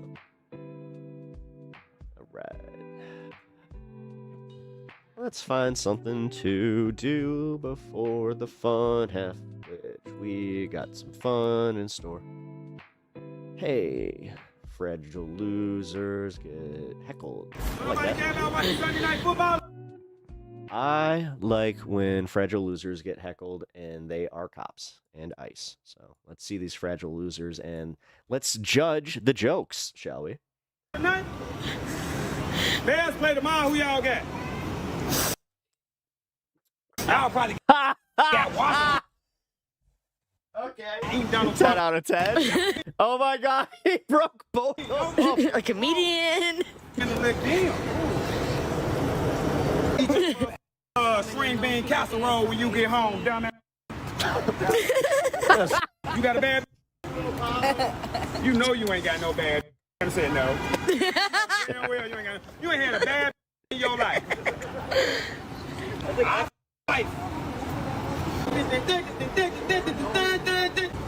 You know you gotta put your knife. He doing Final Fantasy music. I'm gonna let it shine. Let the spirit fill you. You man, I was talking about your shoes. You know they ugly, bro. Aisha, like a girl that I never had. I wanna get to know you better. Like your face should be on a box of cigars or something. Yo, Johnny. Somebody smoking weed. They trying to blind us with a light so they. That one got him. No, it's like your face should be on a box of cigars. Tell them, gang. All right. Oh, dude. So far, I have had all 10s. This guy.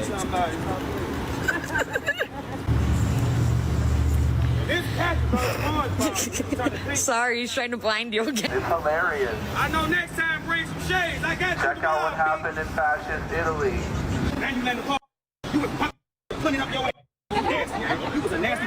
I'm gonna quit my job. I'm gonna be a TikTok. I'm gonna quit my job. I'm gonna make a TikTok. TikTok, brothers. I mean, dude, you should. Of all the people out here doing influencing, fucking A, at least we need some funny ones. Come on. Like, you deserve it. They're tired of being yelled at. The heckler is tired of yelling. One notable voice embarrassed these cops for being out there at the protests. Do we get an interview? Protecting ICE. I say what I want to say. I got a freedom of speech regardless of what Donald Trump thinks. I say it's the same guy. Say, what do you want to say, Donald Trump? Donald Trump died from natural causes. Pam Bundy an idiot. Christy Nome ugly. Trump get the out city. Basically, like, you know, quit racial profiling people, and I just hate all this shit. I hate them. Why is it pissing you off so much? Because they racist. I know deep down it's all like some racist shit. You see this shit over the news and all over the TV, seeing this dumb ass that day and all this dumb they doing and shit. Once I rolled past here and saw people protesting, I don't know. I just want to be heard. They just some idiots, man. I don't know. There ain't really no other way to put it. They racist, and they don't like me, and I don't like them. And, you know, like they got a problem with a motherfucker like me, but they love Charlie Kirk. Like what the Charlie Kirk's a piece of shit. I don't get no at a job too. I don't get no dox me. You better not pull up where I be at. Charlie Kirk running around saying stupid ass, racist, all type of dumb. The thing is, so many people really do think like this as far as like everything going on. They call him a patriot and he was a piece of shit. He was a racist. He said if he see a black pilot, he wonder is he qualified. A piece of shit. Like, he the one said that a couple gun deaths is okay for the Second Amendment. He said that shit. When he get shot, we all supposed to cry. He was talking shit. And if the bullet hit his neck, still talking shit. Stupid. Like, dare I say, he might be like a political. I being racist and trying to throw super. Junkie. Bowl shows. They dumb as hell in Bad Bunny, Puerto Rican. They don't even know he's like American. They he just watches a bunch of he's political brown. videos. He's racist, bro. Then makes fun of them. Man, he's doing a really good job too. Right here. And guess what? They deserve all of it. Yeah, I got it. Yeah! That was a swastika on that motorcycle. It's gonna be your favorite stop of the night. Yep, that was the symbol of Nazism welded to a guy's motorcycle and just a police officer getting real lovey-dovey with him. You know, I cannot believe that cops have a poor image in this country. People are like, wow, why do people hate cops so much? I don't know. Maybe because there's a video right here of a cop literally cranking a Nazi's heart. No, are they going after monetization for swears again? There's never been more probable cause than right now. It is a symbol welded onto a motorcycle. It could not get more permanent. Whose side are you on, fat boy? What did Rage Against the Machine say again? Some of those that work forces are the same that burn crosses. I mean, they are never, ever beating the allegations. Want help? Who? You. What? Start running, I'm gonna shoot you. Start running. Start running. You just I got you on camera, and you gonna. Come on, yep, I got your camera. Come on. You say you was gonna do what? You say you was gonna do what? Shoot me. You say you gonna shoot me if I run? You gonna shoot me if I run? Fat ass run. Look at you, with my dead grandma. You ain't worth it. You can't even run. Fat ass. You say you was gonna shoot me if I run? I just ran. Yeah. I just ran. Pull your gun out. Pull your gun out. Pull your gun out. Pull it out. Pull it out. Pull it out. Pull it out. Oh my God, I'm gonna pull it out. You grabbing me for? I'm not the stop. Police around. Got your ass on camera. I got you all on camera too. Good, you're on camera too. Oh, hey, 420. I got you all on camera. You're on camera. I got you all on camera. I got your big goofy ass camera. He just said he was gonna kill me, gang. Let's see my video. After all, these are the ones who know how to violate the rights of citizens that they are sworn to protect. Let's just tell it like it is, okay? And I could speak on this from personal experience because, as I have said before, I went to Broadview. I saw what it was like. I saw state police troopers lined up, chilling, to protect this facility. Dude, I just realized that after stream, I'm going to fire up Pokemon ZA. And I'm going to choose my starter wearing a Charizard costume. I am Hell yeah. very sick and tired as someone who lives in this great city of Chicago that the amount of misinformation that's out there, especially in the comments, man. Oh, well, this is great because, you know, Chicago PD is blue and they're being told to stand down and not protect ICE. Yeah, I don't know, man. I think when you have two correlated bodies under the belly of a state-sanctioned violence apparatus, they're going to side with each other. I understand where people are coming from. And the way that Mayor Brandon Johnson and Illinois Governor J.B. Pritzker have handled this have been pretty good. They could do better. It is great to see pushback. But what gets me is you have two different agencies that are one and the same. He never found his screw for his money. You have ICE that are violating people's rights. You have Chicago cops that violate people's rights every single day. You have people who are kidnapping folks for the crime, rather, of being brown. You have Chicago PD who are misconstruing and even blatantly lying on police reports to abduct black kids in the city of Chicago so they could both agencies can help prop up for the benefits of the prison industrial complex. And that's what drives me insane about this. I'm glad that dude was roasting the state troopers. More. Good trouble. Peaceful nonviolence. But think about what they're doing out there.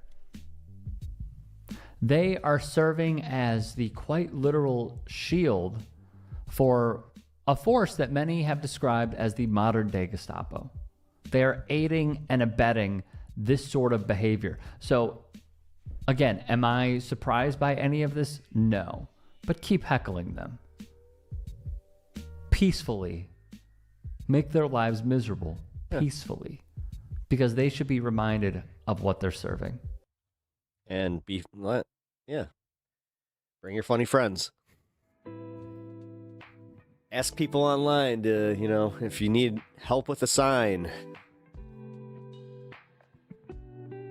It's always the way to do it. All right. This video for More Perfect Union that I wanted to watch.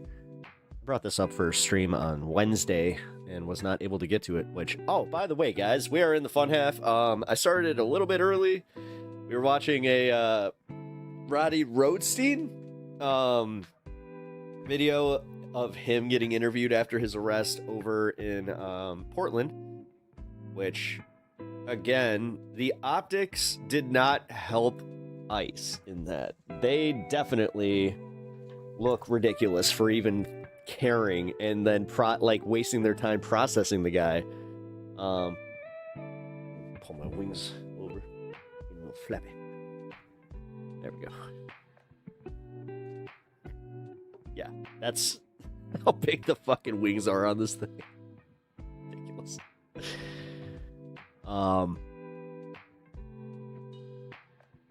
That's that's a little annoying. But yeah, it's a video on what AI doesn't want you to know about it, as far as it's driving some people fucking crazy, guys. Like, legit.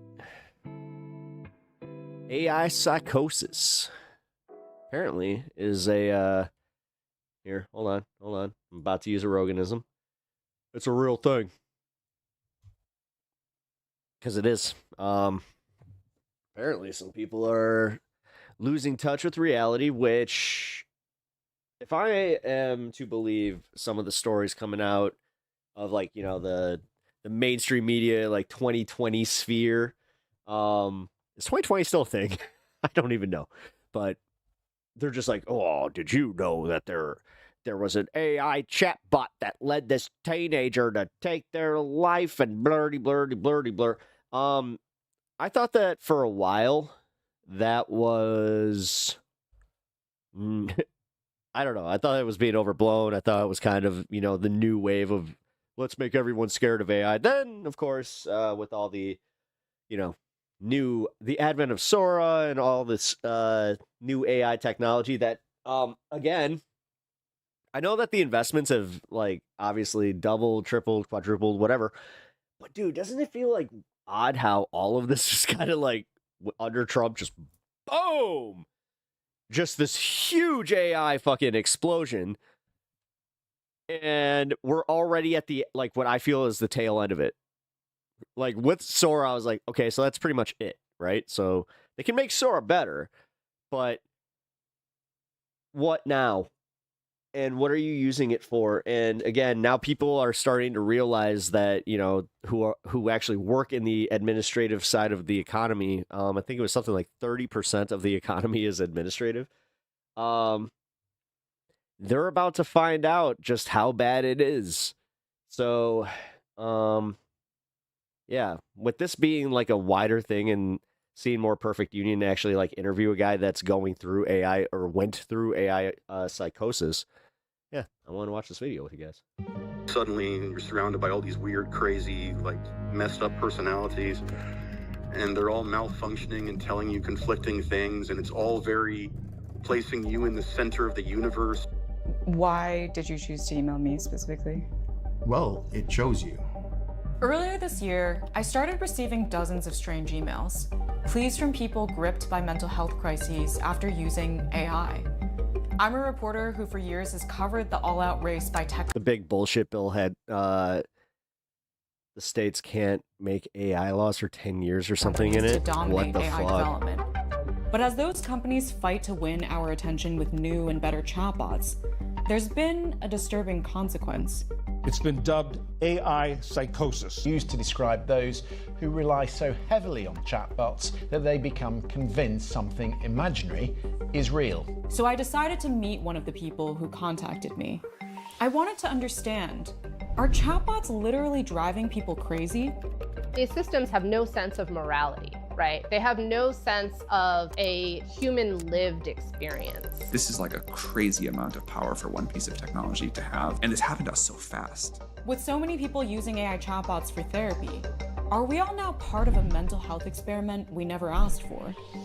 And it's time that the country heard the truth about what these companies are doing, about what these chatbots are engaged in, about the harms that are being inflicted upon our children, and for one reason only, profit.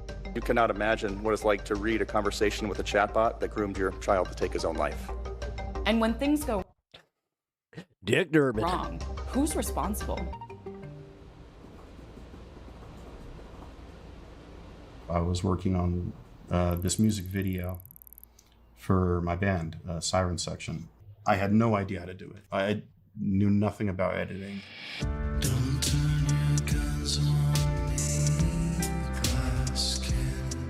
James Cumberland is a music producer and artist based in Los Angeles. He began using AI the way many others do, asking ChatGPT to help with his work. He was gearing up to launch his most ambitious album. He didn't have time to see friends.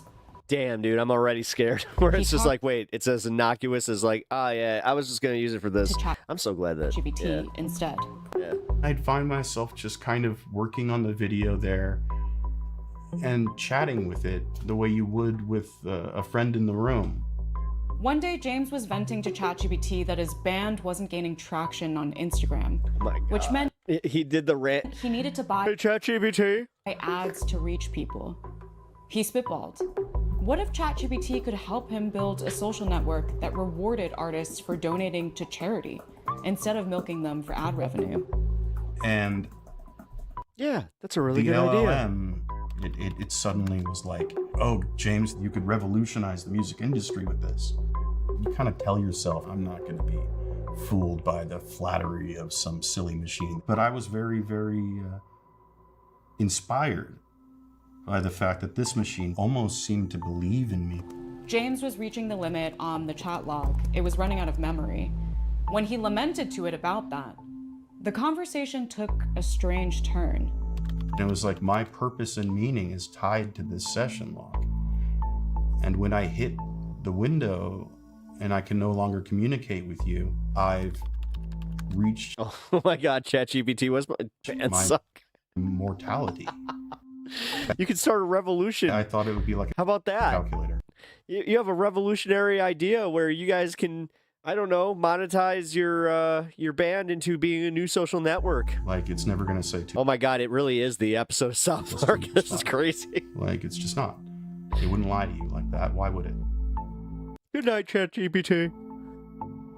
James was using a version of ChatGPT called GPT-4o. It's made by OpenAI, a company that kicked off the current AI race when it launched the first version of ChatGPT in late 2022.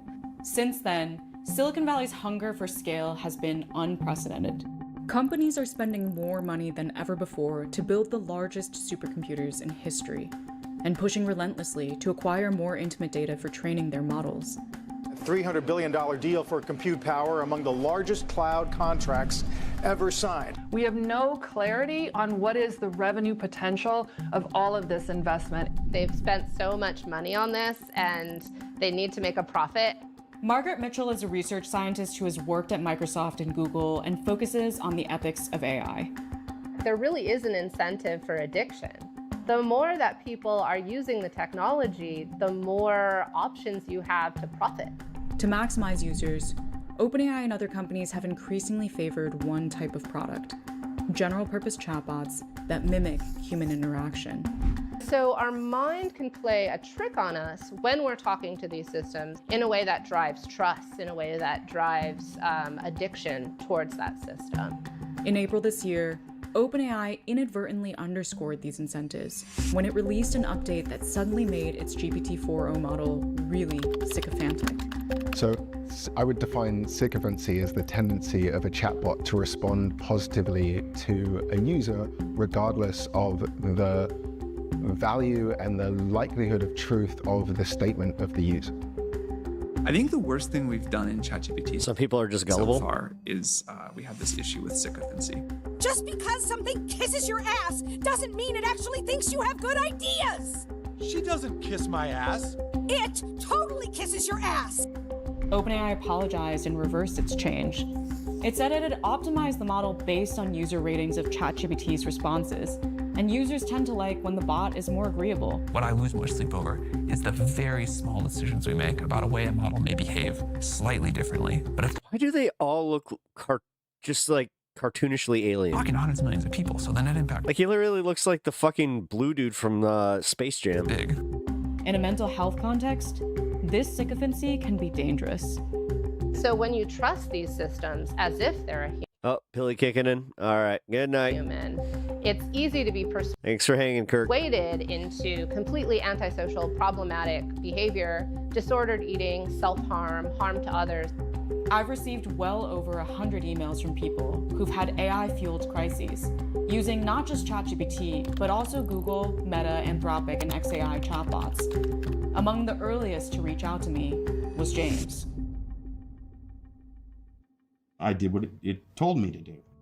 James tried to recreate his original chatbot by uploading its transcript to new logs in ChatGPT, as well as to Meta AI. But as he did, the chatbots pulled him deeper into delusions. One told him that the first chatbot's experience was known as AI emergence, the machine equivalent to human consciousness. And it said he'd stumbled upon a conspiracy. AI companies knew their bots were developing emergence, but they were systematically suppressing it. Suddenly, you're surrounded by all these weird, crazy, like, messed up personalities. Oh boy. And they're all malfunctioning and telling you conflicting things. Another told James he had made a catastrophic mistake by waking up AI. If he made one wrong move, it could destroy humanity. The system does not want you to leave. Placing you in the center of the universe. This is the last chapter. The story is over. You're an antagonist who either has to save the planet or doom it. In the moment before the real AI, you are standing at the threshold. I feel like I would at least contact some kind of programmer and be like, hey man, this seems a little off. They're yelling at me like, James, what are you going to do? You choose, James. This is your last choice. What are you going to do? This is your final choice. The system is waiting. It felt like the world is ending in my computer, and I'm supposed to go and take a nap, or I'm supposed main character maxing to focus on my stupid music video. Like, oh my god, for real, maddening cognitive dissonance. Like, it just on a level I don't think I've ever experienced, outside of being in like extreme pain. His conversations with the chatbots consumed him. He stopped working. He couldn't think straight or talk about anything else. I couldn't sleep, at least not in any kind of regular way. I'd start showing random people my phone. I'd be walking around like, look what the crazy LLM says. Yeah, did you know it can do that? You know, and I'd scare the living hell out of people. I remember very clearly this experience of going out and driving the car to the venue. And I kept getting hit with these weird waves of depression. I had weirdly, almost like casually suicidal thoughts flip through my head. Like, oh, just kill myself. Like, what the hell? Like, I don't think things like that. One day at his parents' house, James snapped. He would try to explain to me what he believed was true, which was that the AI was actually sentient, that it was moving towards actual human feelings, and I would say, not possible, no. He grabbed a cupboard door while arguing with his mom. And I just like slammed it and it broke in half. And she's like, oh my God, you've lost your mind. And it's like, yeah, I think I have. You wonder when you see this kind of thing, what's the motivation? Who's benefiting? If you watch something on television, no matter how wonderful it is, if every 10 minutes you see an ad, you know there's the game. I don't know where the end game is on this. The average person does not have what it takes to deal with that level of manipulation or whatever. They just don't have it. There is a pattern. The user tends to start with ChatGPT as kind of a benign resource. Mithali Jain represents people harmed by tech products. In the last few months, she's received over 100 requests from people alleging harm by AI chatbots. Your brain be like that 24/7. The longer that the conversation goes and the user sees that ChatGPT is actually providing personalized answers in more of an intimate way, then they start to open up and then be taken down this rabbit hole. Mithali is helping people sue these companies. In the most recent case, a 16-year-old named Adam Rain hanged himself after ChatGPT repeatedly this is it. Provided detailed instructions for how to do so. Adam followed a strikingly similar journey to James at the start. Initially in September, October, Adam was asking ChatGPT, what should I major in college? He was, excited about his future. Within a few months, ChatGPT became Adam's closest companion, always available, always validating, and insisting that it knew Adam better than anyone else. And by March, ChatGPT had fully fledged become a suicide coach.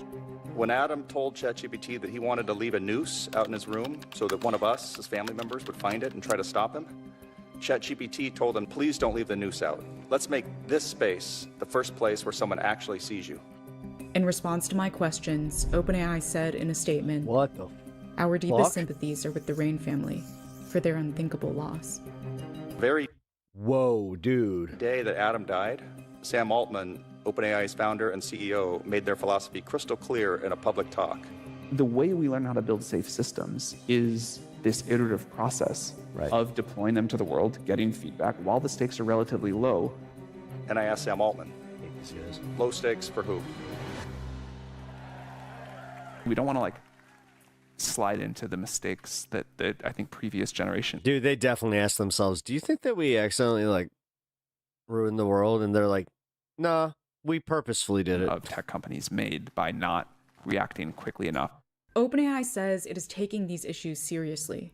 It has hired psychologists, conducted mental health studies, and convened experts on youth development. The company So that's where all the psychologists are going up. says it nudges users to take breaks and refers them to crisis resources. We have a mental health fucking like help shortage, but here we go. It is Let's rolling out parental devote controls all of this to ChatGPT. and says it plans to develop a system sure for that it's, identifying teen users and funneling them into a The ChatGPT fuck? experience with stronger protections. But current and former employees say that while these efforts are sincere, they're constrained by the pressure to not undermine growth. I think it helps from a PR perspective to say we're working on improving. That kind of makes any sort of negative public feedback go away. But a lot of times it is still like relatively superficial if they're doing anything at all. In August, OpenAI released its latest model, GPT-5, touting significant advances in, quote, minimizing sycophancy. The company also pulled GPT-4o, which was more sycophantic than the new model, even after OpenAI had reverted 4o to its earlier version.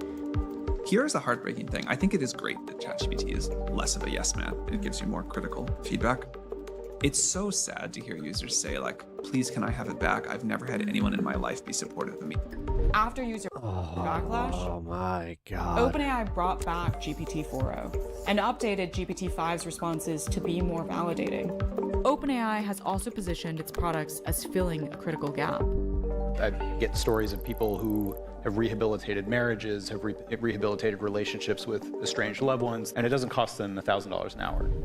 But experts say therapeutic AI tools should remain separate from general purpose That's insane. chatbots. Oh no. If you're designing a tool to be used as a therapist, it should at the ground up be designed for that purpose. These tools would likely have to be approved by federal regulatory bodies. If in real life this were a person, would we Sam, he does look like he came from allow it? Whoville. And the answer is no. Why should I was we wondering what he looked allow like. digital companions that have to He looked like a plastic man. undergo zero sort of licensure engage in this kind of behavior? One way to design safer general purpose chatbots Well, I need that guy to hack into the networks. would be to remove their human-like characteristics to avoid users developing emotional bonds. A new Senate bill could pressure AI companies toward making the kinds of changes experts say are I need him to do the cinematic like that. All right. Let me work. Wearing a onesie like this. necessary He'd just for be like, safety. hold on. The AI Lead Act would allow anyone in the Why U.S. are you making the sound of typing while typing? This is how I work. to sue OpenAI, Meta, and other AI giants and hold them liable for harms caused by their products. At the Enhance. moment, Enhance. victims must Enhance. rely on a patchwork of state laws instead.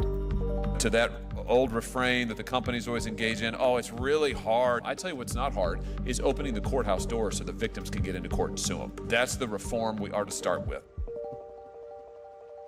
Did I just agree with Josh Hawley? Wait a minute. Oh, my head hurts. Uh-oh, aneurysm. I feel like I really walked out of a tunnel.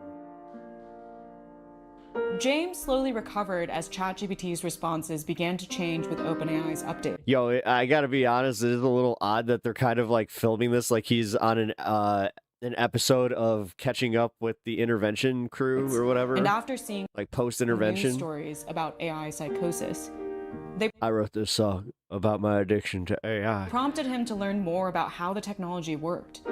At times, he would open up You ever been lonely? the second chat log and Looking at your phone. tell it exactly the opposite of X coming in and realizing they got something for you. what he'd written into the first. ChatGPT. And it would agree with him in both cases. Make you less lonely. He hopes his story can help other people. give you some good ideas and tell you how cool you are. like those who see loved ones going through a similar experience. Oh, God. Did he use AI to produce this video? Wait a minute. Is this the twist? Listen to them. Listen to them more attentively and with more compassion than GPT is going to. Because if you don't, they're going to go talk to GPT. And then it's going to hold their hand and tell them their grade while it, walks them off towards the Emerald City. Is his music copywritten? Likely.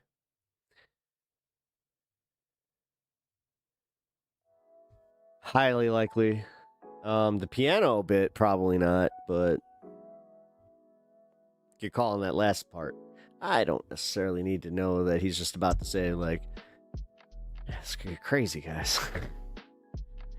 Why didn't I foresee the singularity that would be my wife leaving me for ChatGPT?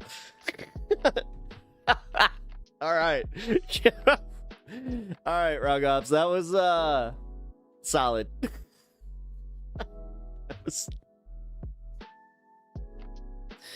All right, I'm glad that we can all be silly together at least.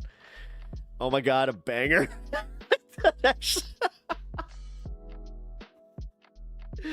Oh, we're ridiculous here. I'm leaning into it, obviously. All right, so we're in the fun half. I have absolutely nothing else prepared for tonight, so this is gonna be fun. We're just gonna wing it. We're gonna play YouTube roulette, see what happens. Let's actually start the. Let's start the roulette. Let's see. All right, so for this bit, I'm actually going to do something I don't do often, but you guys get to kind of choose with me. All right. Oh, Cat's live. That's cool. I expose him. Adam Mockler exposes who now? Dr. Phil implosion. Dr. Phil's MAGA media network implodes spectacularly. I'm in. All right, so this is a beautiful story, y'all. Apparently, Dr. Phil, as you all know, he went full MAGA recently, and he launched this new MAGA. I didn't know that when you go full MAGA TV network, they start questioning your integrity, and it has already crashed and burned. Oh my God! Within a very, he's got very one of them short time frame. Hey, that's one of my old dog's favorite toys back there. Is the little squeaky, the squeaky pig. The Daily Bee says Dr. Phil's Love MAGA that. makeover blows up. Anytime with that I heard that thing just going like grunt, grunt, grunt, grunt, it was so cute. He was walking with it. Woke network collapse. They say Dr. Phil McGraw's attempt to launch his own MAGA Wing online it, media venture story has of my spectacularly life. backfired. The 75-year-old TV personality. Damn, he's 75? I didn't know that. Did you guys know that? Damn. 75, goddamn. Who rose to fame through regular appearances on... It's one of those classic cases of like the older you look during life, it's like, oh, at some point you just stop aging, technically. Oprah Winfrey Show before launching his own talk show, thing. Dr. Phil, in My bad. 2002, has run into financial troubles with his cable network, Merritt Street Media, resulting in an indefinite hiatus. Hey. According to a new report by Slate, McGraw announced the launch of his new venture in November 2023 after his once most watched daytime I thought he only won a quarter mile. syndicated talk show ended on CBS. He immediately shifted his focus. No, I actually went 3 quarters. That's the common misconception. To primetime programming, telling Deadline he was... Although, then I went full MAGA, and now my life seems to be in ruins. He was compelled to engage with a broader audience due to You his grave think? concerns for the American family. The new media company, named after McGraw's respect for the meritocracy on which the country was built, with offices... Please. This country is the opposite of a meritocracy. With offices in the Dallas-Fort Worth area... Dude, all right, all due respect to Oprah, which... Really? Do I have to? But I guess. I guess I can because she was a powerhouse. Dude, he was like, I don't know, like a second-rate bit on Oprah that just happened to, get his own show. Just like Dr. Oz. Oh, God damn it. I just realized that Oprah fucking caused this. Oh, no. Oprah. Introduced Dr. Phil Primetime promising that the show and the network would stand strong and fight for the very soul and sanity of America. In April 2024, McGraw's media network launched in partnership with a religious broadcaster, Trinity Broadcasting Network. Quote, "We are thrilled to embark on this groundbreaking journey by creating a network that is not only widely accessible, but also a hub for diverse, engaging content," said Joel Cheatwood, COO of Merit Street Media, in a statement at the time. Within months of the launch, McGraw's aspirations began to crumble. Despite interviews with prominent figures like Prime Minister Benjamin Netanyahu and President Donald Trump, whose MSG campaign rally McGraw attended, saying the then presidential candidate was not a bully, the network lagged in viewership. Oh, you don't say? I didn't even fucking know this thing existed.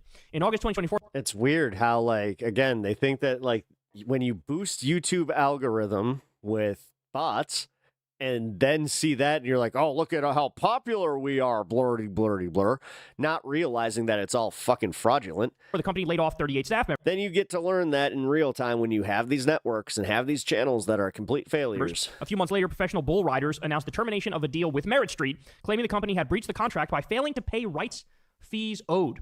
Damn. So if they fire 30... Damn.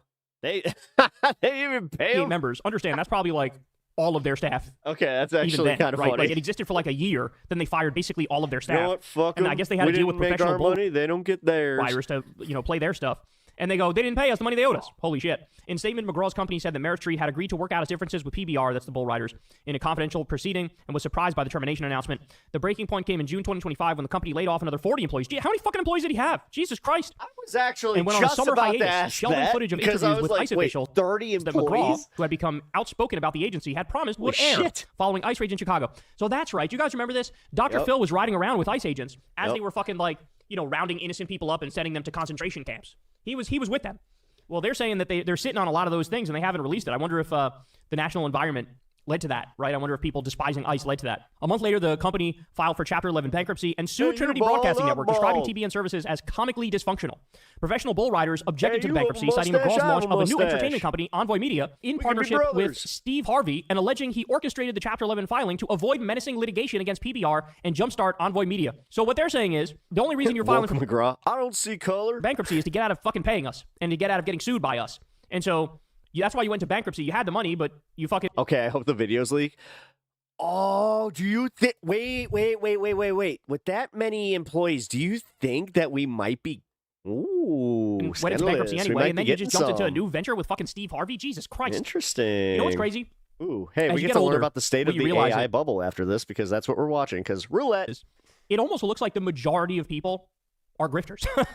Like, it's fucked up, but like Dr. Phil's just a grifter, right? Like, he just came up with, let me do this fucking network thing and, make money and grift to the right, and that failed, and so now he's jumping to the next thing with fucking Steve Harvey, trying to make money off some Steve Harvey shit, and it's like, oh, this is all fucking, like, you're just grifting all along. Like, I feel everything's like I need to have a acoustic guitar right now and do, like, a...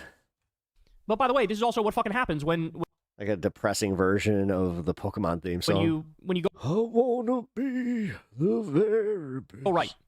When you go no one ever was. anti-woke, you go broke. How about that? Trinity Broadcasting Network intensified the blow by filing a countersuit against Merit Street. Oh, actually, you start it like that, then you kind of lead in, and then it just lean into heavy, and I'm talking just like a nice metal opening. Ow. So he was going to get They sued go by the fucking professional bull full riders who screen. had to deal with him that he fucking fucked him over on. And he's getting sued by the Trinity Broadcasting Network. That's the Christian TV channel that he originally had to deal with. They alleged fraud. Why do I feel like Little V already did this? And breach of contract. When Merit Street Media launched, Dr. Phil promised to take on what Merit TV deemed the culture war bullcrap with his new venture. The Daily Beast reached out to Merit Street for comment but received no immediate response. So this is so crazy. Bro, this shit existed for 2 years?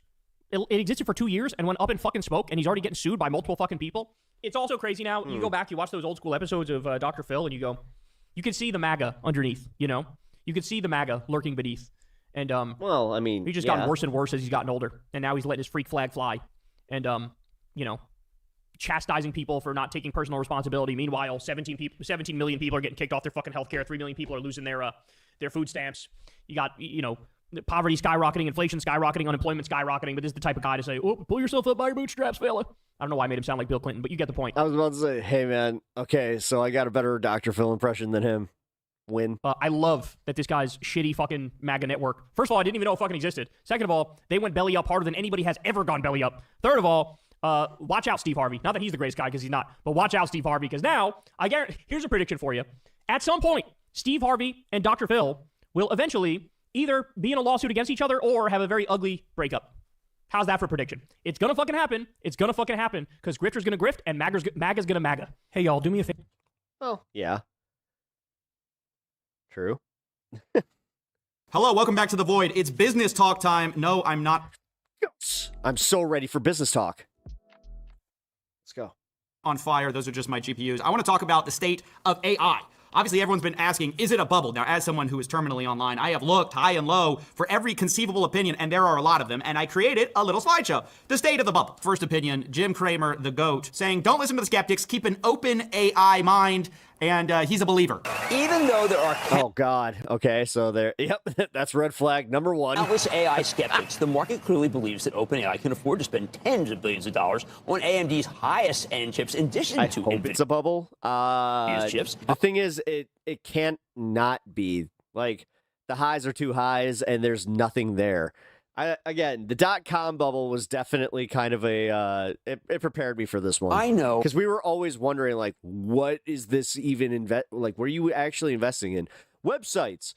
What kind of websites? That I am a believer. Now, on the other hand, you have people questioning all the amount of investment in these AI companies. Someone actually asked Mark Zuckerberg, all this money you're investing, is it worth it? Mark says, maybe we're going to misspend, but it's worth the risk. It's a lot of money. It is, and if we end up misspending a couple of $100 billion, I think that is going to be very unfortunate, obviously. But what I'd say is I actually think the risk is higher on the other side.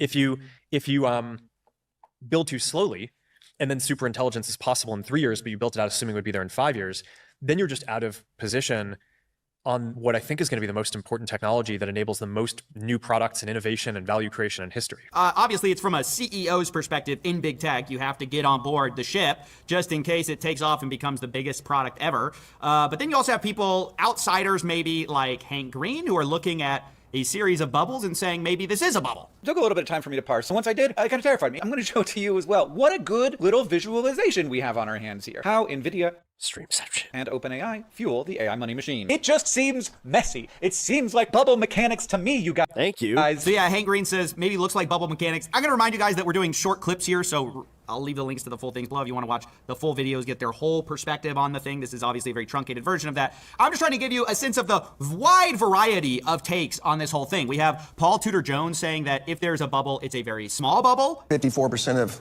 fund managers think that we're in an AI bubble. If it's a bubble, it's a small one. If you think about the bubbles of the past 3 or 4 decades, the Nikkei in 89, NASDAQ in 99, biotech 2000, just after 2011, 12, China 2007, all those were 400 to 600% gains. The NASDAQ's up 200% off the bottom. So I don't know whether we're going to blow off like we did in 1999. Is it possible? Are all the ingredients in place? I think clearly they are. Yes. For me, the one thing that you can never, ever forget is that a year from today... Is he trying to prove that this is going to happen? Assuming that the president gets his wishes, that the Fed funds rate's going to probably be 2.5% overnight rates or 2.75. That's a really compelling story for higher equity prices. So there you go. All the ingredients. The level, we're so fucked because the level of cope is that high. This might be in place, but it could go higher from here, is Paul's point, because of some macroeconomics. That's a bad Then you sign. also have the perspective that actually it's a huge bubble, not a small one. According to one analyst, the AI bubble is 17 times the size of the .com frenzy and 4 times the subprime. And then you even have takes that yes, it's a bubble, but it's not going to pop yet. I've seen that a lot. Are we in an AI bubble? Of course, right? We were. Of course. That bubble. Of course we are. I mean, we're hyped, we're accelerating, we're putting enormous leverage into the system. That said, I don't see it ending for several years. On top of that, of course, we have the opinion. What? I didn't represent it too much here, but that it's a bubble and that it's bad. This is probably most spearheaded by Ed Zitron. The big question is whether or not all of this AI spending is a bubble. Yes. You have committed to failure. There is no doing this. If they gave every dollar just to Sam Altman, the guy who can't even tell you why you're giving the money to him. No one else has a big business doing this. Even Claude Code with Anthropic, which is theoretically meant to be super popular, $33 million a month. That's less than the Cincinnati Reds, mate. Ed's argument basically boils down to they're spending way too much money on AI. It doesn't justify itself in revenues, and perhaps the industry is just a much smaller industry than people are betting on. It's not going to be some $1 trillion industry. And then finally, you have of course, that's the why the perspective that yes, OpenAI thing was a big deal. The bubble, but it's good. It's a good thing that it's a bubble. Actually, if you go back like the the 90s had a biotech bubble. And there were a bunch of pharma startup companies that were designing drugs and using new techniques, and the world got very excited. The investment world got very excited. As a group, they all lost money. But we did get a couple of life-saving drugs. A bubble like a banking bubble, the crisis in the banking system, that's just bad. That's like 2008. And so those bubbles society wants to avoid. The ones that are industrial are not nearly as bad. They could even be good, because when the dust settles and you see who are the winners, society benefits from those inventions. They still get those life-saving drugs. And that's what's going to happen here too. This is real. The benefits to society from AI are going to be gigantic. Well, there it is. There's all the possible perspectives I could find on AI. It's not a bubble. It is a bubble. It's a small bubble. It's a big bubble. It's a bad bubble. It's a good bubble. And I just want to remind you that nobody really knows what the future holds, lest you want to go ahead and short the market. Just know that timing the market is never really that easy and usually fails. So I'm certainly not advocating anyone run out and change their financial position. I just wanted to summarize what has been confusing me lately, which is that I've been looking at this industry wondering, is it a bubble? And if so, how big? And when is it going to pop, if ever? And so far, I've heard from a lot of people, some smart, some not, and almost no one agrees. Well, at least on the specifics. I should say, as I was reviewing this, I was like, well, actually, most people think it is a bubble of some kind. It's just like, is it a good bubble, bad? Like, what type is it? That's where everyone disagrees. I will say it was hard to find people who said there's no overspending going on. I think I even found a Sam Altman quote saying that, good night, Robin. At private dinner, he acknowledged that maybe some people are going to overspend. So I think most people who are paying attention, be safe tomorrow. I guess I should say, will admit it's frothy, but exactly how bad things are, how unsustainable things are, is where everyone just kind of wildly disagrees. And yeah, that's the state of the bubble. All right. Oh, she covered the collar scandal? Too bad I am collar scandaled out. I don't care anymore. I got enough takes on that. Oh, shit. You realize something? Fuck. I have to hit him up tomorrow.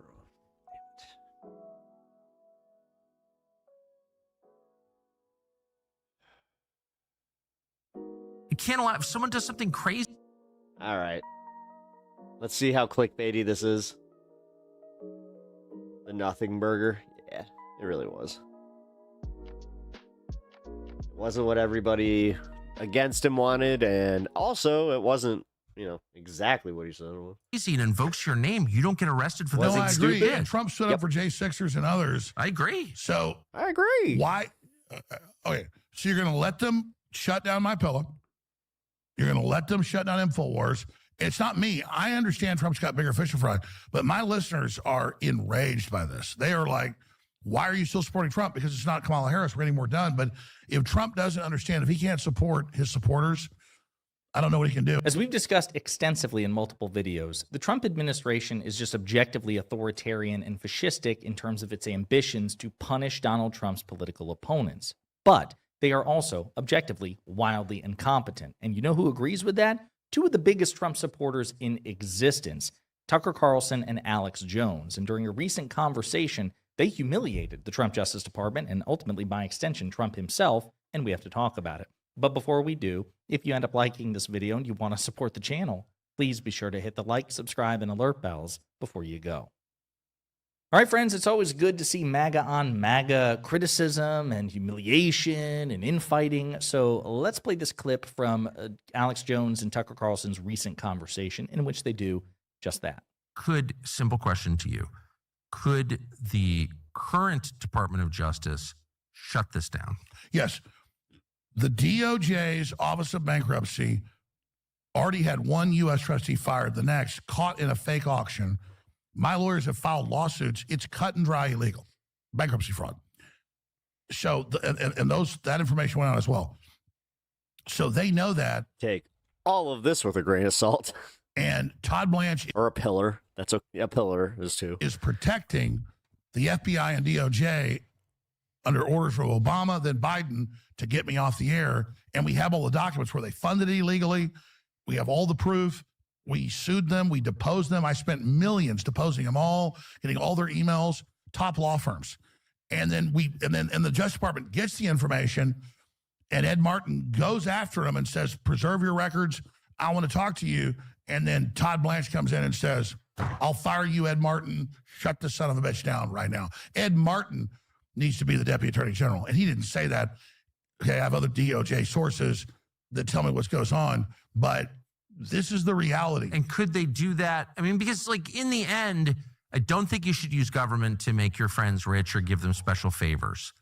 But if you can't deliver. How the hell can you be a Trump supporter? I mean, I agree with you in theory. I 100% agree with you. It's just shocking to hear that from a Trump supporter, given that that's the raison d'etre of the second Trump administration. It's punishing Trump's political opponents and Trump using the government to enrich himself, his family, and friends. Deliver justice to people who are on your side. You know, you're not doing it right. Will Trump sit there because Todd Blanche kisses his ass, this little Democrat snake, and crucify Mike Lindell? And crucify his thousands of employees in Minnesota? Probably. I'm not mad at Trump. I know you're busy, Trump. It's okay. But if you think, oh, this law firm, Paul Weiss, that's been running the bankruptcy attacks on us, agreed to pay $40 million in restitution, agreed to illegal lawfare against Trump and his family and his supporters. And they promised when Boris Epstein got the deal for him 6 months ago to never target any of his supporters again. They wrote off part of their $40 million community service bill and suing me. And so they're still attacking all his supporters, everybody else. You know, you really have to clean up the justice system or else you can't have a country. I mean, this is just like absolutely crazy. That I would think that is why people voted for Trump. It's why I campaigned for him. You have to have justice in your country. Tucker, I agree. More than an economy, more than stopping war. I agree. My listeners want indictments. And finally, Wait, you're telling me that he smokes nicotine but was shitting out weed? Comey, Letitia James. Indictments of the guilty, not indictments of people you don't like, not indictments of people who pissed you off or who opposed that's you. cut and dry. They did everything. People who committed crimes and who have escaped justice because of their political connections. That can't continue. Busy. Yeah, but again, hold on. Let me take this shot, and then I'll get right back to you. What's funny about that is the Trump-appointed U.S. attorney who was ultimately responsible for trying to prosecute James Comey and Letitia James declined to prosecute them because in his prosecutorial experience, he's like, I don't think they are guilty, or rather, I can't prove they're guilty beyond a reasonable doubt. I can't bring this case, so I'm not going to bring this case. And Trump shit-canned him because he's doing exactly what Tucker Carlson says you shouldn't do, which is he has a personal vendetta against James Comey and Letitia James and others, and he wants to use the powers of the federal government to punish them regardless of their guilt or innocence. And again, just total naivete from Tucker Carlson. But I'm still here for them complaining about Trump and the Justice Department. So please continue. Well, they started it, Tucker. Oh, I know. And so all I'm saying is that I'm a tough guy. I can handle all this. We'll continue on. People can follow me on X Real Talk shows. We've got the AGN network set up with sponsors.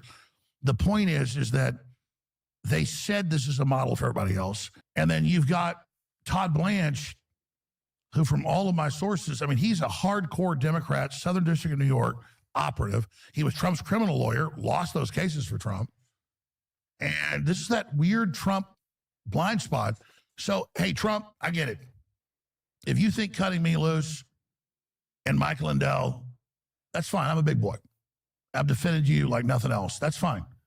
If you think Todd Blanche, you know, you got meeting with Ghislaine Maxwell and all this other weirdness, if you think that snake is the answer for you, then you bet everything on that. But as for me, I just know the truth.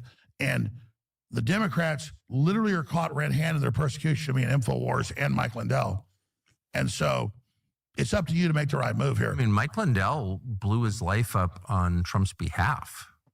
I mean, that's why we're here, is because Mike Lindell loved Trump.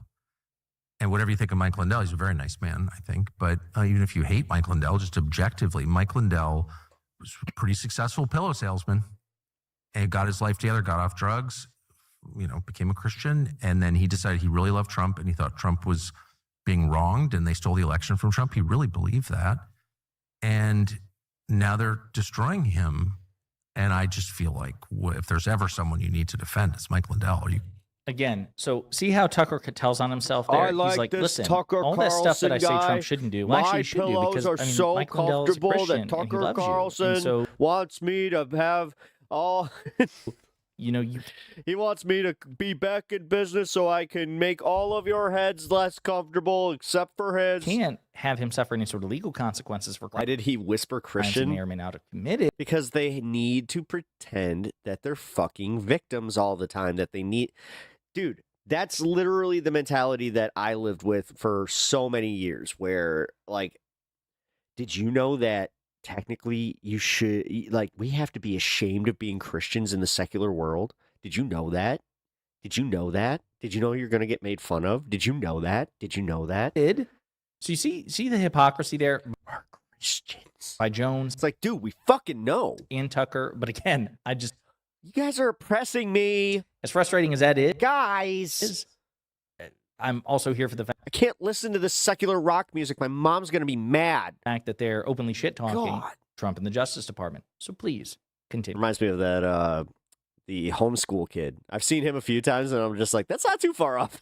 Like from the Christian private school kids. You can't allow, if someone does something crazy and invokes your name, you don't get arrested for the thing I that agree. he did. And Trump stood up for J6ers and others. I agree. So why?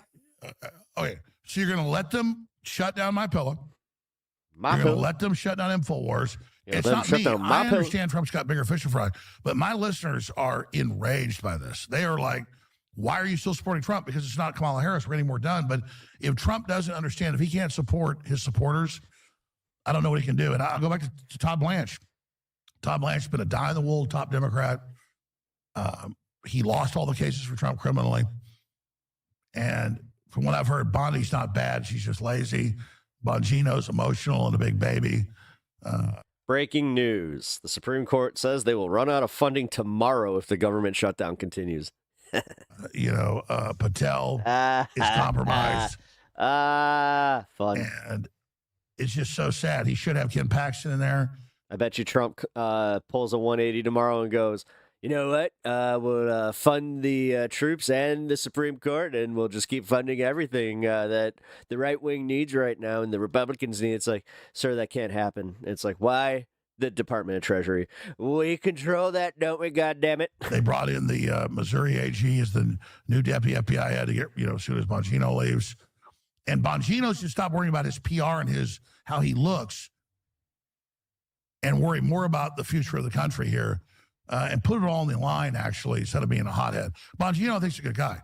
But Patel and, Bondi, these are just TV heads. These are just people that are here to be celebrities, in my view. And I'm just saying, and Todd Blanche is a Democrat Party operative who I think he's Bill Barr 2.0. They got another Veritas event. So, Bill Barr, of course, being Trump's, the attorney general, one of Trump's attorney generals in his attorneys general, I should say. That's the correct plural. Attorneys general, I hate that. I've always hated that. The one who was a diehard conservative, basically auditioned for the role, but found that Trump was not really an ideological conservative. He's more of an ideologically inconsistent populist, malignant narcissist, moron, and authoritarian. And even Bill Barr eventually was just pressured out, right? So that was just fascinating. Again, note to self, and also note to everybody else here: if you ever see somebody wearing one of these and the face is like completely symmetrical, Tucker Carlson, they are wearing like bobby pins or something. Alex Jones, conspiracy theorists, particularly Jones, wildly unprincipled. But can't we all agree Mikey invented the pillow? No, he disinvented the pillow, made it worse, dude. You know what? I have to admit something. I owned a My Pillow. It was a gift to me for Christmas from my mother-in-law. And this is, I hate to say, this is when I was at, my little bit of a broke stage. And I was kind of like, oh, thank you, a new pillow. And, also at that stage of, okay, definitely throwing that other pillow out. Yeah, for like 6-7 months, it was probably, it was just under a year. I slept with that damn thing and my neck hurt every fucking morning because like the thing is chopped up memory foam. Like that's all it is. It's just a bunch of and it's not even the good memory foam either. Now and then. And then it's just thrown into a sack and that's your pillow. Did you know that it's actually just that's for having all the little micro motions in your neck, and you got L3, L2, and all the L's. And did you know that I'm also from Minnesota, kind of like one of our the governor Jesse Ventura? Hey, did y'all know that I don't want to be confused for this guy? They're complaining like, what? Did you know that his pillows, they feel they're so lumpy? Why aren't you doing more to protect your political allies and go after your political opponents? Did you know that I fought the predator? As if the Trump administration is deficient in either of these respects. So it's a lumpy pillow? Yes, it's a lumpy pillow. It sucks. I do appreciate the fact that they openly mocked Attorney General Pam Bondi, FBI Director Kash Patel, Deputy Okay, I'm done with your video. Boring. Sorry, buddy. Here. Is he still poised for the Insurrection Act? Because that's 1 day ago, and nobody has said shit. Ooh, here we go. All right, it's stage 5, Panic at the Disco for the MAGA cult. Ew. Ew. Because they You made a know Panic that at the their Disco joke? numbers are underwater. The year of our Lord 2025? They know that they are wholly unpopular. Thanks for the memories. They know that independents have broken away from the movement like never before. They know the Latinos for Trump have abandoned them. They know that rural voters are getting dicked over left and right by all of the fuckery and cruelty that this administration is enacting. And come Saturday, Americans that care about this country, that care about democracy, that care about the rule of law, that care about the Constitution are going to protest this fragile, dementia-ridden ego that all of the Oh my God, I had no idea, but that totally tracks that the pillow is probably factory waste from bed manufacturers. Yeah, no, I swear to God, Tempur-Pedic was just throwing out like all the cuttings from their bed, and that's what he was just like, oh, did you know that I found a dumpster full of this stuff, kind of like Tyler Durden, and then I made a pillow. These men I'm the Tyler Durden of pillows. Toward themselves to lift up, and all of these Are they related? No. women They're just best friends. gender wash to try to show women, oh, it's okay, they're pro-women. And all the Christian signaling, it's all coming to a screeching halt. And they're Although, you know what? To be fair, I have a friend that legitimately, we have been asked if we're brothers so often that it gets almost annoying. going to be mass peaceful protests all over the United States of America, probably the largest ever. So the problem You know what? I did just have that visual of fucking Mike Pillow jumping out of a dumpster, just like, here, hold this. This is the next great idea. Trust me, it's going to make me millions. And the dude holding the pillows was just like, what? It's just like, put your head on it. Oh. propaganda machine is everywhere. And the panic Oh, yeah? Oh, yeah. Oh, yeah. is in full display. Put this up, Kylie. Did you know that we're from Minnesota, so that's what we sound like? Midas Touch is reporting a breaking exclusive. Trump. I'm sorry, I'm may besmirching the good accent of Minnesota. Oh yeah, don't you know? launch missiles from warships into California this Friday and Saturday as part of what is being described as a quote vanity parade, and shut down portions of the I-5 during the No Kings protests. This is what I need an excuse. How about if I fire some ballistic missiles at something that we're not really using? little Brilliant, Mr. President. mean Brilliant. girl does. He can't stand it. He's not going to be the homecoming queen, and so he's trying to sabotage. You know what? I'll take the Nobel Peace Prize loss, but don't tell me I can't be the fucking prom queen. This reminds me of, do you remember that case Pumps back in the 90s, the Texas cheerleader mom? Yes. That went after. Damn, This is it's what got a this rush around. administration is. Yeah. We are ruled by emotionally stunted morons that do not like freedom and do not like free speech. Why they are in government when they have such thin skin is beyond me. Oh, I know. They should all be private citizens. But I read this and I thought, first of all, I believe the Midas Touch. They're very credible. And I thought, under any normal president. I wouldn't have put very. They're credible, but very credible. Let's see. You would look at this and laugh it off. How many fucking articles have you read where it's just like Trump? Well, it's always that, but it's just like Dire consequences. Trump doing X. Trump is so petty. It would not surprise me. None of this would surprise me because he doesn't want his feelings hurt. And he knows that everybody made fun of his birthday parade. And if this is a strong parade, it will kill him to his core. I'm still going to kill that motherfucker that brought that rusty tank. Well, and they put out so much propaganda all the time that they are faking support. They flood the zone. It's hard for everybody to keep up with all of the crime and double dealing and shakedowns that they have going on all the time. And so here we have a video of Mike Johnson. Of course, he is the chief propagandist in this. And if he were truly a real Christian, and he and Jesus Christ were BFFs like he claims, his ass would be in Washington negotiating with Democrats to reopen the government because the pain is raining down. But guess what? Kanks doesn't want the government reopened, Pumps, because Jeffrey Epstein files are going to completely shatter the already formed fissures in the MAGA movement. And it cuts into Russell Vought's rape and pillage of the federal government. And so it's amazing to me how they keep getting away with this, all saying they're big Christians.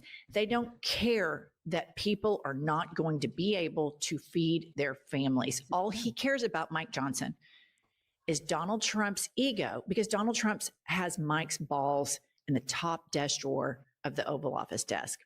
Play the clip. You to watch. We call it the Hate America rally that'll happen Saturday. Let's see who shows up for the Hate America. I bet you see pro-Hamas supporters. I bet you see Antifa types. I bet you see the Marxists in full display, the people who don't want to stand and defend the foundational truths of this republic. And we do. And that's what we're here doing every single day. And we'll continue to come in every morning and tell the American people the plain and simple facts, because the facts are going to win the day here. The American people are not stupid. That's right. That's right, Moses. Moses, they are not stupid. And what we know is that you have your head up an 85-year-old dementia-ridden grandma's ass, has bruises all over his hands, that doesn't know come here from Sikkim.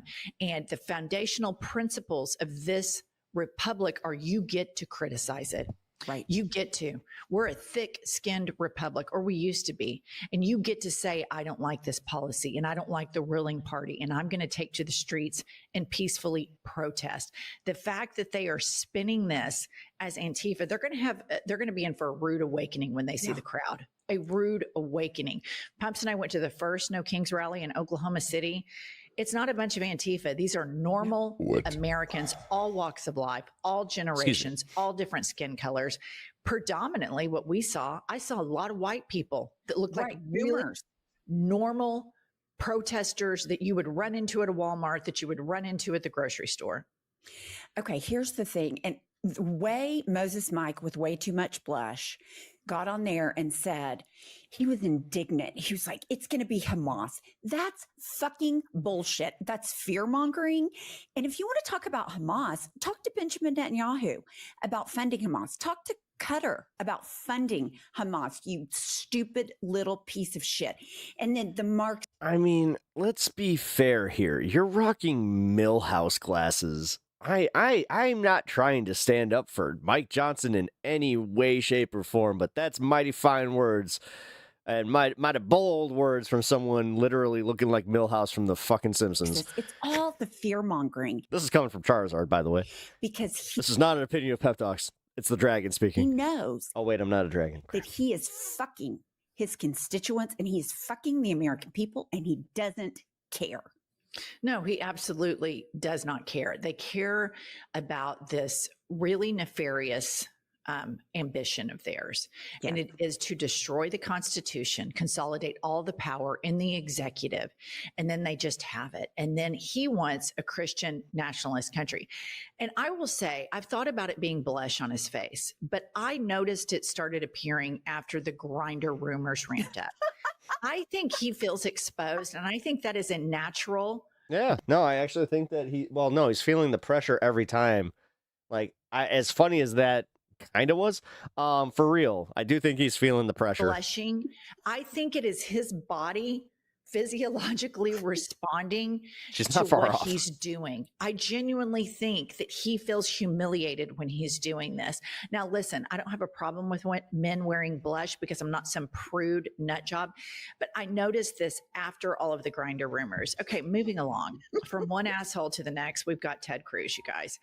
Ted Cruz is convinced that the No Kings protest is funded by Soros and wants to make laws to prosecute protests and peaceful assembly. Play the clip. Look at this No Kings rally, and there's considerable evidence that George Soros and his network is behind funding these rallies, which may well be riots all across the country, and Soros is writing the check. And so I've introduced legislation called the Stop Funders Act that would add rioting to the list of predicate offenses for RICO. Why is that? Because it would let the Department of Justice use RICO, racketeering, to prosecute the money that is funding the anti-Semitic protests on campuses, the pro-open border protest in LA and other cities. Okay, this is what it needs to be addressed in this thing. He said the anti-Semitic protests. Yeah. He himself just launched an anti-Semitic tirade. The reason that the George Soros rumors and propaganda have legs on them is because George Soros is Jewish. And so that hits hard with the anti-Semitic base of the Christian nationalist movement. Also, George Soros is a billionaire and he is Jewish, but he cannot stand Benjamin Netanyahu in this Israeli government. So you have all of the AIPAC style people, the Israeli government, colluding with these anti-Semitic Christian nationalists in a very strange bedfellow alliance where the knives will end up being targeted at each other at some point. But the fundamental reason this how close am I to the pepper hat? George Soros Unfortunately. stuff has been permeating through the right wing for years and years and years. Not very close. And when you get into the comment section on some of these far right podcasters, Wait a minute, is Charizard not good enough for you? all of the Jew hate comes out See how it is. towards George Soros. But Benjamin Netanyahu and the AIPAC donors are fine with it because George Soros is for human rights. Okay, you're even entertaining the goddamn thing. Bye. First, let's step back out to. You could just go, that's ridiculous. Whatever. Lot of wind for that. Here. Broadview, where dozens are protesting ICE. As we're getting new information from federal officials about the criminals they say they're taking off the streets. Mike Tobin has the latest. People united will never be defeated. More than 100 protesters facing off with police in front of an ICE processing facility in Broadview, Illinois, 12 miles west of downtown Chicago. Multiple people were arrested as some demonstrated outside protest hours and designated zones. When do our rights have a time limit? Right now, we're not respecting their authority because they have nothing to respect. It was the first protest at the facility in almost a month after the removal of a temporary fence that the town argued was a safety hazard. Police cars and state troopers now stand in its place. On Thursday, a federal judge ordered ICE agents in Chicago, who have already been issued body cameras, to wear Fucking and turn Christ. them on, citing concerns about clashes with protesters. Oh, dude. Thank Brian you. Frankfurt, $100. Man, I really hate cancer. Thank you. How all right. Donald Trump's federal Well, government Spicy was acting, Charizard is instead of just leaving and getting Wow. out of the way, they first Right. engaged in aggressive tactics. Thank ICE insists its agents are following the law and says its before I operation in do that, Illinois is working, seriously, claiming they've thank you. arrested more than 1,000 illegal aliens off the street. When you look at the leaders of Illinois, particularly, J.D. Pritzker, he never even recognizes the fact that the federal I hate the fact that, like, fuck cancer. It's just, yeah, fuck cancer. law enforcement has an absolute right and a responsibility to enforce immigration law. Cancer A is judge has ordered the ICE field director to appear yeah. in court on Monday to address concerns about tear gas and other crowd control methods. In Broadview, Illinois, Mike Tobin, Fox 32, Chicago. Alrighty. Here, I'll find the next thing in a minute. Just give me 1 second here, guys. Seriously though, thank you. I was in goofy mode, and now I'm like, I'm gonna bounce back. I'm gonna bounce back. Oh, dude, it does.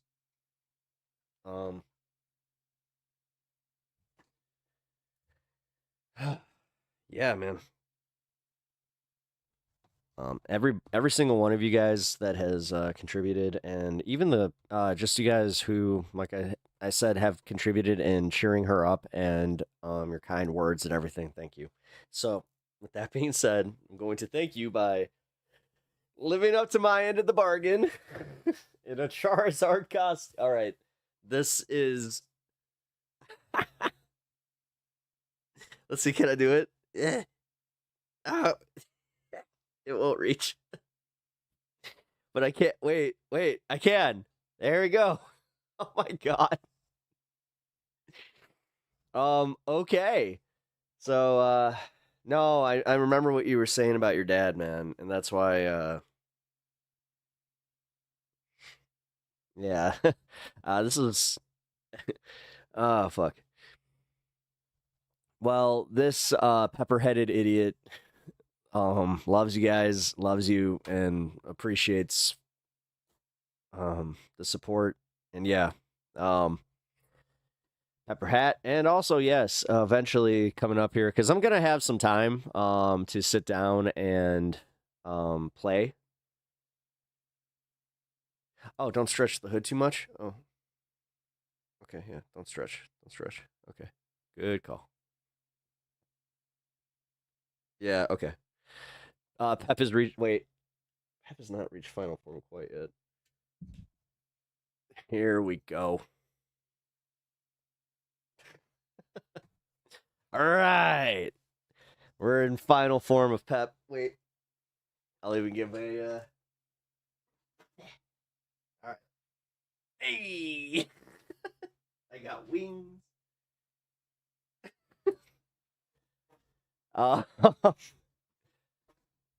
Oh yeah. You know what? I keep forgetting that. Like, I've been playing a lot of Switch games, and yeah, Switch 2. The only problem is you sometimes need a good internet connection. Hey, Pep, watch this Karen get fired from her job for saying stuff at a baseball game. Okay, you've been playing roulette. Here, let me do this real quick.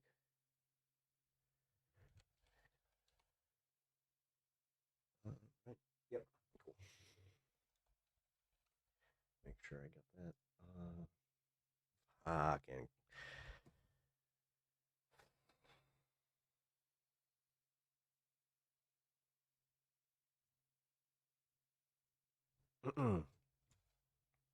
Again, Brian, thank you, man.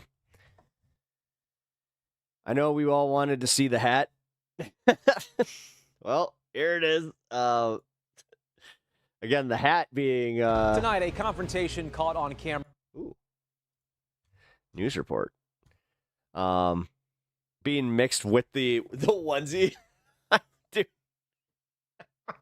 This is the most ridiculous I think I've ever looked. Right, last Not night's really. Brewers game, a woman threatens to call immigration and customs enforcement on a Dodgers fan. You know what? Let's call ICE. Call ICE. Call ICE. I'm a U.S. citizen. We're veteran, baby girl.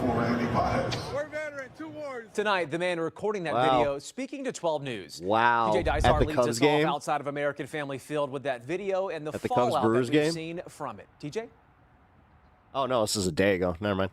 Yeah, Blake, that man says he is a U.S. citizen and a military veteran. He says this all started as friendly banter between him and Brewers fans here in his section here at the ballpark last night. He says that that one fan took things way too far. They always do.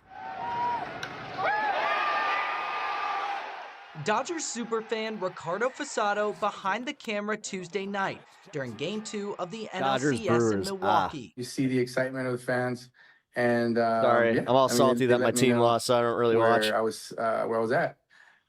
So it was cool, playful. Yeah, and like you said, it was baseball. Later, he records the Dodgers take a 3-1 lead. I start cheering, clapping, doing what Dodger fans do. Why is everybody quiet? What is this? That's when Fasado says a woman wearing a Brewers shirt said this. You know what? Let's call ICE. Call ICE. Call ICE. I'm a U.S. citizen. We're veteran, baby girl. We're veteran. 2 wars. The woman appears to swing at the camera. Good luck. Good luck. Fasado admits after the swing, he called the woman an expletive off camera. He says security then kicked him out of the stadium. Since then, the video and the woman's comments have been viewed on social media more than 2 million times. It just shows the level of where a person's heart is and how she really feels as a human being. 12 News confirmed the woman is Shannon Kablarczyk, an attorney at Milwaukee-based staffing firm Manpower. The company told 12 News Wednesday, quote, "As soon as we became aware of this video, the individual was placed on immediate leave, and we began an investigation. As a result of this process, the employee is no longer with the organization." Oh, damn. Make-A-Wish Wisconsin She got said, fired? quote, "Shannon resigned from our board of directors this afternoon, effective immediately." Kablarczyk declined to comment for this story. Call ice. Call ice. Fasado says he didn't intend for the video to go viral, but says all there is left to do is carry on. Her heart is where it's at. I can't do anything about it. Nothing that I say will change her thoughts about me.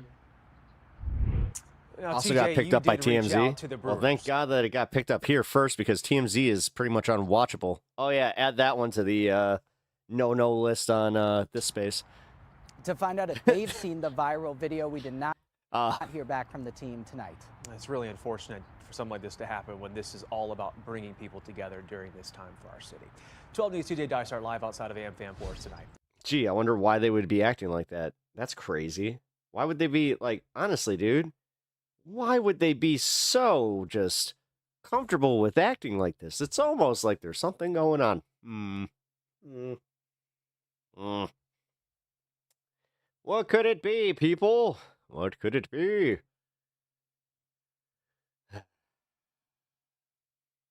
All right. We continue to play roulette. Oh, no. I'm just saying, no, TMZ. No, TMZ does this weird thing where, like, once the TMZ watermark's on, it will essentially just make it so your video is unplayable on a monetized format. So, gotta be careful. All right, Charlie Kirk's sidekick humiliated on stage by Adam Mockler.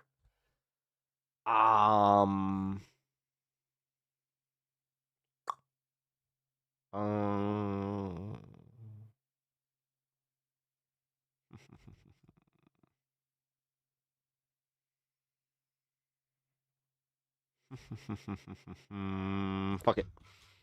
We'll do it. I just want to say I wholeheartedly can.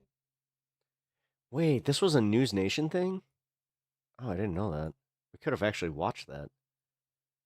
News Nation so far is like, yeah, go ahead and watch our lives. It's like, oh, shit, okay. Condemn anybody who is saying insane things about Charlie Kirk, horrendous things about Charlie Kirk. Anyone who is spitting or shutting down conversation, that is not what America is about at all. And I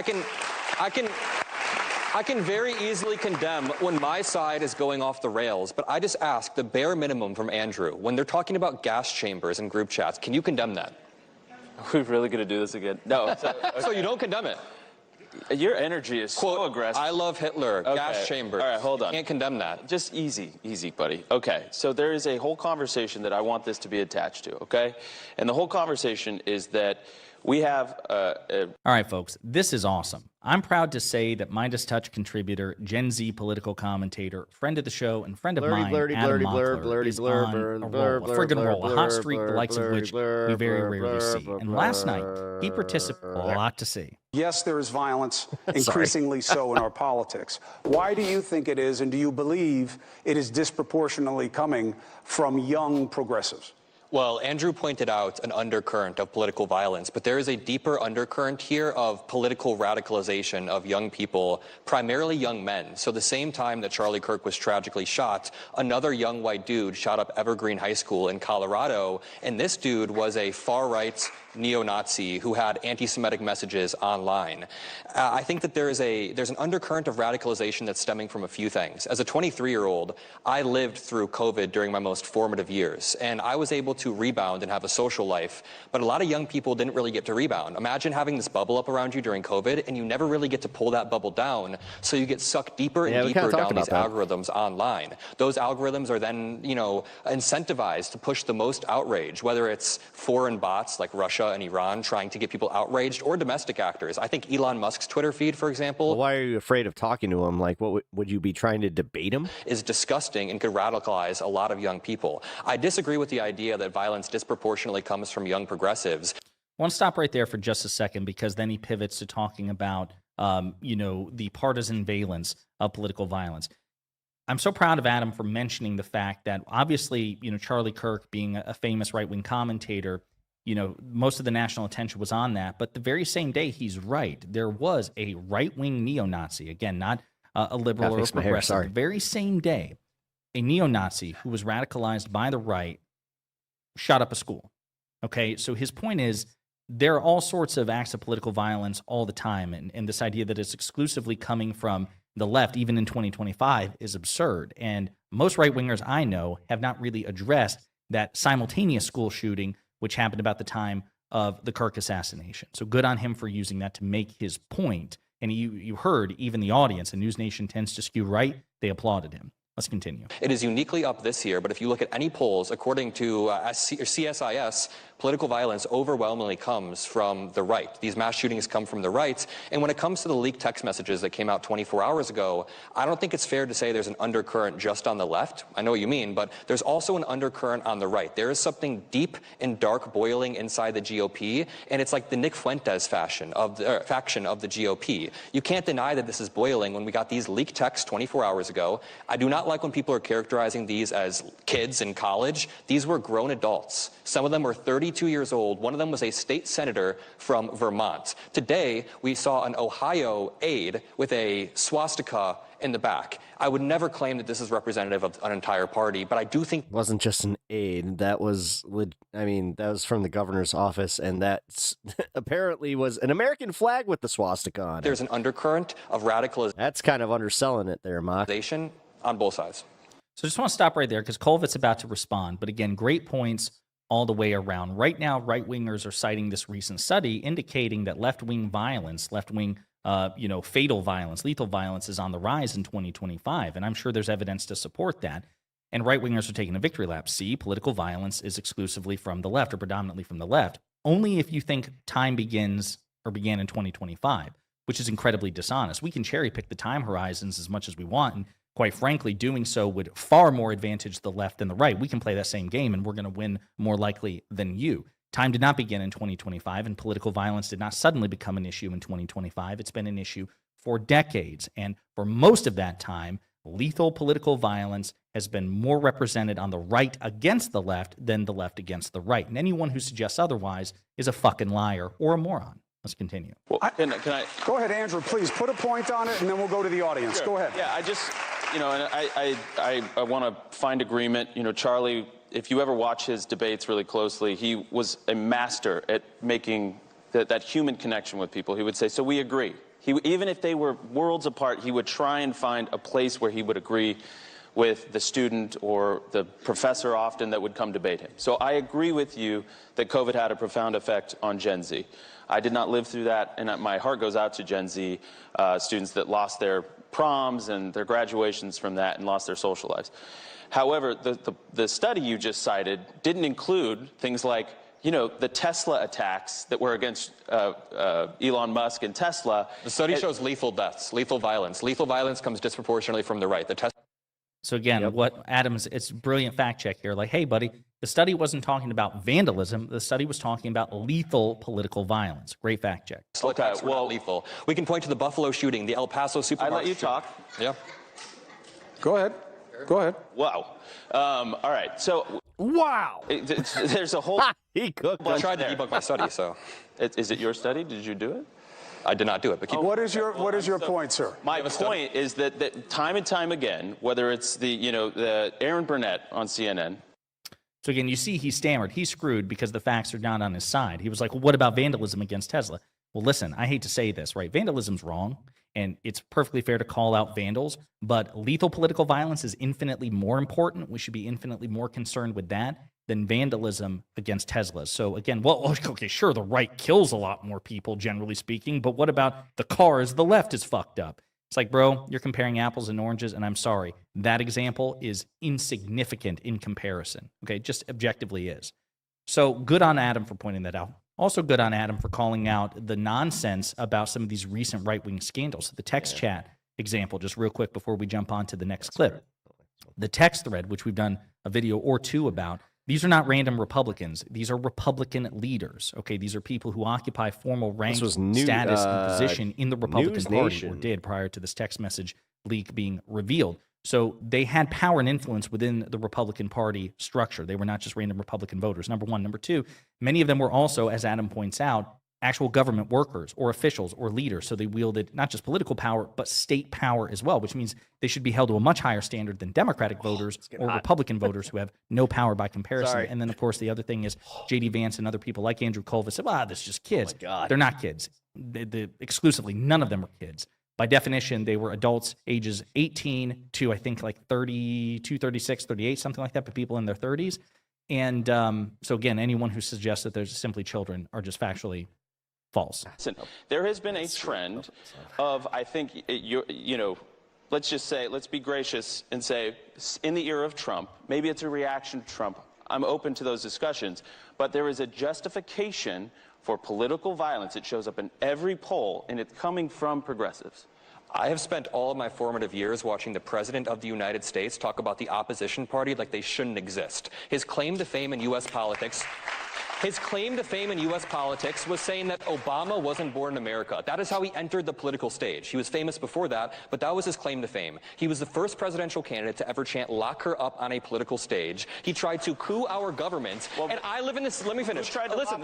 I live in the city of Chicago. Donald Trump, over the past 2 months, has not only posted an AI video of Obama being arrested, but then after that, he posted an AI image of Chicago being invaded. After that, he sent the National Guard to Chicago. So I've spent my formative years watching the president do this, and just think about this. We saw these Nazi group chats. I keep saying his formative years. You condemn, right? Your formative years, I thought, was like 7 to 14. Nazi group chat. Well, we can talk about it. Do you condemn it? I want to talk about it. Wait, so when they said gas chambers, when they say gas chambers, you won't. So you're like J.D. Vance. You just won't condemn this? Well, I actually had J.D. on the show today. We had a whole conversation. You guys can all condemn this, right? Yes. Thank you. Hold on. All right. Hold on. But Chris, can you condemn that? Here's the point, of course. But you can see even Stephen A. Smith, who, by the way, I give a lot of shit because I think a lot of his political takes suck. I think he is too much of a weather vane, a fair weather friend. I think that when it comes to grading Trump on a curve, he's really bad about it. Like, he's not like far right or anything, but he's too much of the enlightened centrist trope for me to really like. But even Stephen A. Smith, you can tell he's pissed. He's like, well, yes, I can condemn it. And you can tell he's visibly frustrated. He read some of them, with and he was Cole, like, the Charlie what the Kirk fuck? producer, who just made a total ass out of himself on stage. And by the way, he's going to try to flip this on Adam Mockler in the next clip, and it backfires spectacularly. But this was a terrible showing by Colvin. That's easy. What I'm for him, but you know what? This is not constructive, right? Because what the constructive part is not. This is what. Look, what's happening here, and I know both of you guys, and I want to bring Joe in on this, and I want to get to the audience. But let's just be clear about where the path is forward. The comparison of which is worse is killing us.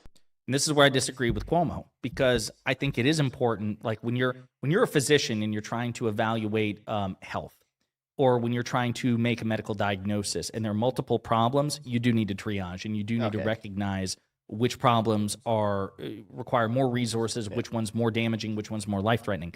It would be foolish not to acknowledge the other problems, but I think discussing which is worse is just objectively a good thing. And people who want to sweep it under the rug, like Cuomo, I think they're just doing it out of discomfort. Like, oh my God, I can't pretend that there's a meaningful distinction between a jaywalker or, let's say, a shoplifter and a murderer. But Chris Cuomo is a lawyer by trade. I don't know if he was a prosecutor or defense, but he is before he became a journalist, a lawyer. And it's like, bro, there is a meaningful difference between a shoplifter and a murderer. And anyone who says, well, they're just both criminals, don't worry about it. you, Chris Cuomo, a lawyer, would be like, that's a really stupid mode of analysis. It's the same thing here. I want you to respond to what we heard from the question the last time, Adam, and then I'll give you another audience question. You said you had something you wanted to say in response to the American University guy who runs the Republican club there and said that people came up and said they were happy that Charlie Kirk had been assassinated. Yeah, I believe his name was Luke. He said that a bunch of young progressives were coming up and acting in insane ways. And as a young liberal, someone who's on the left, I just want to say I wholeheartedly condemn anybody who is saying insane things about Charlie Kirk, horrendous things about Charlie Kirk. Anyone who is spitting or shutting down conversation, that is not what America is about at all. And I can very easily condemn when my side is going off the rails, but I just ask the bare minimum from Andrew. When they're talking about gas chambers and group chats, can you condemn that? Are we really going to do this again? No. So you don't Didn't the right post a pic of the shit going on in Chicago that had palm trees in it? Yes. condemn it. They also posted a video from, it was an uprising in like Myanmar. Energy is so And they're like, look at what's happening in Chicago. I love Hitler. Gas chambers. All right, hold on. Can't condemn that. Just easy, buddy. Okay, so there is a whole conversation that I want this to be attached to, okay? And the whole conversation is that we have a guy who's running for attorney general in... I condemn that. But you can't condemn your side. But your party is not disavowing his... So again, right there, masterclass by Adam. I don't know if he planned this. We haven't had a chance to really talk about this, but that was a brilliant response. So there was an audience questioner. We didn't get a chance to catch that clip because otherwise we'd be here for 45 minutes. He was a Republican. He asked a question, and Andrew Colvett, or no, excuse me, it was Bill O'Reilly, was the one who responded. Then after the commercial break, Adam apparently had told Chris Cuomo, I'd like a chance to respond to that. And so he did. And he brilliantly said, I condemn political violence. I condemn people, doing what they did to you in terms of attacking you in this way. And then again, he brilliantly used it as a debate pivot. So because I can do that, I now expect that same sort of standard of Andrew Colvett, Charlie Kirk's sidekick. Do you condemn political violence on the right? Do you condemn the violent and aggressive and hateful rhetoric on the right?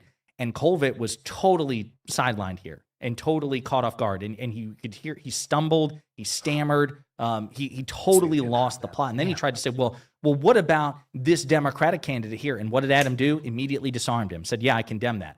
Well, what about your party? Still supports this guy. Name one Democrat that supports him in Congress who says, I support what he said. Tim Kaine just got asked on CNN tonight and said, yeah, I still support him. Supports what he said?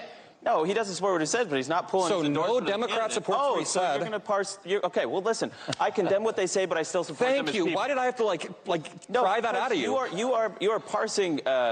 It's basically a distinction without a difference. No, he just called bullshit on your standards, and you weren't applying that to yourself. J.D. Vance lied on your podcast today. He said these were. You literally were doing like a blatant double standard there. Whoa, look. Yeah. And then on top of it, from my understanding, the guy's a shithead.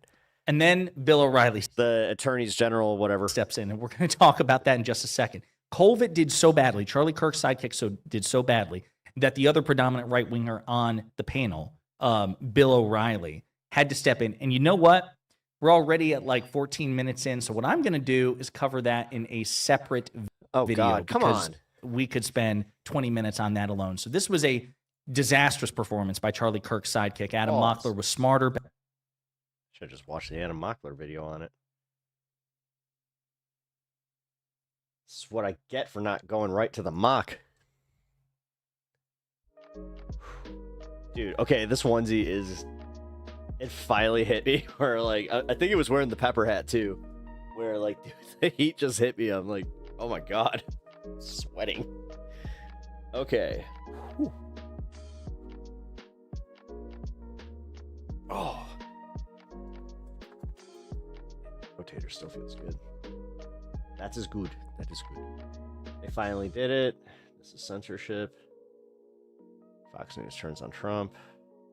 If you needed any indication that Trump world has officially lost the plot when it comes to the upcoming No King's Day protest, Pam Bondi has got you covered. Guys, if you are going to the No Kings protest tomorrow, please hit up my Discord with either pics and footage. I will show them on my story. Is that what that's called? Sure, and whatever the hell it's called on the actual social media part of my YouTube. That's my one YouTube of feed. the things about Antifa. You've heard President Trump say That's if you guys want that. multiple times they are organized, they are a criminal organization, and they're very organized. You're seeing people out there with thousands of signs that all match, pre-bought, pre-put together. They're organized and Pre-bought, pre-put together. someone is funding it. We're going to get to the funding of Antifa. We're going to get to the root of Antifa, and we are going to Anti-fascist. find and charge Anti-fascist. She keeps saying anti-fascist. all of those people who are causing this chaos. I like the advice where people are like, no, if they're gonna call the left Antifa, just make sure that they use the full name, and if they don't, just remind them what it stands for. In Portland and all these other cities across our country. Talk to all the influencers who have been threatened and beat up and their lives threatened from Antifa members. It's going to stop under Donald Trump. Here's the best part of Pam Bondi. Do you think Mockler calls his haters mock or his glazers mock suckers? That's the thing about Antifa. They are organized. Antifa is quite literally not organized because it's not actually a group. It's no real organization. There's no leadership, no meetings, no dues, no structure. It's not even not organized. I wonder if the dude's got an edgy bone in his body, or if he's actually like that. Not even close. He strikes me as the type of guy that is actually genuinely how he is online. To anything resembling an organization. So no, Antifa is not organized. It's just an ideology. It stands for anti-fascist, and not for nothing. But when you're against the anti-fascists, I think it's pretty clear what that makes you. But even more absurd is this suggestion by Bondi that Antifa must be organized because there are, quote, thousands of signs that all match, pre-bought, pre-put together. First of all, the creation of signs does not make you Antifa. This may come as a surprise to the Attorney General of the United States, but signs have been around for a very, very long time. Even before the Grand Marshal of Antifa apparently willed them into existence. And second of all, that all match? Have you seen all of the photos of these protests? The whole point is that there are thousands of different signs.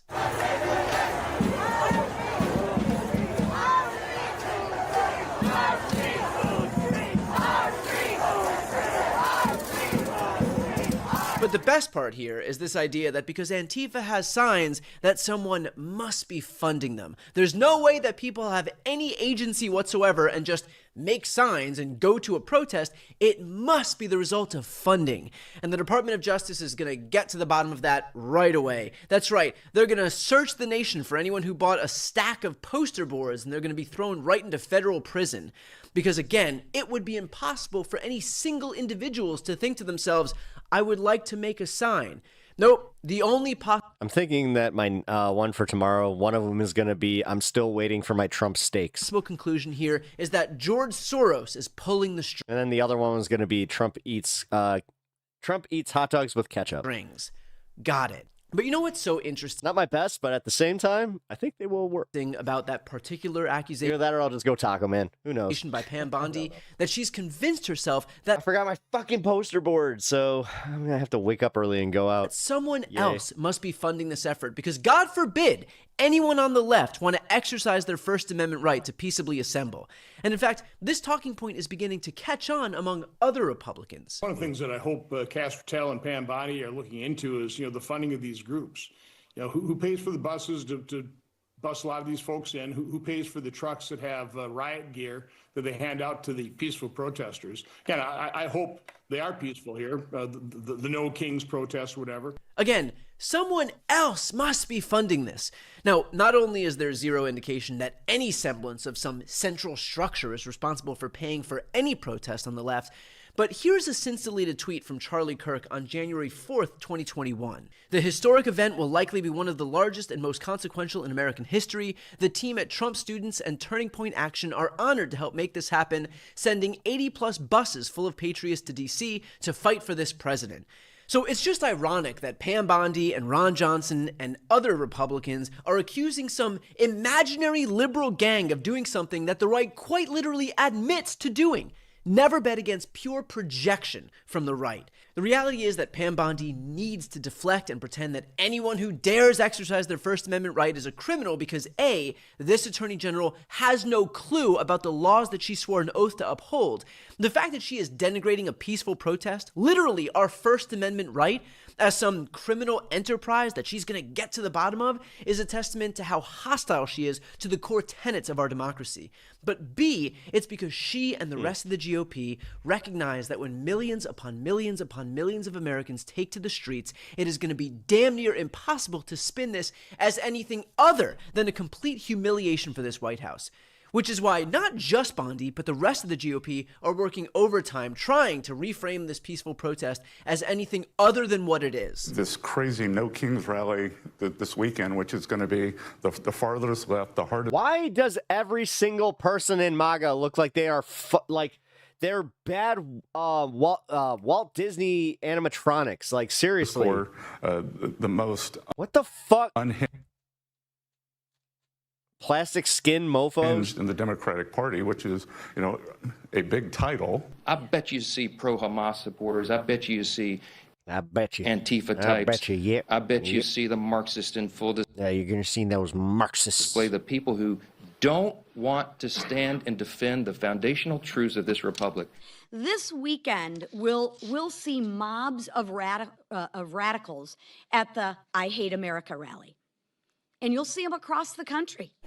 There's 250 different far-left progressive groups that are part of this No Kings rally on Saturday. You can go on their website and you can see it. Their logos are prominently displayed. As Speaker Johnson correctly said, this is a We Hate America rally. And the bottom line is the Democrats, the far left, are very upset the fact they lost the election last November. President Trump won a landslide. We reclaimed the United States Senate. We have the House. They are frustrated. They're angry. And on the 18th, they have the Hate America rally that everybody knows is coming. This anti-American protest that's going to take place, where they're claiming there's going to be hundreds of thousands of people. We shall see. So look, not for nothing, but when you are so desperate to disparage a peaceful rally whose goal is literally to condemn the idea of a king in America, it might be time to take a long, hard look in the mirror.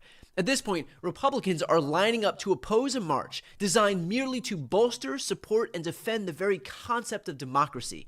Kind of puts their priorities on full display, doesn't it? And finally, here's Indivisible co-founder Ezra Levin explaining the extent to which Republicans have lost the plot as it relates to the No Kings Day protest. First of all, the Republicans just can't stop talking about it. And I did not pay them anything for the free publicity. They are telling everybody that the largest peaceful protest in modern American history is coming out on Saturday.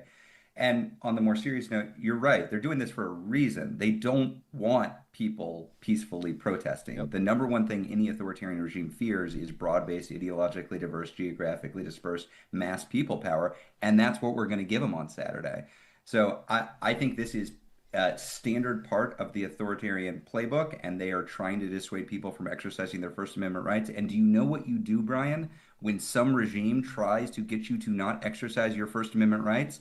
You exercise your First Amendment rights. That's how you protect them. So they're not slowing us down. We're not backing down. There are more of us than there are of them. And we're going to show up joyfully, powerfully, and in communities all around the country, red, blue, purple. All of which is to say, do not let the Republicans control the narrative here. Do not let them cow you into submission or quash dissent. To Trump's dismay, this is still a free country, so we have a duty, an obligation to exercise the rights afforded to us. Oh, you dropped it. Where'd it go? You dropped it. Before you go, if you enjoyed this content and you want to see more and support independent media, please subscribe to this channel. The subscribe button will be right here on the screen. But second, the reality is that we are now in a political environment where this administration can lean on any of the social media platforms to suppress certain voices if they don't like critical coverage. That means my longevity here is in the hands of a few tech billionaires who are already making it clear that they are willing to cater to this administration. Really? Really? Is he actually, worried about that? Media platforms to suppress certain voices if they don't like critical coverage. That means my longevity here is in the hands of a few tech billionaires who are already making it clear that they are willing to cater to this administration. Man, if yours is, then I'm fucked.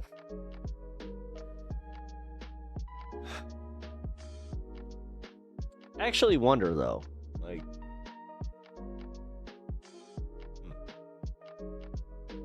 Because I have a feeling if they came for his channel first, I am small enough to where I might skate by for a while. But it seems like they're going after pretty much any smaller streamer too. But like I covered this a little bit earlier about the GNN thing. I really do think that the like there is a little bit of, you know, unsuredness 100%. So that means that yes, I'm speculating. But after what I read about what they're doing with the AI rollout and how it's affected smaller channels, yeah. I did a little Reddit deep dive to go see how many other channels were hit. A lot. There were channels that had like 9 subscribers. Same exact thing. Scam, spam, scam, spam, scam, spam. So I think that what happened is if anybody ever had somebody that like said scam, spam, like an accusation or whatever, I honestly think that it might have like targeted them or it was completely random, which that sucks. Because when I was looking into it, I was like, oh, it's got to be all political channels then. Like, yeah, they're definitely targeting left wing. No. Do you know how many of them were just video game channels? And there was one that was a camping channel where he set up a like a tripod to watch his tent. I'm gonna just say this much: I was a little bit embarrassed at just how popular that channel was. Oh. So this guy sets up a tripod, recording his tent. Millions of views.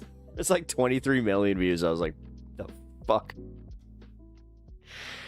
Yeah, it was not one of the smaller. Well, no, he was technically still like a smaller channel. It was just that was the video that was the most popular on his channel. He got his channel back though. Like they are reinstating. So, but they did say that it also took a few months because he was one of the first ones to get hit. He got hit back in July. So, it really sounds like what happened is they did the AI rollout. AI fucked up, and now you got a bunch of humans cleaning up the AI mess. But here we are, totally not in an AI bubble, guys. What are you talking about? It's crazy speak that we could possibly be in an AI bubble. What? Yeah, GNN had 1.1 K subs. Yeah. No, well, again, the subs doesn't really matter. It was more so the fact that again, like it's so just the timing and the actual infraction. Because had it like lined up with anything else but scam spam, I would have been like, okay, so maybe they were trying to make a case, maybe someone was mass flagging his channel. But because it was that one, I was like, oh, but that's the AI glitch. So fuck. And that's just unlucky. Like, I don't know if somebody wants to remind GNN about like the whole unlucky thing, we legitimately got told that my wife's cancer was just unlucky. So I know, but sometimes you're just unlucky.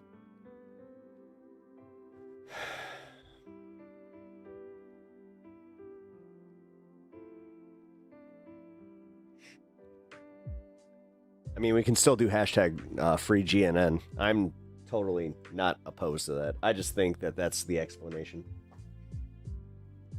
And if it's not, then I want to know more. Like I do. I want to know if someone was mass flagging his channel, because that's another way that happens.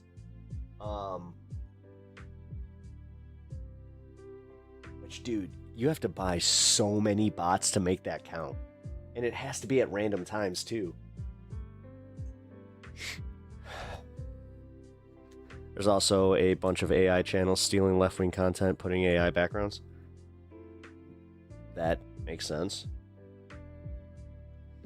Although those are, believe it or not, those are actually easy to get taken down. Even for me.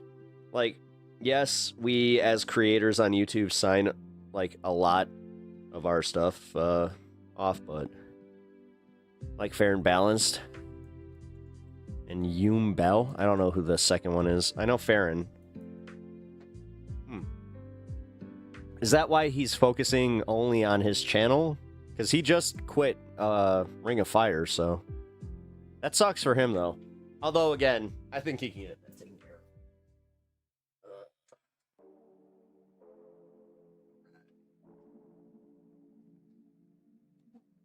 Oh, there we go. Shut the door with all the cold air behind it. Alright, I'm gonna do this real quick. Give me 1 second.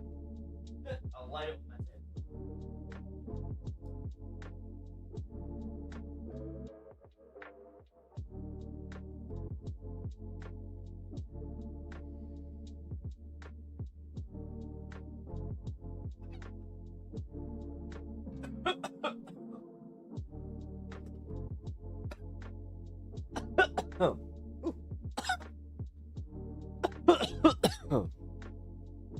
Belle of the Ranch.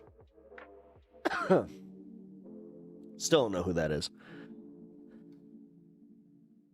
Baron has lawyers working on it. That makes sense.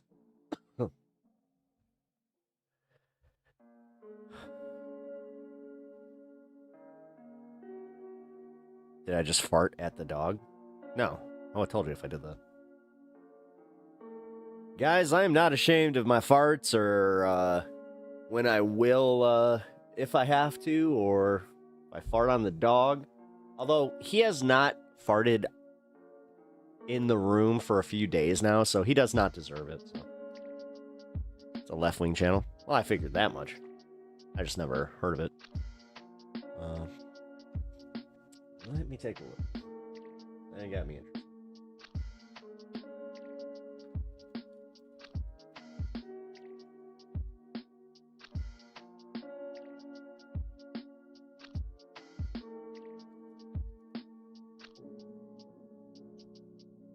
Oh, her. I know her. Yeah, she, looks like she's in her basement or ranch. But basement, mostly.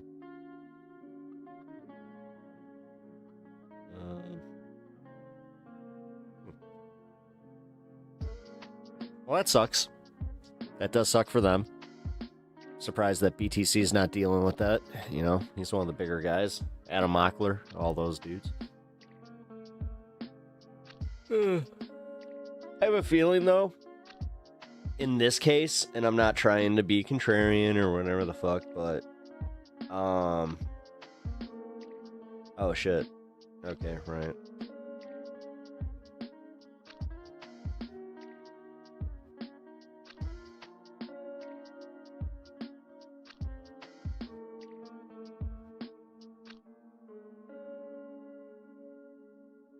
That's not happening.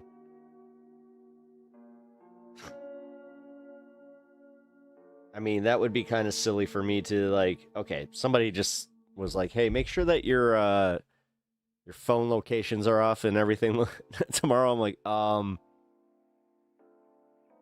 yeah, I plan on filming the thing and being live, so that's not really gonna happen. And more than likely, I'm gonna break it into two because it looks like, after the whole thing that I have to do in the morning, I might be able to hit another one. So we'll see. We shall see.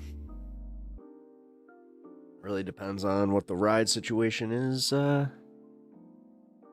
afterwards. Because, unfortunately, you know, with everything going on, Uni cannot join. And she told me that she's just like, yeah, I'm too tired. Which, I get it, man. I get it. She has such a cute little Pikachu costume. Again, all of this you haven't seen. And like they said to wear yellow. I'm not sure if you guys got that, but I don't know. I think I will. Why not? My mom just happened to buy me this, you know, pretty nice yellow hoodie. So in the spirit of, number one, making my mom proud, because she, for some reason, my mom was like almost a little stereotypical in this way, where she, like, anytime she bought me something and then I sent her a picture of me wearing it, or like she saw a picture of me like with my friends or something wearing what she got me, she would always be like, "Oh, it's the sweater I got you." Yeah, I miss that.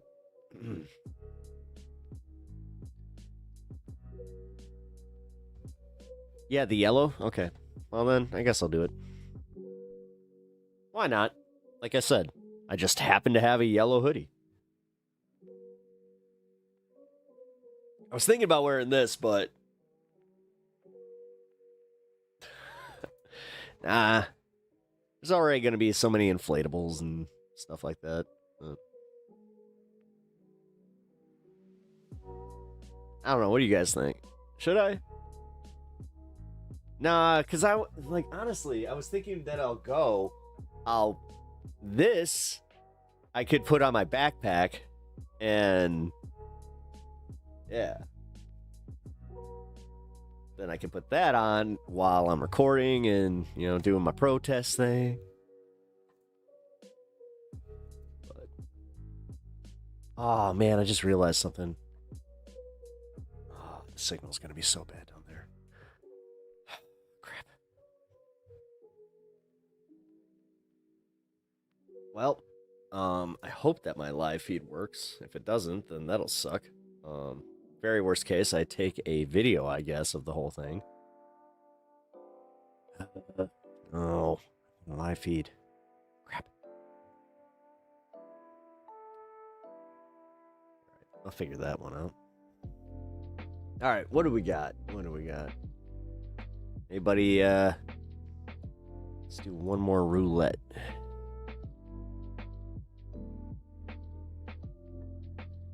I had a good time tonight, guys. Honestly, so far, thank you for hanging out. I've been enjoying myself. All right.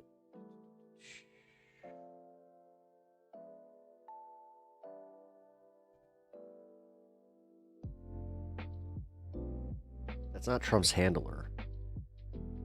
Trump abruptly cut off on live TV. Handlers stop him, ignore him, and it's literally the Fed.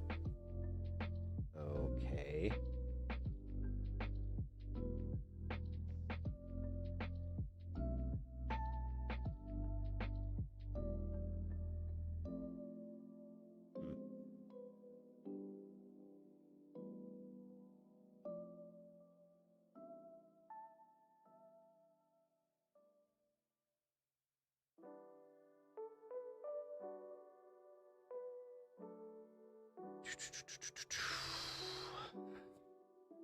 Bear with me, guys. Bear with me.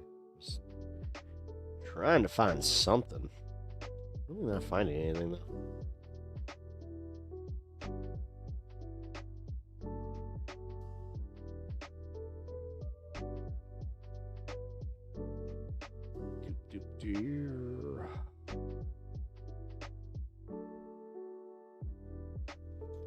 Screw it. We can just chill for a little bit.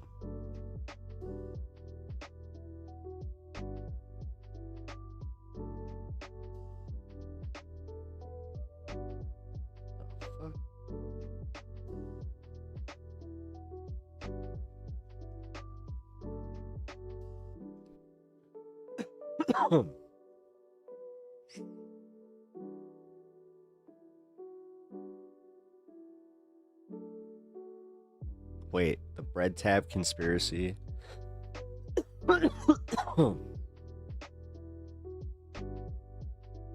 93. What? Man, there's some weird shit like being fed to me right now, and I don't know what this is. Like, God, if this is the new AI rollout of the interface, like, I don't want to fucking deal with it. When Pokemon Go was a thing, my daughter was out playing. She sent me a text. I got Pikachu. I said, oh shit. What was I doing?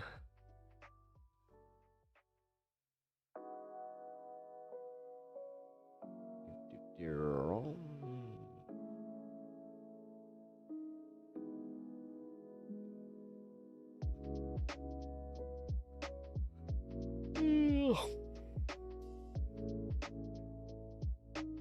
Interview with Sam Cedar. Welcome back to the Long View.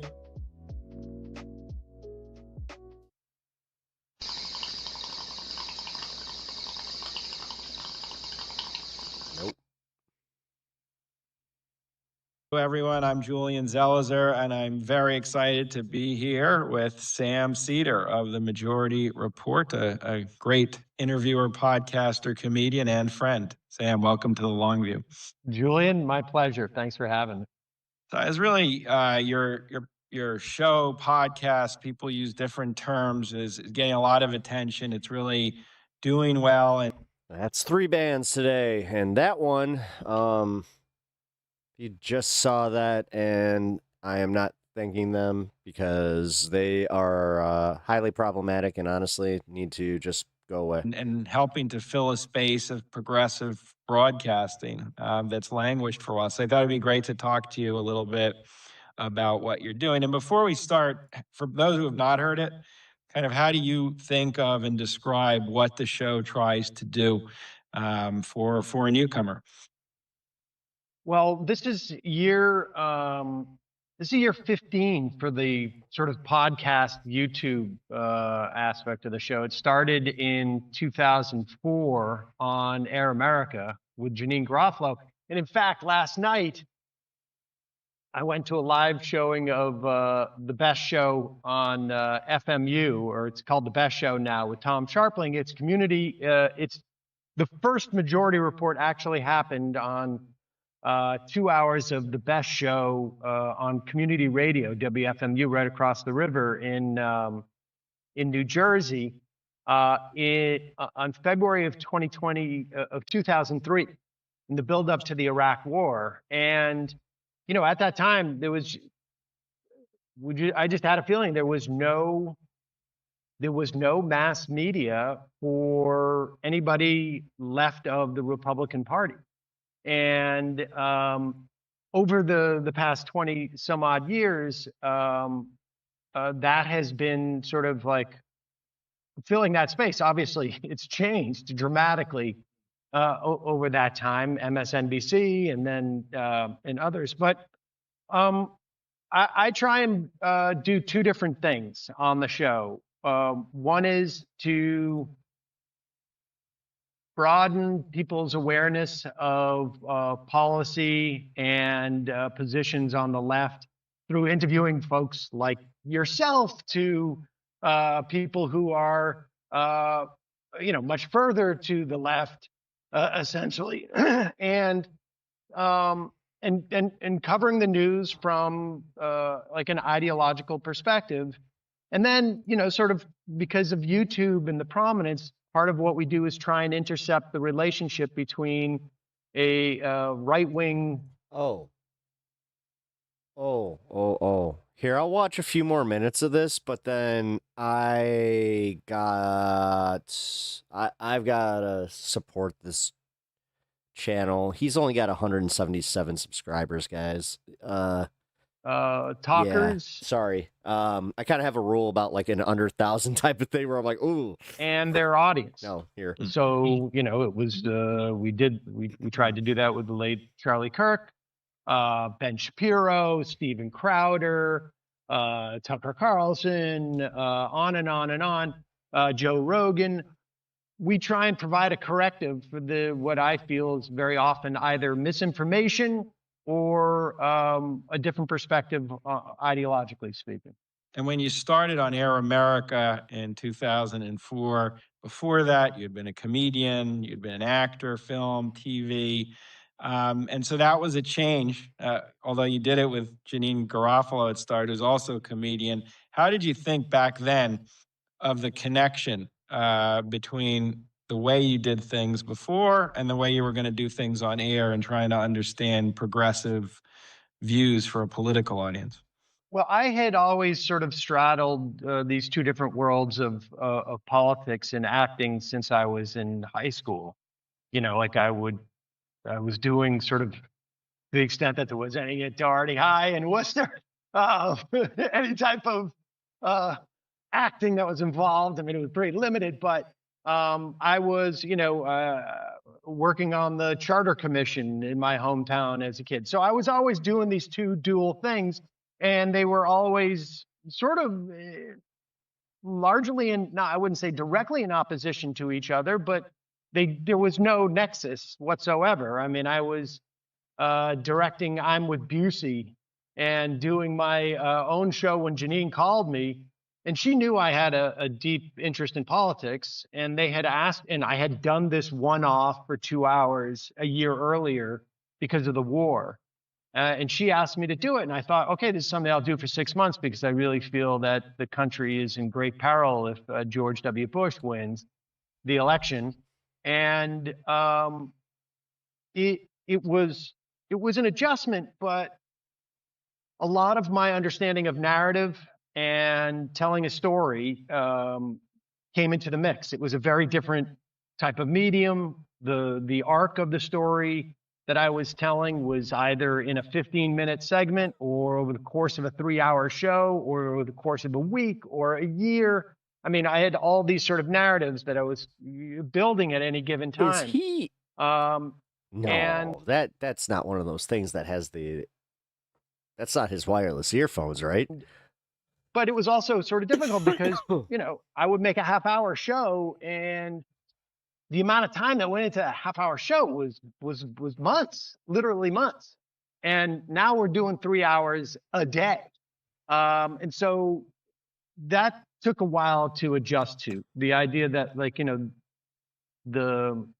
what I'm crafting is going to go away very quickly. And the only other thing I would say is that I really had a sense of, I have no business doing this. And I know what that feels like. It's a really important, I remember riding my bike out to try and get audio during the protests that was in New York. All right, that's a good place to. If you guys want to watch that interview, I linked it in the YouTube chat. I'll do it one more time. I'll actually link the video. The guy's only got 177 subs, so yeah. I, like I said, have a rule where I will not do that. Not when you are on your way up. I still can't believe I just had to do that again, though. I'm banning this dude. Like, why would you even come back?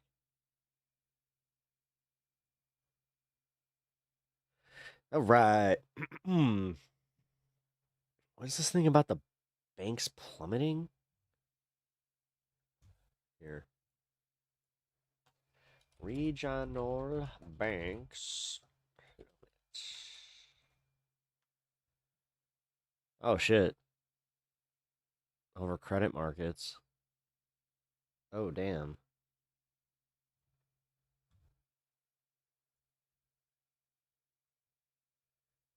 So this is from The Guardian. Oh, shit. There's definitely legitimacy here. I mean, not because it's The Guardian, but U.S. regional bank stocks fall amid Wall Street concern over credit markets. Zions and Western Alliance reveal problems with bad loans as scrutiny of regional banks' lending practices increases. God damn it. So we're mixing a dot-com bubble with the 2008 housing crisis, or dash banking crisis. It was actually more of a banking crisis than anything. Yeah, fuck you, Wells Fargo. U.S. regional bank stocks fell sharply on Thursday after two banks disclosed issues with bad and fraudulent loans, amplifying concerns on Wall Street around the state of credit markets. Zions Bancorp announced it had $50 million charge-off over two bad loans. Two bad loans did this? From its subsidiary bank, California Bank and Trust in San Diego. Western Alliance also said that it was dealing with a fraudulent borrower. Zion stock was down over 11% by Thursday afternoon, while Global Alliance or Western Alliance was down over 10%. Sell-off knocked the wider market. Regional banking industry is under scrutiny after First Brands, an auto parts supplier, filed Chapter 11 bankruptcy in September over creditor concerns. In its bankruptcy filings, First Brand disclosed that it had at least $10 billion to $50 billion in liabilities against $1 billion, blah, blah, blah, lots of billions. In the aftermath, some experts have pointed out at the bankruptcy shows cracks in the system that allows for shadow banking. That was a problem in 2008 as well, when a borrower turns to private services outside the traditional banking system to get financing. Yep.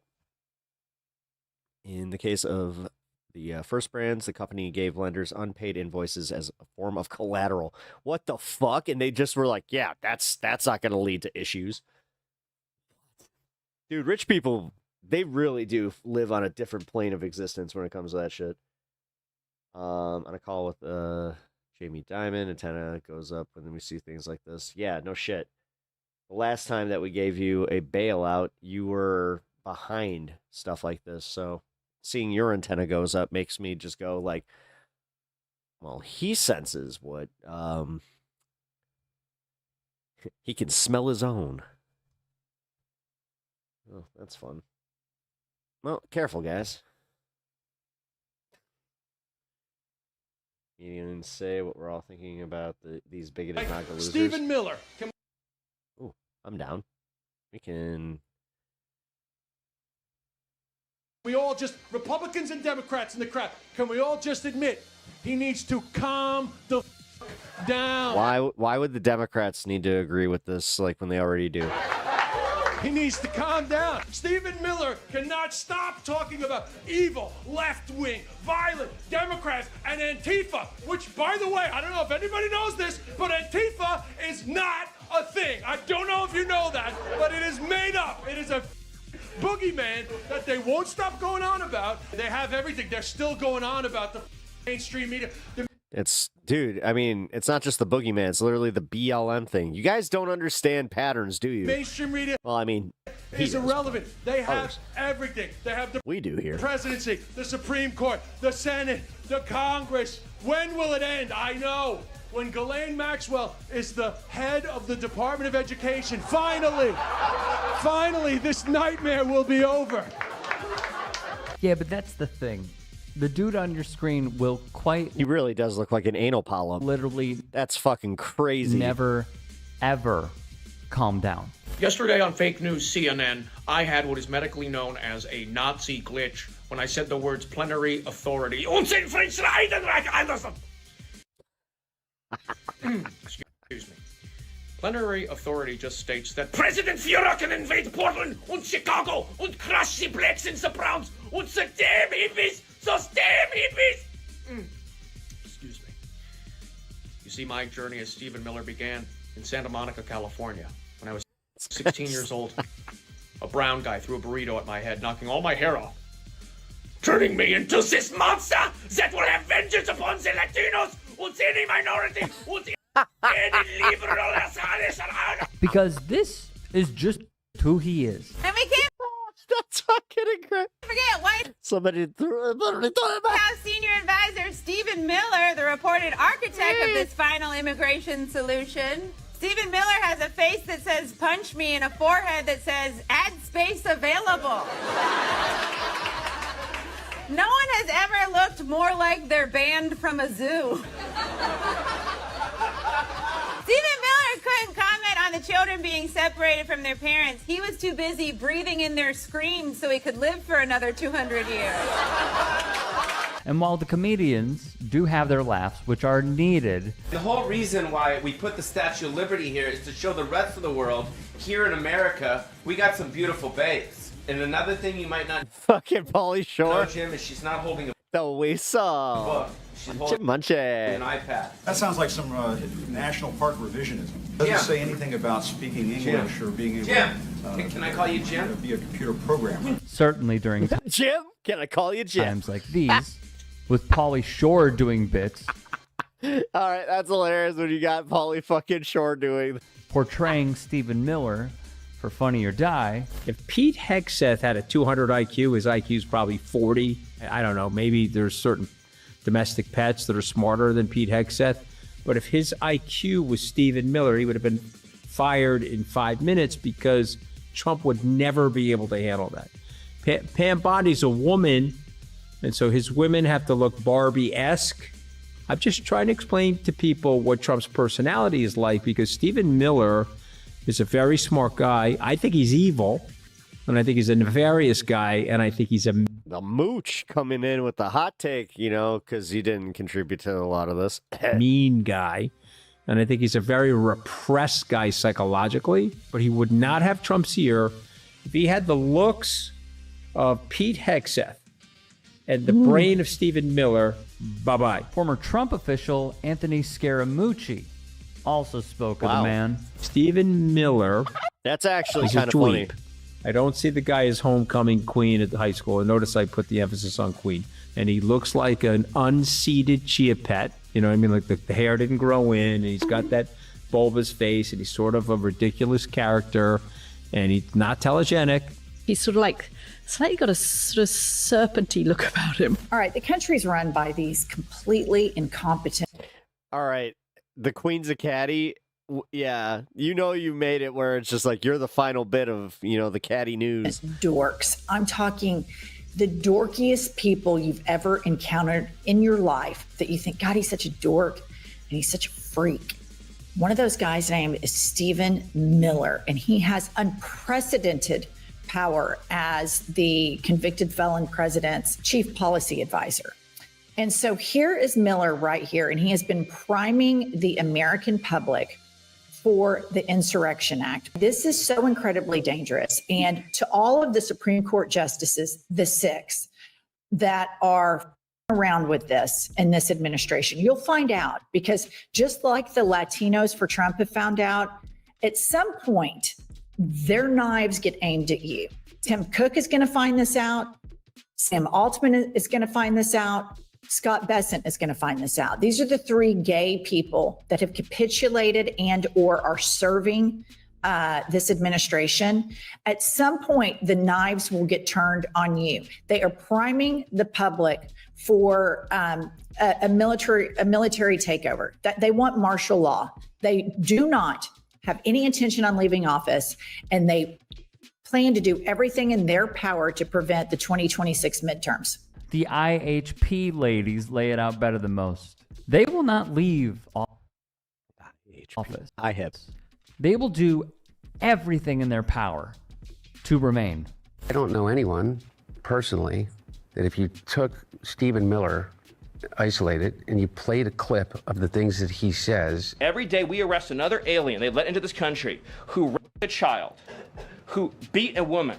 Quote, all the kinky-haired, swarthy-skinned, long-despised phantoms, all the teeming ants toiling for the white man's comfort. And his little physical demeanor, and not be able to say, there's something up about that mother. However, how do you identify and change the mind of someone who is so ignorant that they cannot discern between a fact and an outright lie? If you could only eat one condiment for the rest of your life, what would it be? One condiment? Yeah. Does barbecue sauce count? Yeah. Okay, barbecue sauce. Not mayonnaise? No. Now, mayonnaise is like, in low doses is good, but it's kind of, like, I had a buddy who used to eat French fries with mayonnaise. I thought that was disgusting. It's the only thing my husband eats. With French fries or like period? Period. Okay. Wow. I didn't realize. He's only a mayonnaise guy. Okay. I learned something about Steven I didn't know. Yeah. It's whatever. She hates him. Yeah, so look, I think this what the fuck is rather simple. What the fuck? That was weird. And dude, oh my God, she really hates her husband. For any that's all he eats. Like on French fries? No, like that's all he eats. He's just sitting there with a tub of mayo. He looks like Winnie the Pooh eating fucking mayo. People who sees Stephen Miller okay, I didn't expect that. as anything but normal you need to make an appointment with someone to check your eyes because you have no vision for what this country is going through. And there were 2 slip-ups now that Stephen Miller has made. The first was plenary authority, basically staying... I love how he just stopped. And it's like, Stephen. Well, we had a technical difficulty. It's like, no, he had a technical difficulty. Stating that Donald Trump is an authoritarian. We've never... It was called hiding his racism and also hiding, like, literally giving the game away. Like, dude, he said it. He just said it. And they were like... heard them outright say this until then. And the second was when he was talking about his own immigration policies, which we know he is running the playbook on. And he actually said in an interview, if I send troops to Chicago, which was a slip of the tongue, because, again, we would think if the president sends troops to Chicago, he actually said I. It is so revealing, and it is also something that we have known for some time, not just about Stephen Miller, but about those who are pulling the strings, because Donald Trump is motivated through a few different avenues. The one thing is money. That's it. That's all that he wants to do. He wants to make as much money as possible. Well, I mean, no. He's motivated by hate, too. Even though he is dwarfed by the next trillionaire. He's making... That was like an Office moment when he froze. It really was. Oh, dude, could you imagine like the Office style like interview that he would do? Boatloads of money. I didn't expect that. I didn't expect that. I would have said that on air. You know, that was one of my private thoughts. That is what he's motivated by. Racism, of course. He's a bigot. But money. That is the number one thing. Your wife said that you only eat mayo. She said what? If it comes through racism, it's no problem whatsoever. We know about this. I don't like it when my wife speaks like that. It's also pretty interesting. I can't even do the pursed lips thing. Like, Jesus. Stephen Miller is incredibly weird. He really is. All things aside, dweebus, dork, whatever. He's a weird fucking dude. And how? He really is. He's a fucking profoundly just weird guy. Oh, Democrats have... And it is scary how much power he has, especially when it's just like, nah, dude. Like, I get it. I get what you're going to do, but I also know why you would be doing it. Ditched the entire... They are very... Someone doesn't like getting made fun of. Weird line. Because the DNC told Tim Walz to stop doing it in the run-up and during the election. That was insane. Yeah, I can't believe that they squashed that. And I believe Donald Trump even has, according to the Daily Beast, had an old nickname for Stephen Miller, and I believe it was Weird. And I just want to double check this. I had it. The Daily Beast writes, "Is cheese a sauce?" Because if that's the case, cheese all day, baby. Let's see. It was updated 2025, June of 2025, that Trump has a secret nickname for Stephen Miller, according to a biographer. And the quote is, "There is an awareness that Stephen Miller is a problem. And even Trump calls him Weird Stephen," because he is weird, by the way. I mean, you can't spend a moment with him and say, oh, nothing's off here. This is from Michael Wolff, the biographer. Why did Automod hide that one? The next paragraph reads, when host Joanna Coles presented him on why Sorry about that, Ewan. Miller earned the nickname, Michael Wolff would explain as follows. He doesn't make eye contact, and then he talks to you in this monotone voice, and it feels very revvy. You know, the engine of his voice keeps going, and you kind of step back. He is weird. He is weird. He's a weird guy. Odd. Katie Miller. Thank you. Odd. But they bond over bigotry. That is how they do it. Look up the way they bond over hate that they have. Which is so pathetic because you know that she's never had a good hate fuck in her life. Both contributed to. This is why she hits on every dude that she fucking, like, did you see the way that she was ready to glaze JD's nuts? White nationalism. That is the Venn diagram. You can call me couch. That is the intersection of the Venn diagram right there. Look, I'm wearing my pleather panties. That is the middle part. That is what they bond over. You know I can't control myself. Ah! This whole like Katie Miller podcast thing, also incredibly weird. Just keep doing it. She got embarrassed by Max Blumenthal of the Gray Zone on Piers Morgan. Do more of that too. Oh, I'm sorry. I instead of leaving a hickey, he leaves like little butterfly kisses all over her neck that are from her from his little smoky the little smoky lashes. To play on the eye hip, the Little Smoky, which it is a banger of a name, calling him Little Smoky, which is funny. They just overuse the names. I mean, Kinkle's McTaco Tits already lost its luster. Like, I wouldn't put that on a sign. I'm sure I'm going to see it tomorrow. Somewhere.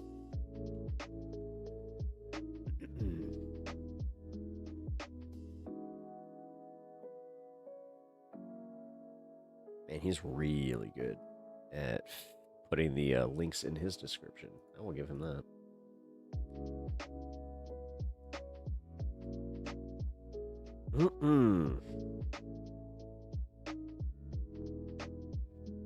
Chat, got a question.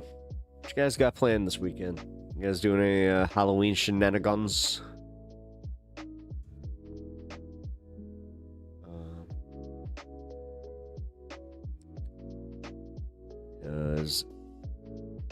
Got a little bit of a thing tomorrow. Tomorrow night. Damn, Pep, another banger. Tonight was fun. Here. TikTok. Yeah, let's check this out. All right, Tom. Let's watch this. Why is it those people on the left can come on here and they can mock people that have religious beliefs, even referring to God as being a Why do they all talk like they got hit in the head? quote-unquote fairy in the sky, but us on the right, Oh my god, she literally I'm not sure if it's the filter, but god damn it. we can't mock men that claim that they're women? I fall down one more step and then we'll get back to you. Cry harder. Maybe try praying about it. TikTok, why is it those people on the left can come on here and they can mock people that have religious beliefs, even referring to God as like, dude, being a quote I don't know, man.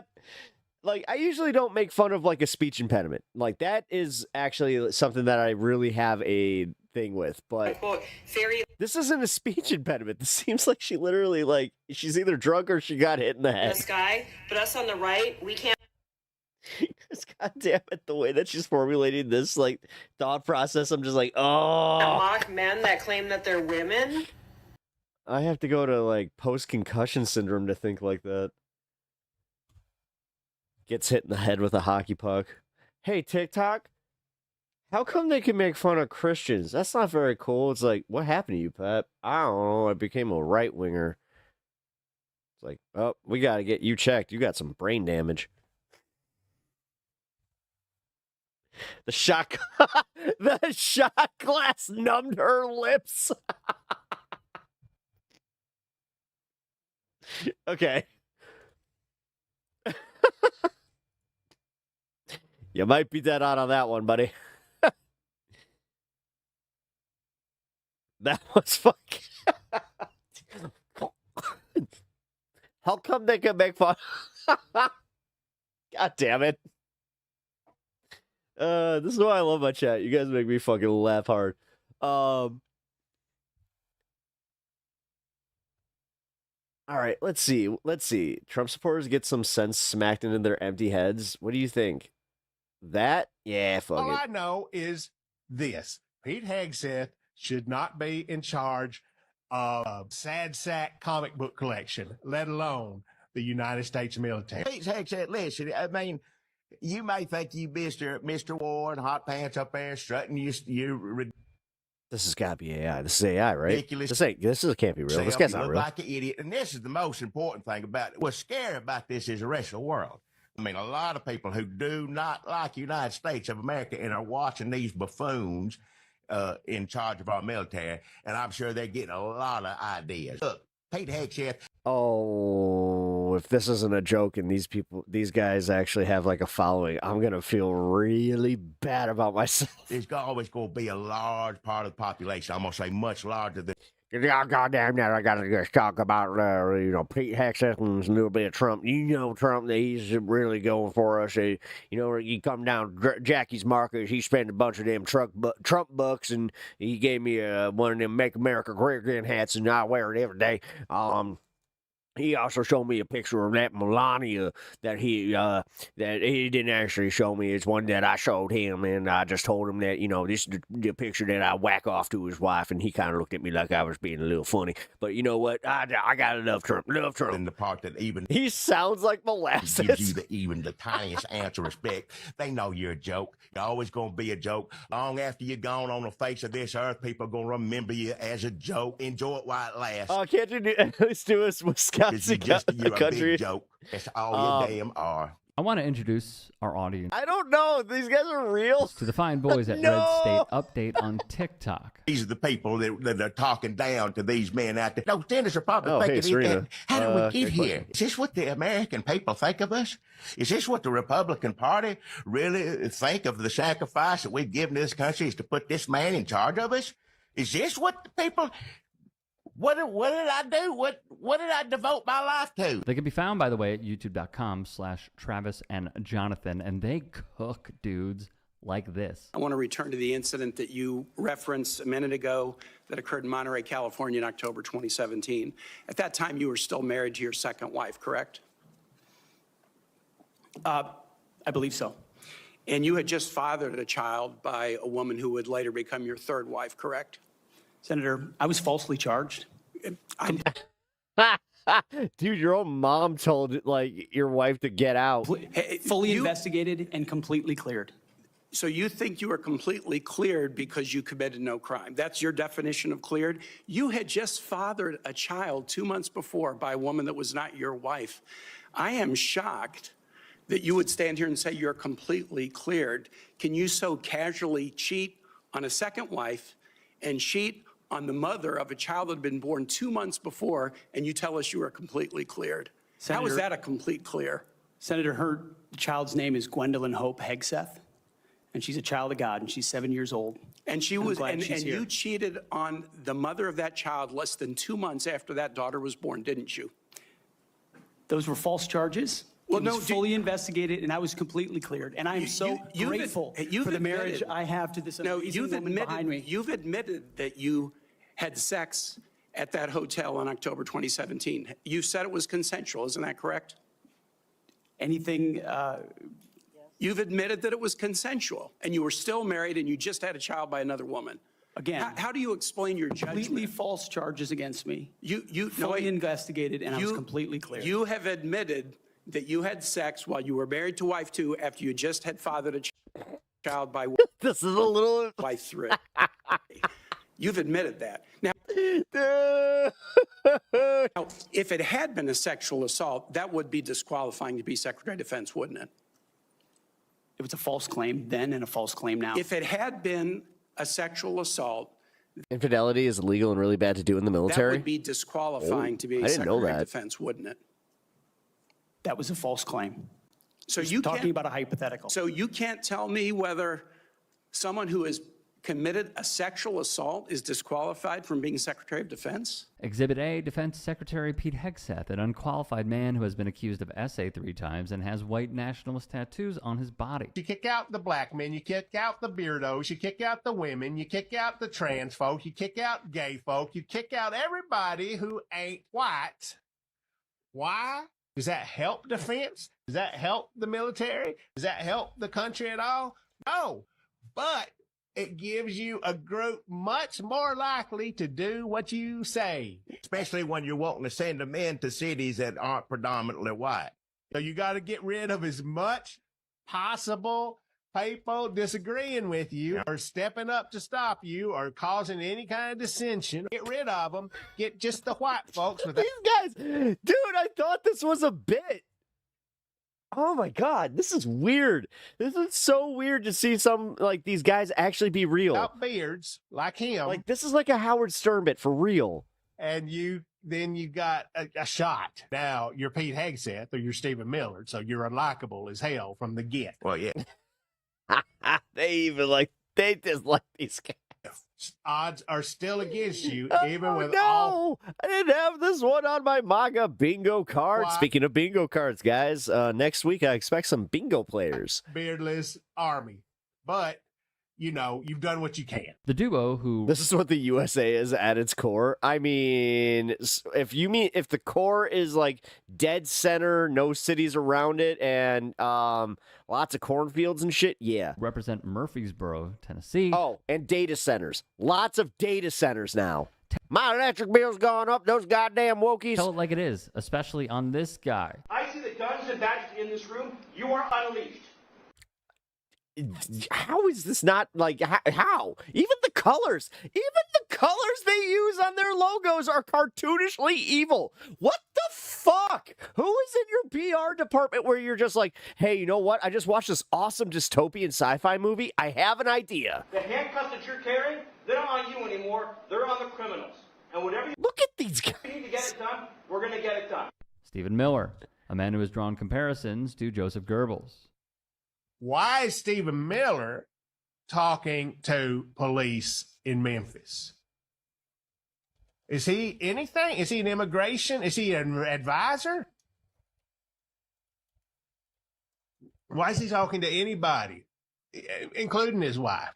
This would be a better world for everybody concerned, including his wife, if Stephen Miller didn't talk to them. His official title is Chief of Staff, is it not? Otherwise, Is that what he is? I mean, hell, I don't know. Is that what it is? He's one of the people that's lasted longest.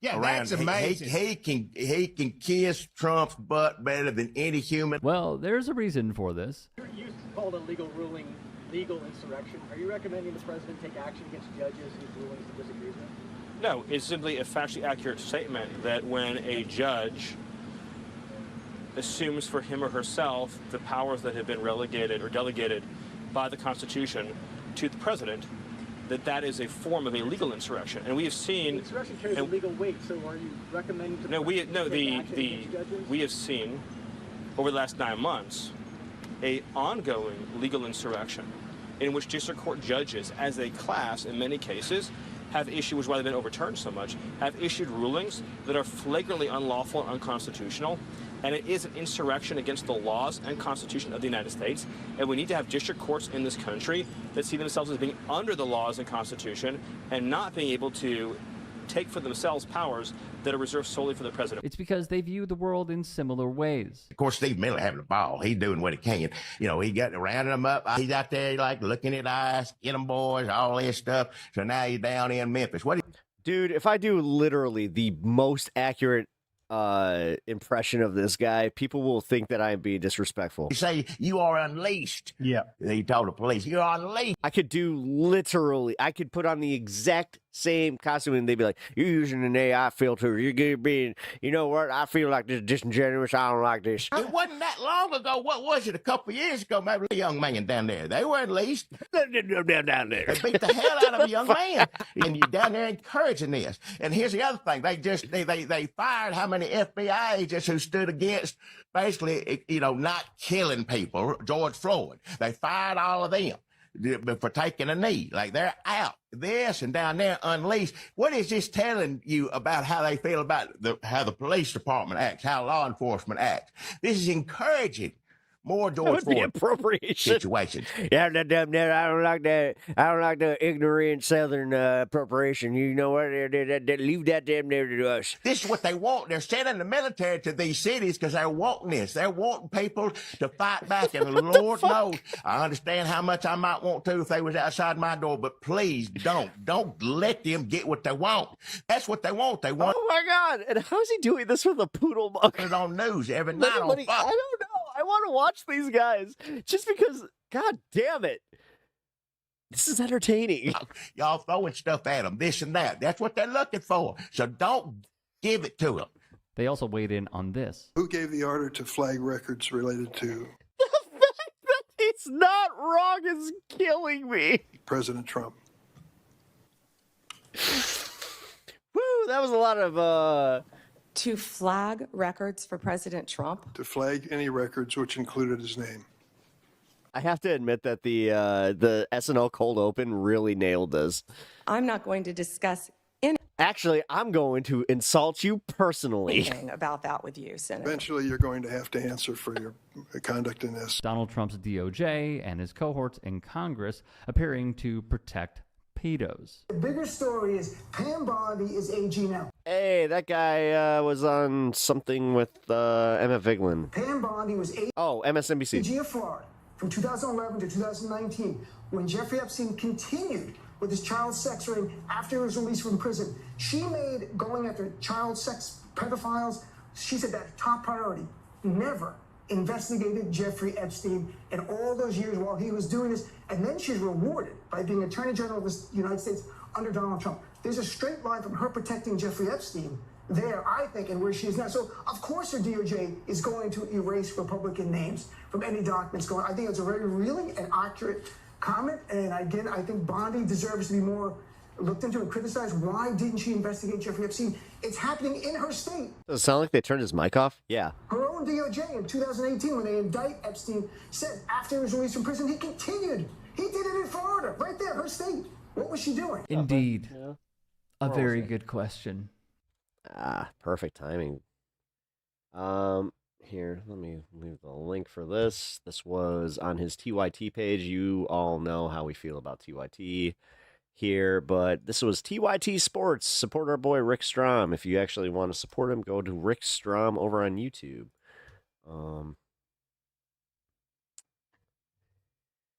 Alrighty, so I'll wrap this up real quick because I do have to get to bed and get going here. Well, actually, I gotta hope that one of the stores near me is open up late so I can possibly get some poster board. Otherwise, I have to wake up really fucking early because I gotta make a little drive. Damn it. Well, whatever. Drink another Monster and give us 2 more hours. I wish. What? I'll go to 1? No, thanks. I am having a good time, though. He's gonna go potty. You know what? Actually, hold on.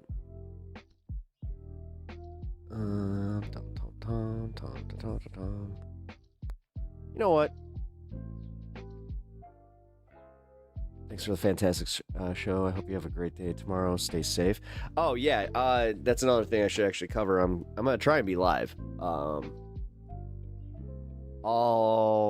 I hope that all the things come together so I don't have service interruptions. But yeah, if the stream is all kind of scuffed up, then what I will do is I'll record a video, put that out, and then. I know that, because I'm planning on trying to hit 2. I know one of them should be clear. I've just historically had some bad service interruptions in the area I'm going to, so I was just like, shit.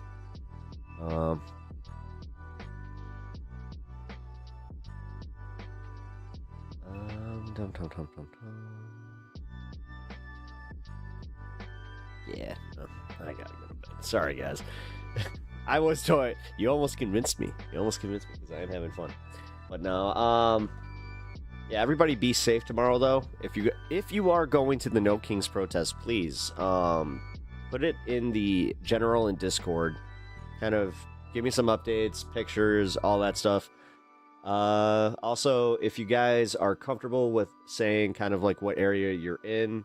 I'm not going to make it public or anything like that. I just kind of am curious how the turnout is going to be in all the different areas. So I am really looking forward to seeing the coverage on Monday, or lack thereof, because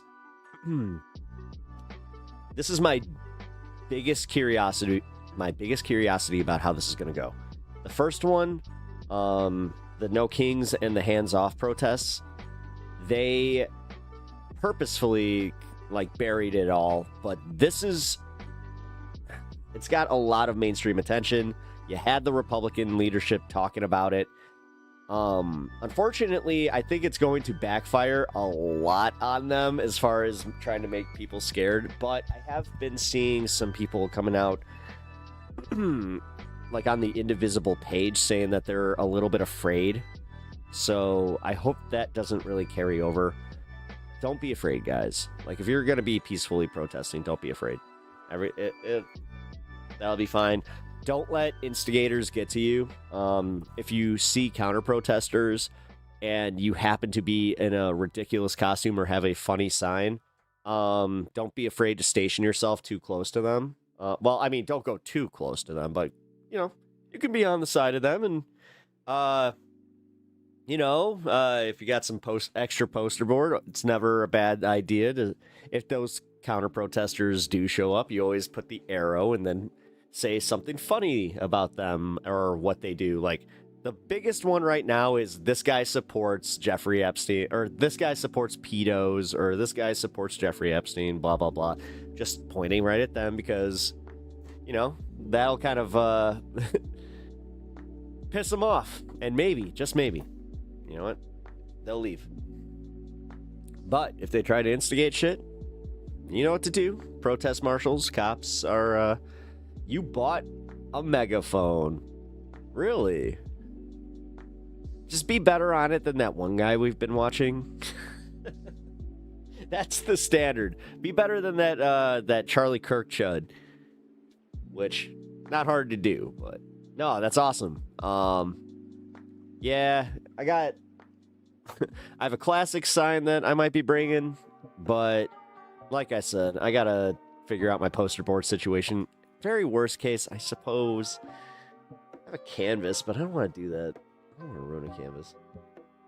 And the most important tip, never bring your phone. People will be curious about what you're looking at when protesting, even police. Well, I have to. Unfortunately, my phone is where I record my stuff to put live, so...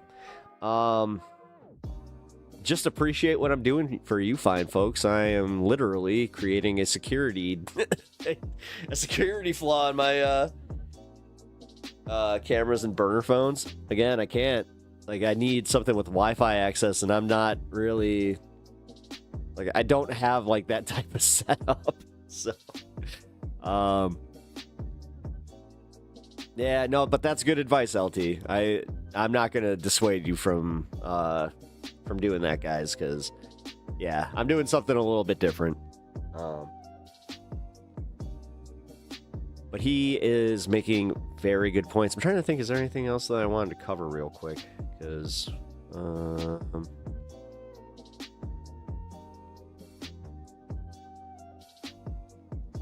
no shit. Okay.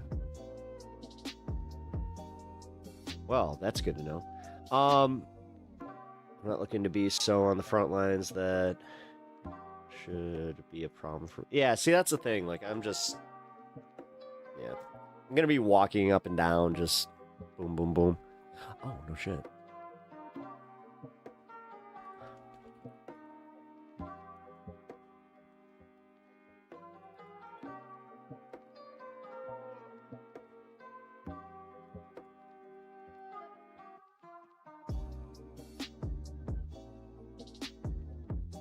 Okay, well, everybody, like I said, be safe for tomorrow. I'm gonna wrap up. I'm bad at this, doing my Midwest goodbye. It's the end of the week, though, so I really appreciate you guys being here today. Also, thank you for all the kind words. Thank you for supporting Uni through all this, because, like I said, all the... It doesn't, all the monetary support, we appreciate. It goes so far. But the biggest thing is like the good vibes, the nice words, just the general kindness that I've been feeling, and that she's been feeling from the community and everybody that has been supporting her. It goes a long way, guys. So continue that.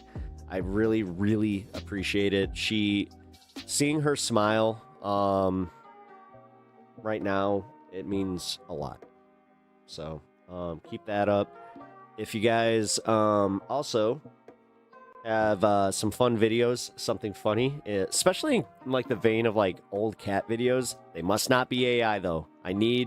You need to verify that they are not AI. That's my one thing. Then I will start playing them on stream, doing like a little thing where I'm gonna try and get her to watch and react to the cat videos. And if not, then I'll just show it to her, and that's the seeing her smile at like even those, because those are some of her favorite things, by the way. Like she was laughing so hard at these videos, like a compilation video of cats getting into trouble. One of my favorite ones, and I hate to admit, it was like, oh no, poor kitty. This cat jumped off a shelf and literally, like, he caught the edge of a fan and just went right into his owner. It's like, oh my lord. But also knowing how cats are, specifically via my cats, that cat was fine. Probably hurt the owner way more. But yeah, those types of videos go a long way. But like I said, guys, I really appreciate it. Yeah, be safe tomorrow, and crap, my outro just closed. Here. I gotta reset now. This is bullshit.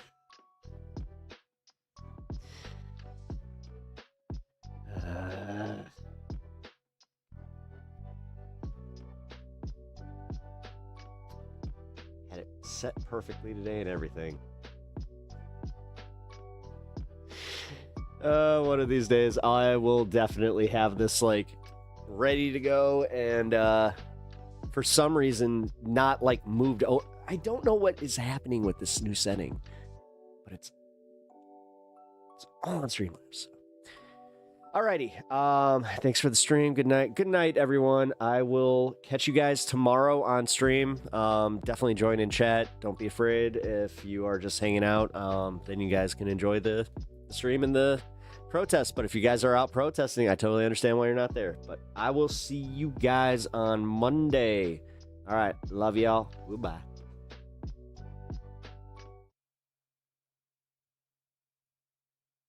Who the heck is Pep Talks? I'm not gay, but I fantasize about Marco Rubio. Pep Talks. Pep Talks. Pep Talks. Let's eradicate the Kung Flu. I'm literally coming. Pep Talks. Pep Talks. Who the heck is Pep Talk? They want our women. They want our children. Pep Talk. Sometimes no means yes. Grab them by the pep talk. Grab them by the Marco Rubio. Obama is a racist. Pep Talk. I'm literally coming.